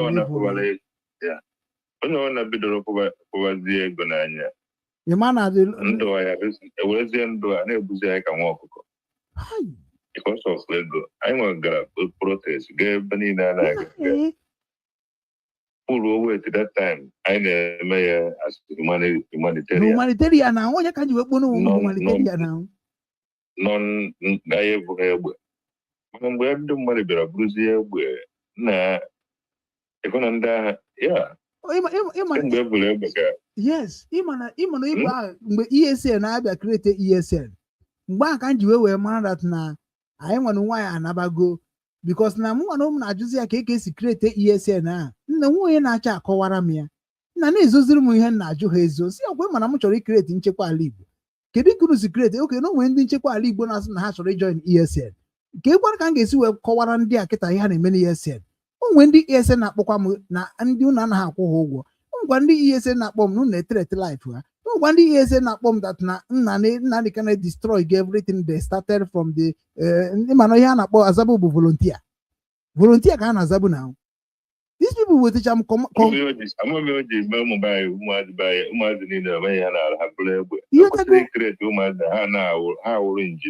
exactly ọ bụrụ ego na-promote with ego anyị na-atụta na-arụgasị ụlọ na-arụ ụzọ na-arụgasị ebe ka gọọmenti na Germany ebe ka gọọmenti ndị ọcha ga-eji bịa ndị lot of all these people keta bụ egbe ma ọ nọrọcha volunteer these people send ha to school ndị ga-amụ otu esi alụ nke ndị ga-amụ otu esi alụ nke ọzọ ha bata alụpụrụ ha ọfisi ebe ha ga-anọ na-edozi isi ya n'Igbo ọnwa ebe abụọ na-agbachi Igbo ọ na-ejewere mebisie ihe a na-emebi isi mgbe ndị ga-arụzi ya ndị ga-arụ ya oke ụmụnne anya niile kpatachara ego chọrọ iri ego ha n'ụzọ dị mma dịka mụ na gị na-abụ na ndị ọzọ ka ezi ebe anyị ga-eri ego ahụ ka ezi ebe anyị ndị ahụ ịnazibe anyị kịta na-atụzi onye ọbụla ụjọ isi borehole send it to local villages tikọcha ọkụ and ihe a gara akwụ ọnụ traditional nwoke dị ihe akịtị na-akpọ ya papa na-akpọ ọrụ. Igbo anatakwa. Anyị gara for real. Anyị gara for real. Ọ bụrụ ihe Agric Akman na-eme ka anyị chọrọ ime na be anyị. Ha nweta ọnụ zuru eto ego and ego ha mezie ha na-egbuchasị ụmụnne. Chineke ekwere ihe ọjọọ. Ka ha bụ ihe na-eme na ego. Na makwa m na ndị mmadụ na-agwa m na ndị nwere ndị nara ego na this struggle. I believe bekwa m ewere otu day until information pụtaba o. Ịma na nwe ka si believe my own.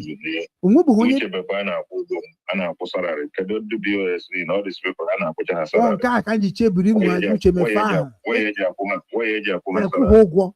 Ndị mmadụ eme people ha na-atụ ego. Eme ya free will donation ndị oji no pi.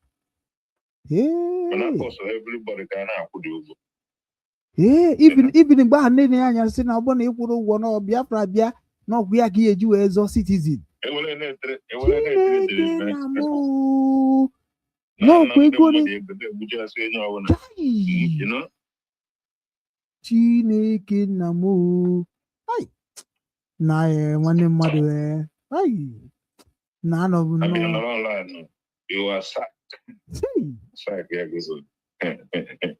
traditional okay, dear. Okay, but it's a second now. I was saying you are dismissed.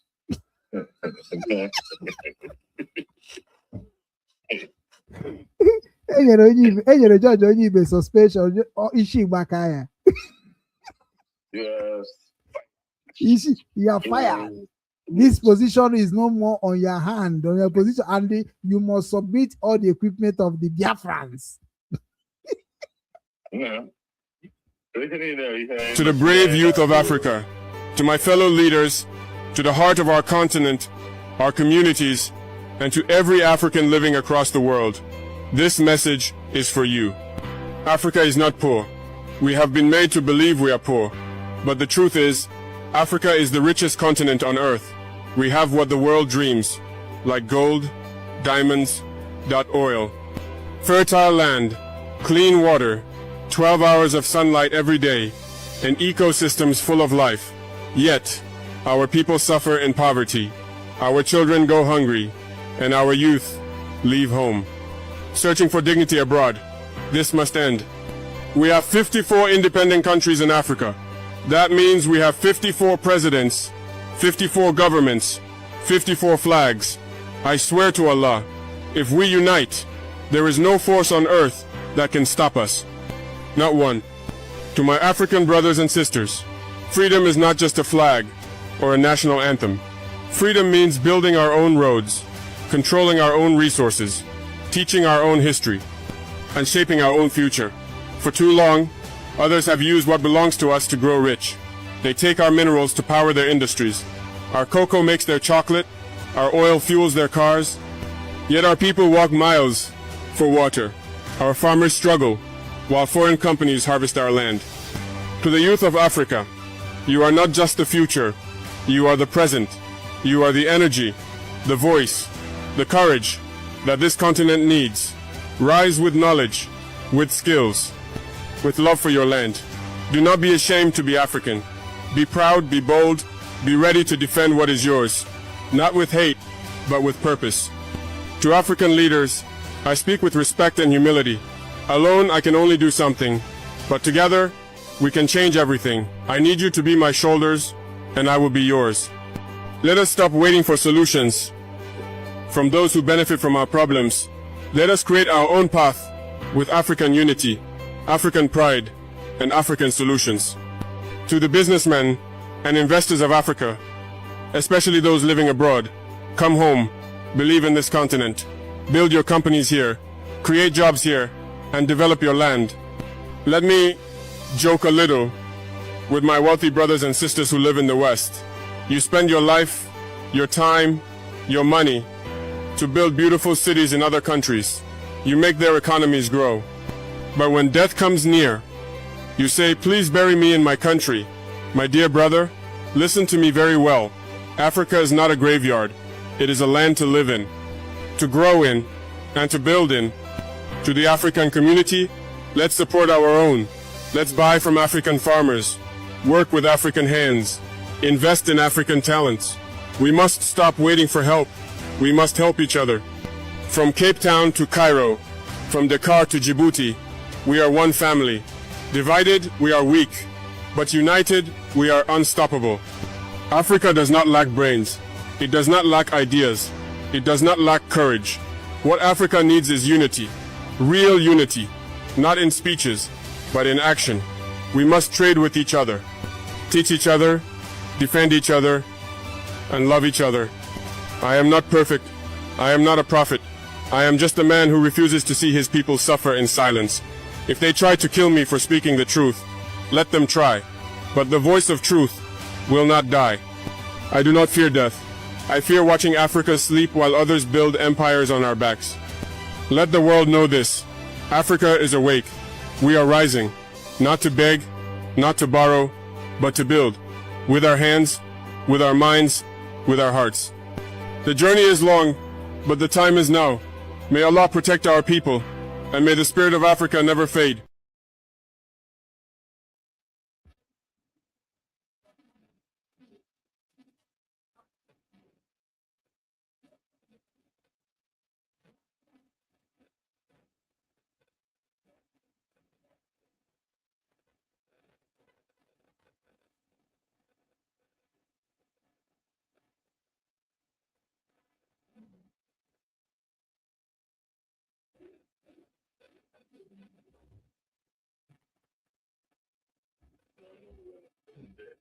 On the Billy Cable, the men people maybe hearing now. How do to walk to Akabu?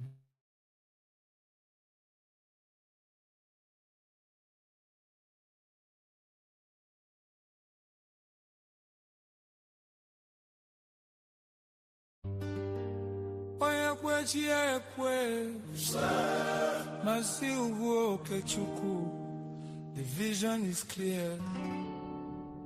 Obi-Wan and Global Foundation. Listen.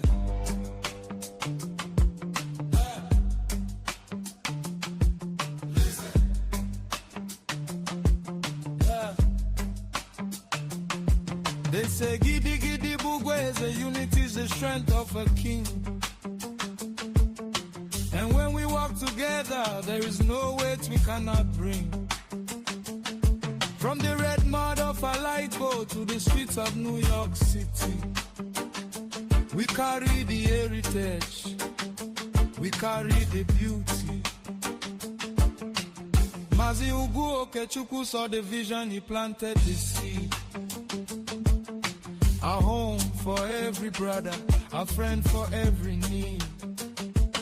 Obi-Wan, the heart of a brother. Obi-Wan, we love one another. Obi-Wan, in Igbo home and abroad, hear the call. Together we achieve, we shall never fall. Join the foundation, let the movement grow. Obi-Wan, everywhere we go.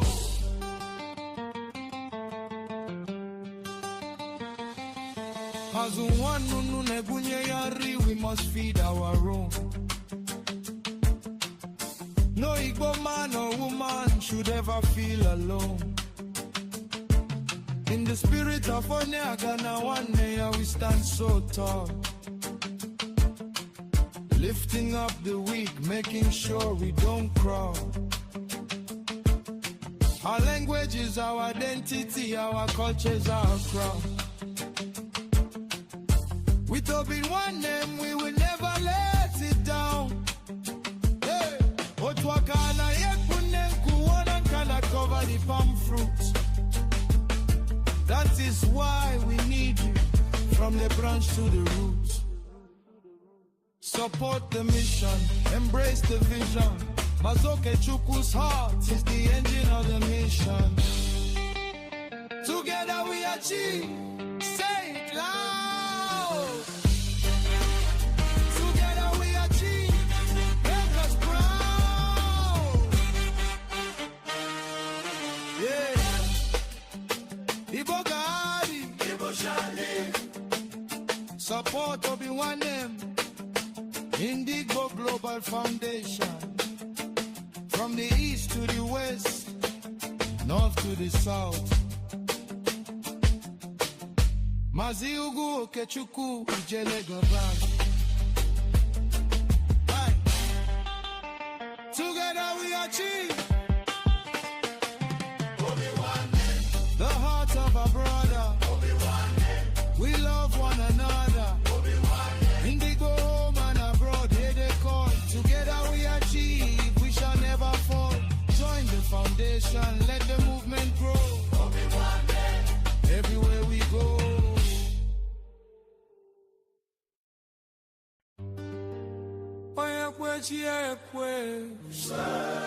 Mazi, Ugwu, Okechukwu. The vision is clear.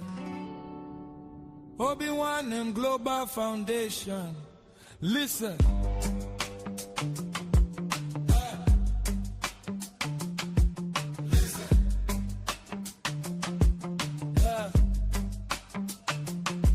They say Gidi Gidi Bugwe is a unity, is the strength of a king.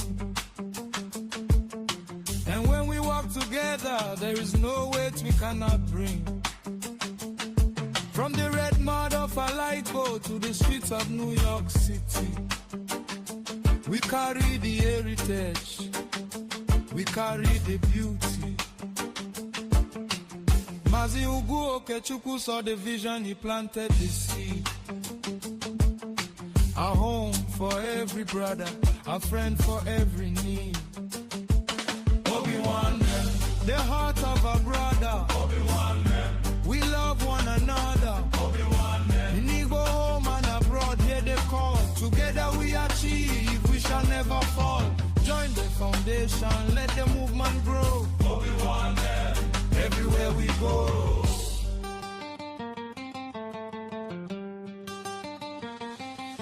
As one nunu nebunye yari, we must feed our own.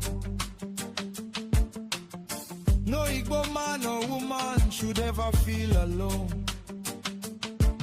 In the spirit of Onyagana, one day we stand so tall. Lifting up the weak, making sure we don't crawl. Our language is our identity, our culture is our crown. With Obi-Wan name, we will never let it down. Hey, Otwakana yekunem kuwana kana cover the palm fruit. That is why we need you, from the branch to the root. Support the mission, embrace the vision. Okechukwu's heart is the engine of the mission. Together we achieve, say it loud. Together we achieve, make us proud. Yeah. Igbo Gadi, Igbo Shani. Support Obi-Wan name, Indigo Global Foundation. From the east to the west, north to the south. Mazi, Ugwu, Okechukwu, Ijelegobag. Together we achieve. The heart of a brother. We love one another. Indigo home and abroad, here they call. Together we achieve. We shall never fall. Join the foundation, let the movement grow. Everywhere we go.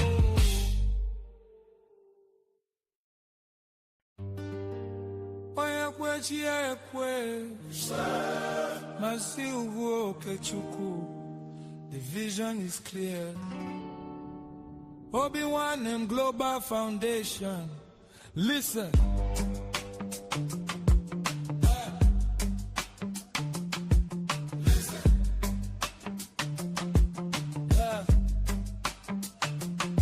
They say Gidi Gidi Bugwe is a unity, is the strength of a king. And when we walk together, there is no weight we cannot bring. From the red mud of a light boat to the streets of New York City, we carry the heritage, we carry the beauty. Mazi, Ugwu, Okechukwu saw the vision, he planted the seed. a home for every brother, a friend for every need. Obi-Wan, the heart of a brother. Obi-Wan, we love one another. Obi-Wan, in Igbo home and abroad, hear the call. Together we achieve, we shall never fall. Join the foundation, let the movement grow. Obi-Wan, everywhere we go.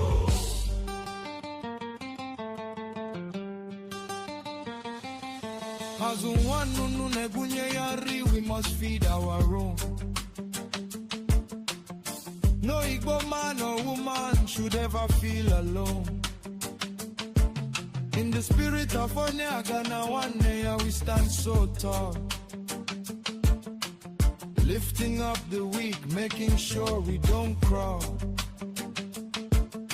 Our language is our identity, our culture is our crown. With Obi-Wan name, we will never let it down. Hey, Otwakana yekunen kuwana kana cover the palm fruits. That is why we need you, from the branch to the roots. Support the mission, embrace the vision. Mazi Okechukwu's heart is the engine of the mission. Together we achieve, say it loud. Together we achieve, make us proud. Yeah.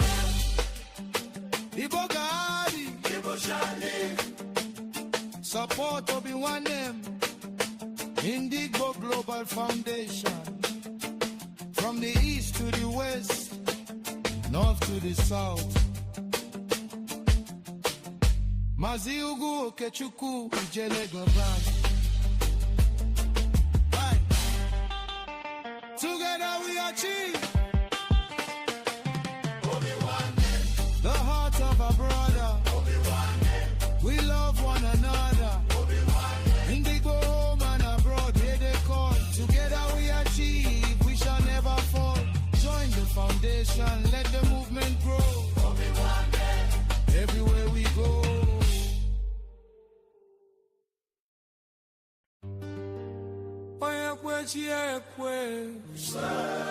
Mazi Ugwu, Okechukwu, the vision is clear. Obi-Wan and Global Foundation. Listen.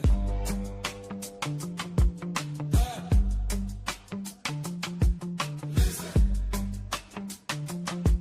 Yeah. They say Gidi Gidi Bugwe is a unity, is the strength of a king.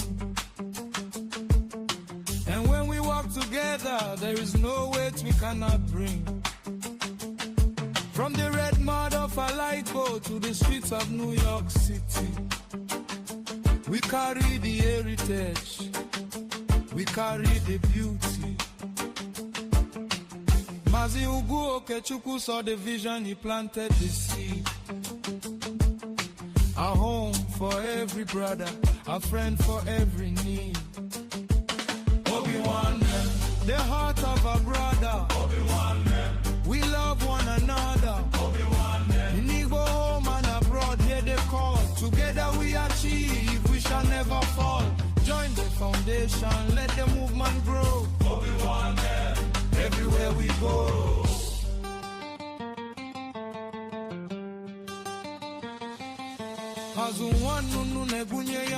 We must feed our own. No Igbo man or woman should ever feel alone. In the spirit of Onyagana, one day we stand so tall.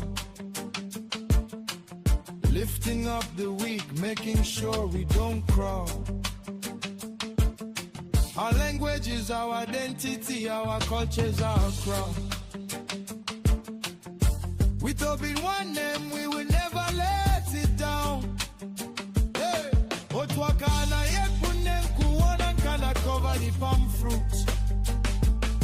That is why we need you, from the branch to the roots. Support the mission, embrace the vision. Mazi Okechukwu's heart is the engine of the mission. Together we achieve, say it loud.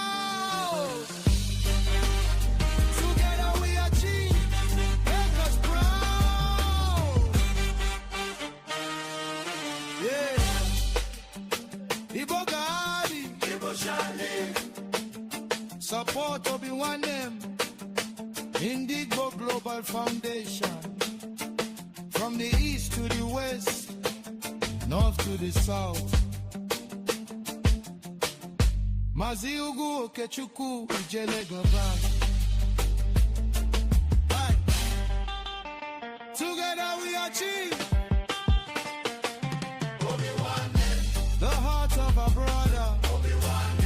We love one another.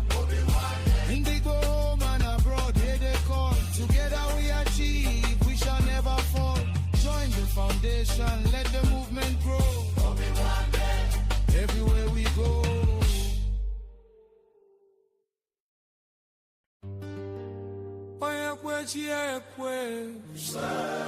Mazi, Ugwu, Okechukwu.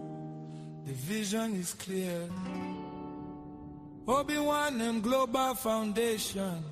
Listen.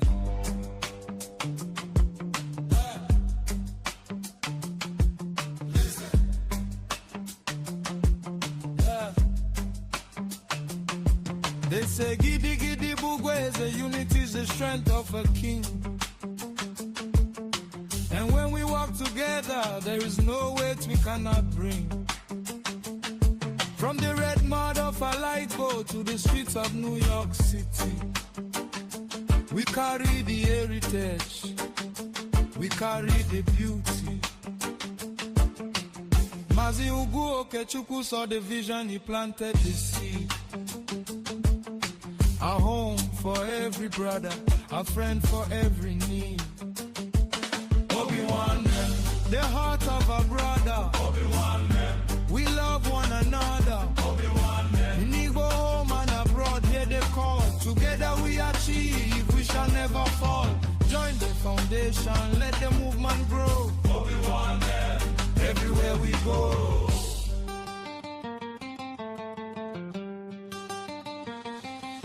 As one nunu nebunye yari, we must feed our own.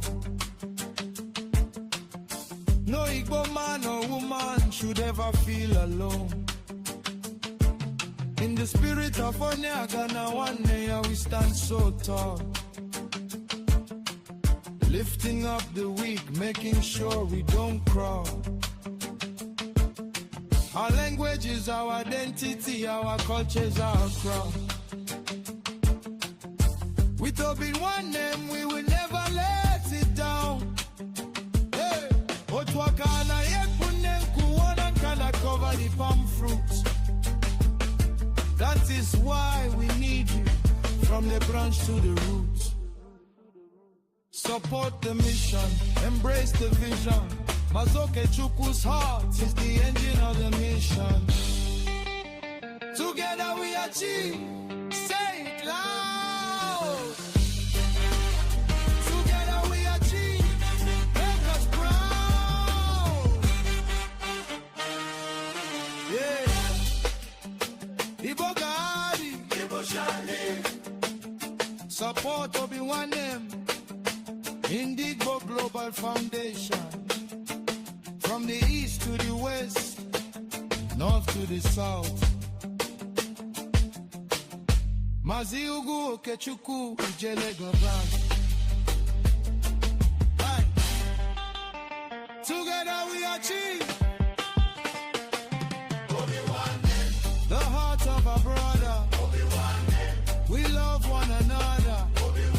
In the home and abroad, here they call. Together we achieve, we shall never fall. Join the foundation, let the movement grow. Everywhere we go.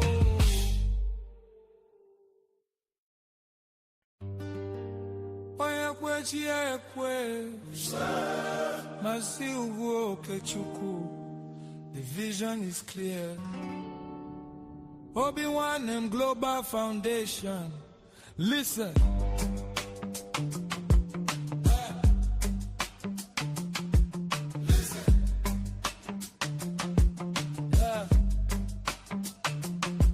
They say giddy giddy bugwe, the unity is the strength of a king. And when we walk together, there is no weight we cannot bring. From the red mud of a light boat to the streets of New York City, We carry the heritage, we carry the beauty.